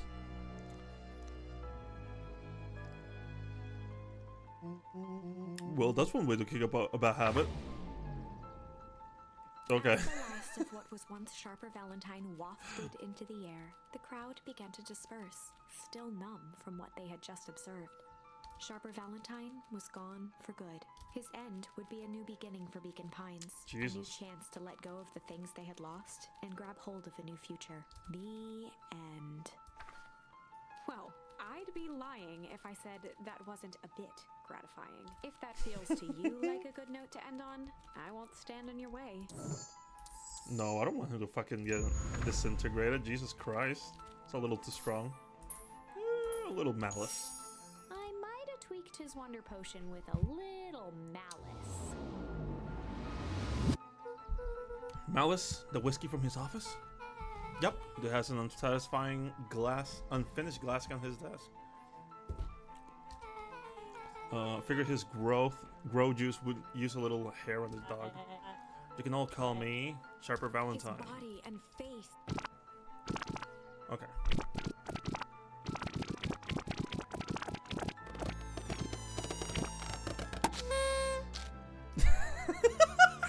Okay, they're taking the piss. Come on, guys. Now that's what I call 80 proof whiskey. Damn, dude. The crowd gazed in What the stunned fuck? silence at the now empty stage. It's not empty now. It's filled with glitter, I guess you could say, or The whatever. quiet The was fuck. broken when William Kerr sprinted off stage and into the distance. He was never seen around Beacon Pines, or anywhere else for that matter, again. Jesus. Watching the silhouette of Kerr disappear over the horizon, Luca began to laugh. First, a low chuckle that became uncontrolled, heaving laughter. Through his tears, he was vaguely aware that the crowd had begun to laugh with him. The end.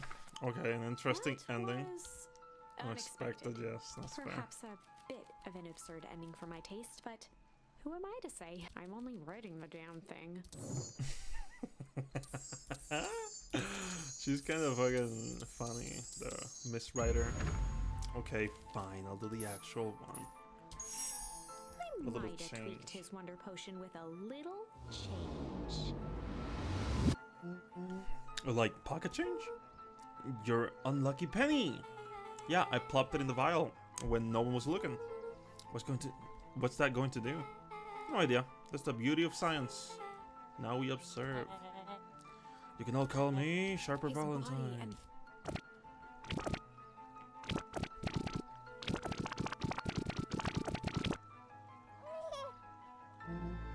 Holy crap, he's a baby? Yeah, but he's still sharper, right? What? What he was no longer matters. This is an innocent child. Oh my god, he's so cute. I apologize for all the harm my father, I think, has caused you. Eris awkwardly cradled the squirming child.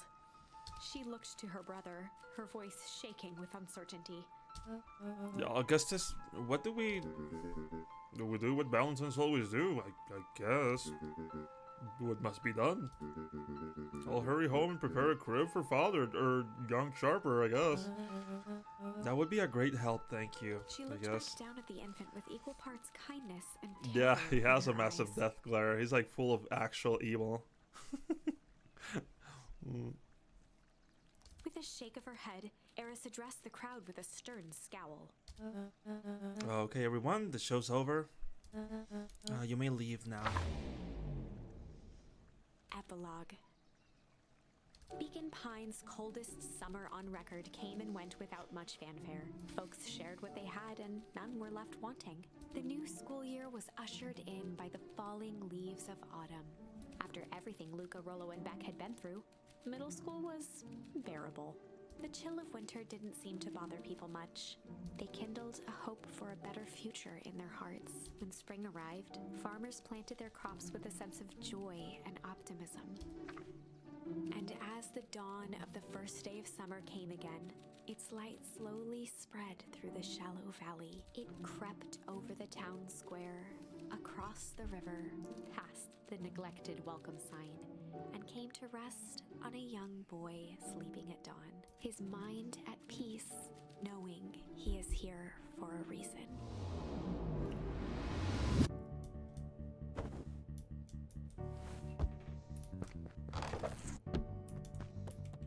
I'm ready! What is this? Rollo, are you up yet? Roger that. It's a beautiful day at Mission Control. You gonna swing by? Be there in a minute.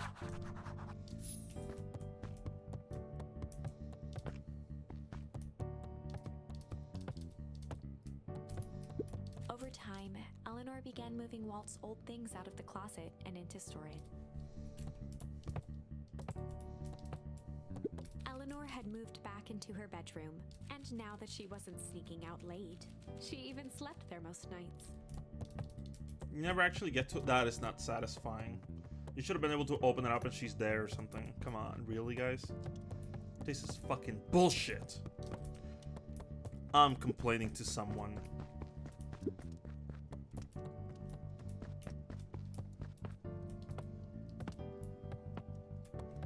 Oh, there she is. Mama! Mama! Mom, I'm ready to go now. Go on without me, I'll meet you there. I've got a batch of jam to finish jarring. It's funny. I only started making jam as a way to send messages without anyone noticing. But now I enjoy it.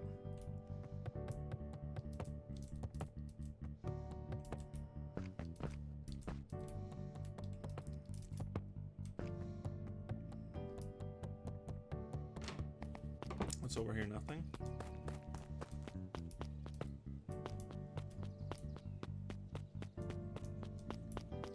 Nothing here. There are no secrets. It is weird that some of these locations are actually like a one-time thing. You never actually go there for absolutely anything. Should I see my dad? Or I guess my fake dad location. He moved that.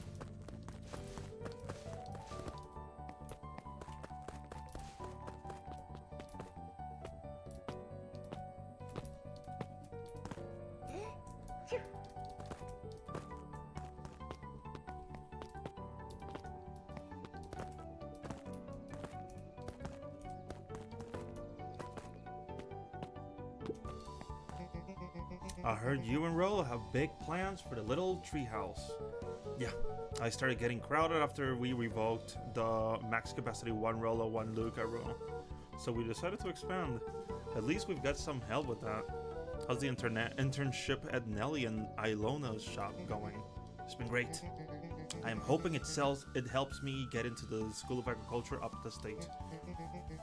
Also, Nelly said she'd write a letter of recommendation, which would be huge. I just can't help but worry about leaving Rollo. He's growing up so fast, but he's still my little brother. Yeah, he had a heck of a growth spurt, huh? I don't mean just grown literally. This morning he was up and finished his chores before I even had breakfast. Well, so that might be his excitement about the treehouse renovations. Don't tell him this. It's because it'll go into his head, but I'm really proud of that little punk. I'm sure he feels the same way, but he's just too damn proud to tell you. I know.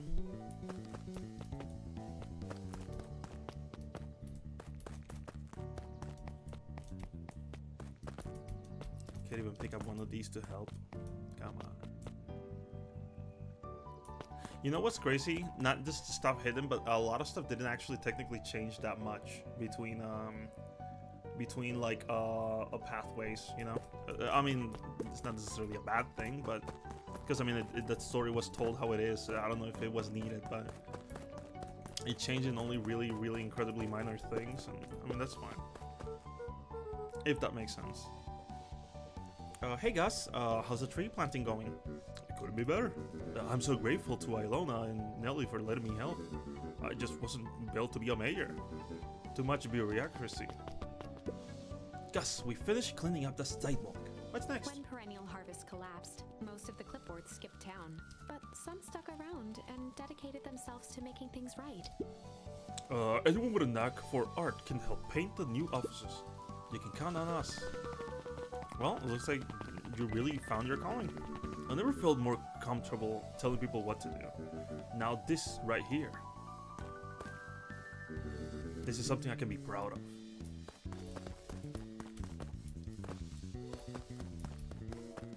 It's funny because he's still technically telling people what to do, but in a much lesser way, I guess. I see you said it on your name, on the name. Yeah, we had to clear out all the stuff, the old stuff, before putting on the final touch. Slow and Dirty's harvest is now official. I like it. It was actually Nelly's idea. There's still a lot of work to do, and the name serves as a reminder. Just because progress is important doesn't mean change should happen fast. In fact, I've learned that the more you care about something, the more important it is to take things slow. Our motto is, go slow and fix things. Amen to that. Amen to that. I fucking hated most of it. You guys just fixing things. How's it happening this morning?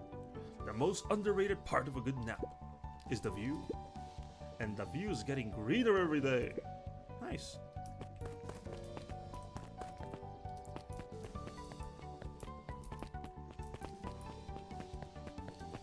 Where is Jeff? But not Dilly Dally. Gotta get to the treehouse. Is Jeff not in the treehouse? Or sorry, not in the town? He's in the treehouse or whatever. Look, I get this. I managed to reel in an actual fish this morning. What the fuck? Seriously? Yeah, and honest to fucking goodness. No fucking capping, dude. For real, dead ass. Flip-floppity. Swim-swamming fish. I don't think I've ever caught an actual fish here. Been at least 7 years since I've caught one. I'd say it's a good omen. What do you do with the fish? Oh, I release it back into the pond. I'm hoping to catch it again tomorrow. That's cute. But also 7 years. How old is this fucking kid? They were fishing when they were like 5 years old. And how the fuck would you remember it? I can't remember anything when I was 5. Are you kidding me?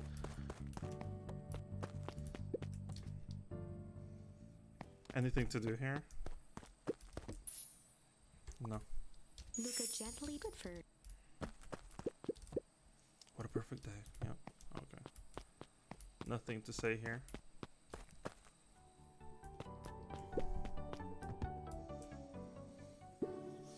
A little higher. Yup. A little lower. Yup. Little higher. Yup. I'm telling you, the angle isn't the issue. We need more power to the radio. Luca, there you are. Would you tell him it's not the angle? Hey, I'm not in charge of antenna redesign. Fine, fine. Iggy, just don't do anything drastic until we get back. Who, me? Tish, you're in charge while I'm gone. Yep. It'll be fine, right? I'll be fine. If we really want Mission Control to turn into something bigger and better, we have to loosen our grip a bit. You're right. I'll lead the way. Lead the way. Checking with Beck at her house. Wait. Anything here? Anything cool to find? Oh, it was just to close that thing. But you can't inspect anything, so what's the point of doing that?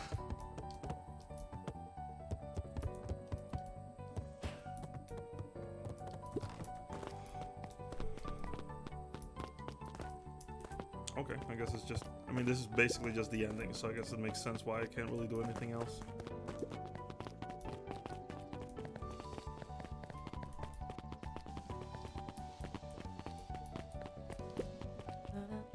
Young Mr. Van Horn.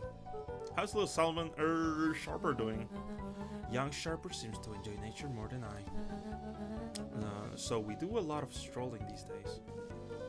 Has he attempted to crawl out of his crib and plot world domination? Yeah. Thankfully no. I spoke at length with Dr. Moydwell, and she feels that Sharper's infant mind was not developed enough to retain his previous memories. For all intents and purposes, the child is unmolded clay. Let's hope he's a little nicer the second time around. That is the objective, yes. But really, all I can do is try and hope. Two activities I am endeavoring to find less distasteful. Well, I think you're doing a great job already. And the whole town is ready to help out however we can. I can't wait to tell him to throw a baseball. Eris did her best to ignore the tears welling in her eyes. That would be acceptable. What's the day's news that needs knowing? I'll give you tomorrow's headline today. Our old friend Patrick McMunchescu, aka William Kerr, just performed a stirring rendition of The Iceman Cometh at the State Correctional Facility. I hear there wasn't a dry eye in the house. Well, I guess he has plenty of time to work on his craft. That is genuinely valid, I suppose. Oh, I'm glad you swung by. More follow-up questions for your story? Nope, I got everything I needed. Thanks for that. I sent a draft for the story to a reporter in Capital City, and they offered me an internship. Of course they did. You're an amazing reporter. I don't know about that. A story about a phony corporation and that picked up an entire town of people and moved them to cover up a massive illegal mine shaft full of incredibly hazardous chemicals sort of writes itself if you think about it. Just don't forget to us when you become a fancy big city reporter. Capital City isn't that far away. I'm gonna have to come back from time to time to check in and see what sort of new trouble you've gotten yourself into. Sorry to disappoint, but my adventuring days are over. Ha! We both know that's not true. See you on Beacon Pines too. What makes you say that? Call it a reporter's intuition. Mrs. Fratelli glowed with a carefree smile. Is that your suitcase? That is 2 weeks of unencumbered tranquility. Excuse me? Would you be so kind as to take my order? 2 weeks of sand, margaritas, and forgotten obligations. Excuse me. I'd love to place an order. Mrs. Fratelli sighed with a sigh of calm. Just as soon as the lunch rush ends, I'll be a feather at the wind. Rush? What rush? It's only one customer. You're going on vacation? For the first time in years. I've got you and your mom to thank. What's that? She didn't tell you yet. You two are gonna fill in for me at the diner while I'm gone. Just like old times. It's fine, I'll wait. Luca squinted at the faded photo of him and his mom at the diner. Oh, I thought I was talking to the guy. Memories of that day came flooding back. Oh, is this the same thing? Yeah, no, if it's the same thing, I got it. I understand it. I got it, guys. It's a cute story, but come on. Come the fuck on. Nothing to explore here either, so there really is no collectibles or anything. You know what? That should have been something that you should have added. Like little toy collectibles or some shit. Finish your story. He looked at his friends with a thankful smile. After everything that could have gone wrong, everything that did go wrong, we made it. her eyes, Miss Hatch took a deep, relaxing breath. Wow, that was a great book. What's been happening this last week? Oh, hello, Luca. How are you? Really good, actually. That's wonderful. Did I miss anything? I think you're pretty much up to speed.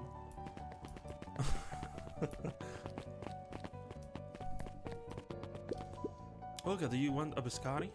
On the house. I don't really have the time. Serial, you gotta come see this. I finally did it. I pulled the perfect espresso. Ah, Lumi. If I didn't know better, I would think you're proud of something. As if I know. It's too late. You are now officially a person that cares. No! Fucking falls on the ground on his knees, screaming in agony.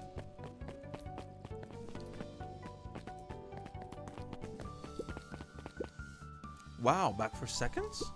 If it's not too much trouble. For the longest time, I didn't understand the appeal of ice cream. It serves no purpose, other than to be briefly enjoyed and then it's gone. But it's pretty tasty while it lasts.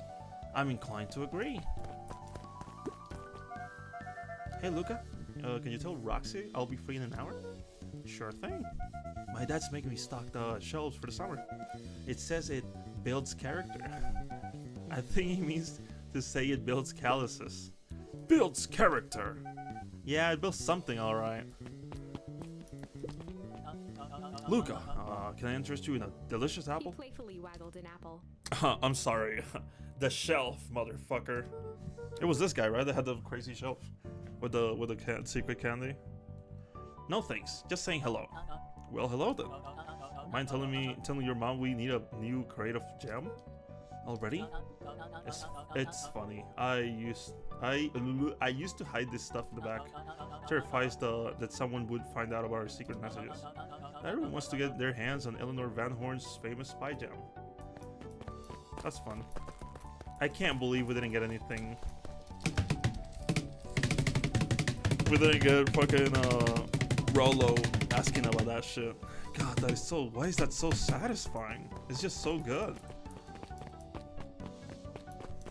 Any secrets over here? None of the things removed? No. See, that should have been something cool. They left something there, like a cassette with the history of Beacon Pines. But okay.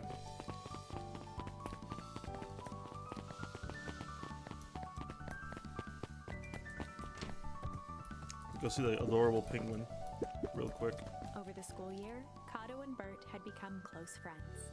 Who the fuck is Bert again? Is Bert the fucking guy with the fucking lollipop? Oh, but did you know that when they covered up the source, they found a new species of fungus? Yep, and they are studying it in the new labs. Did you know that? Beacon Pines is now the smallest town in the country. Yep, close to the population before perennial harvest moved in. It typically went on like this for quite some time. Okay, interesting. I can't believe it's over. Yeah, the town's really starting to turn off a new leaf. The town? I was talking about Hank Atomic. I just finished the last issue. How was it? Yeah, as great as always. Hank finally returned to Earth, but I just feel weird now. Weird can be cool. Just means you're ready for something new. Any suggestions? You could ask Mr. Hatch about what she's always reading. She seems to really enjoy it. Huh? Maybe I'll do that. And also not fucking give me spoilers. He returns home? Fucking fuck you. Luca peeked over Piper's shoulder, laid stealthily inside a large volume of mathematics. Was the first issue of Hank Atomic. Piper, are you reading Hank Atomic? Do you mind not telling anyone? I've kind of got a reputation to uphold. Oh, it's nothing to be ashamed of. Just about every kid in town reads Hank Atomic. Honestly, I'm excited for you. What I'd give to start over fresh. To experience it again for the first time. Oh, One Piece. It's exactly this. I guess that's the downside of finishing something nice. At least now I can enjoy it again through you. It's just 1,100 episodes of Hank Atomic. Don't worry. I'm just to tell me about it as you go? Sure thing.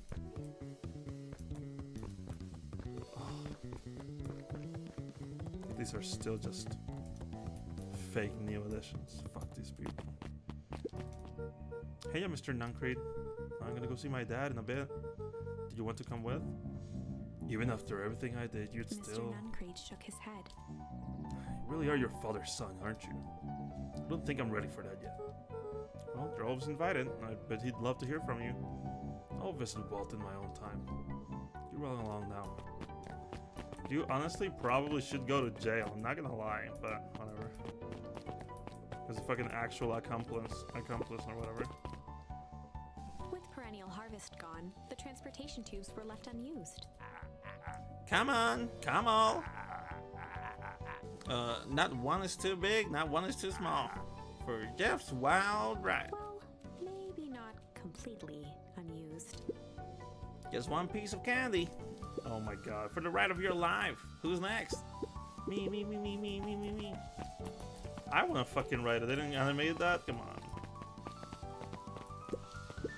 Guess what? Yesterday I saw Dynasty's Titanius. And that's good? It's great! I haven't spun one of those in years. At this rate, Beacon Pines is gonna become the bug capital of the county. County? What's over here? Nothing.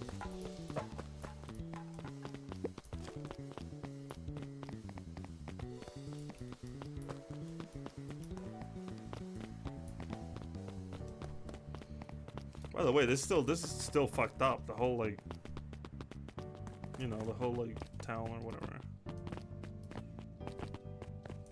What's over here? Nothing. No. I have news I think you'll enjoy. This morning I unpacked my last box. You're officially moved in. It's just a box. Let's not blow this out of proportion. It sounds an awful lot like putting down roots. I guess I decided this place is root worthy. They're gonna be stuck with me for the foreseeable future. I do have to warn you, most years aren't going to be as interesting as this one. I think I'll manage. Ready? Before we go, there's a bit of a surprise.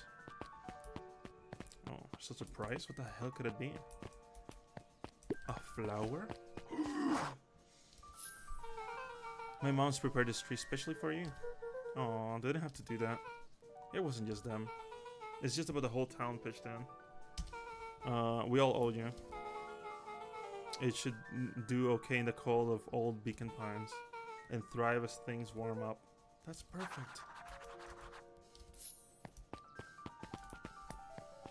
But we're not gonna go here. We're gonna immediately go plant it. That's fair. I would probably do the same thing if I was a kid. This situation. Now, how the fuck did you get there before? I actually don't remember. It wasn't this way, was it? How the fuck do I get there?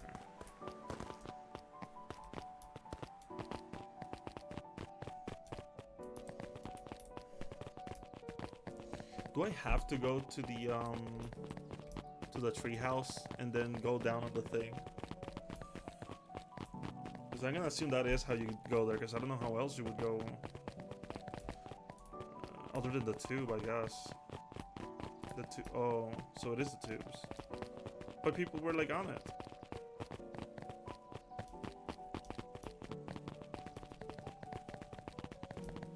I can tell you that it wasn't as bad. I thought that when you mentioned that that it's a little weird the way that it's told, it kind of is, but it's because. Oh, what? Read the objective. Boop. Oh, I didn't even see that. Oh, whoops, boop. Okay, and then boop. Ah, you got it. Now that's a good looking tree. Being a special location and whatnot, this ride's on the house. You're gonna wanna hang on to that little tree. Hang on tight.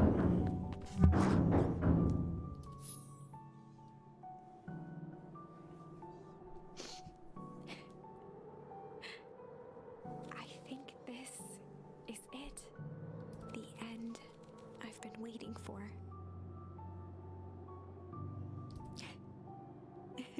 Honestly, I began to lose hope of ever finding it. But then you came along. I don't know exactly how to thank you. It's hard to explain how much this means to me. It's funny, now that our time together is finally ending. loss for words. Let's just watch the end together. Done. A good little tree. Oh, the best little tree. Thank you, children. This means a lot. Thanks for everything. Oh, shucks. I only did what any other super awesome best buddy would have done. We should probably give you some time alone now. You good? Yeah, I am. It's been a wild year. How are you feeling? Everyone keeps asking me that. I'm fine, really. Pa always says that the only thing fitter than a fiddle is a cello. I feel like a dang cello. Well, if you ever stop feeling like a cello, I'm here for it. You know, you don't even have to say it. You have to make an awesome pair. Excuse me? We're a trio now. Yep. Thanks. There's just one thing missing now that you're a part of our group. Missing? Let me tell you a little story about a man named Hank Atomic. Oh, God. It won't be long.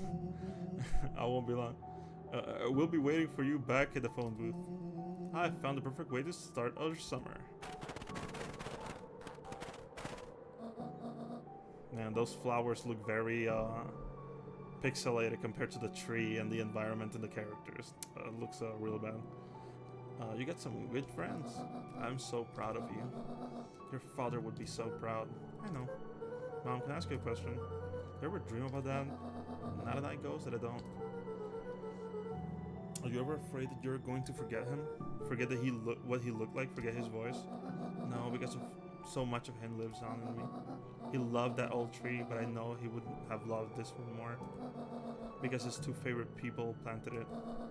I'll give you two a moment.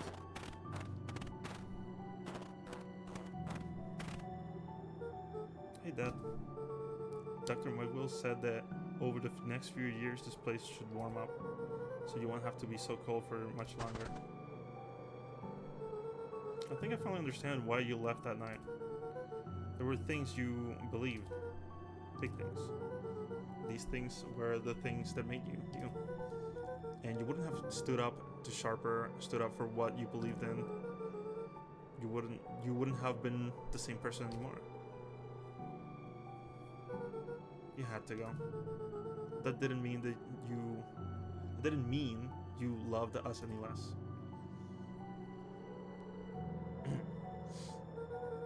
I will not visit you as much as I used to. I know you understand.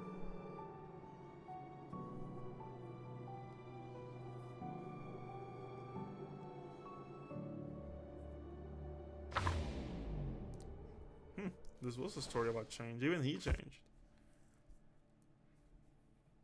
Wow. Oh. I didn't think that was gonna happen. You know what?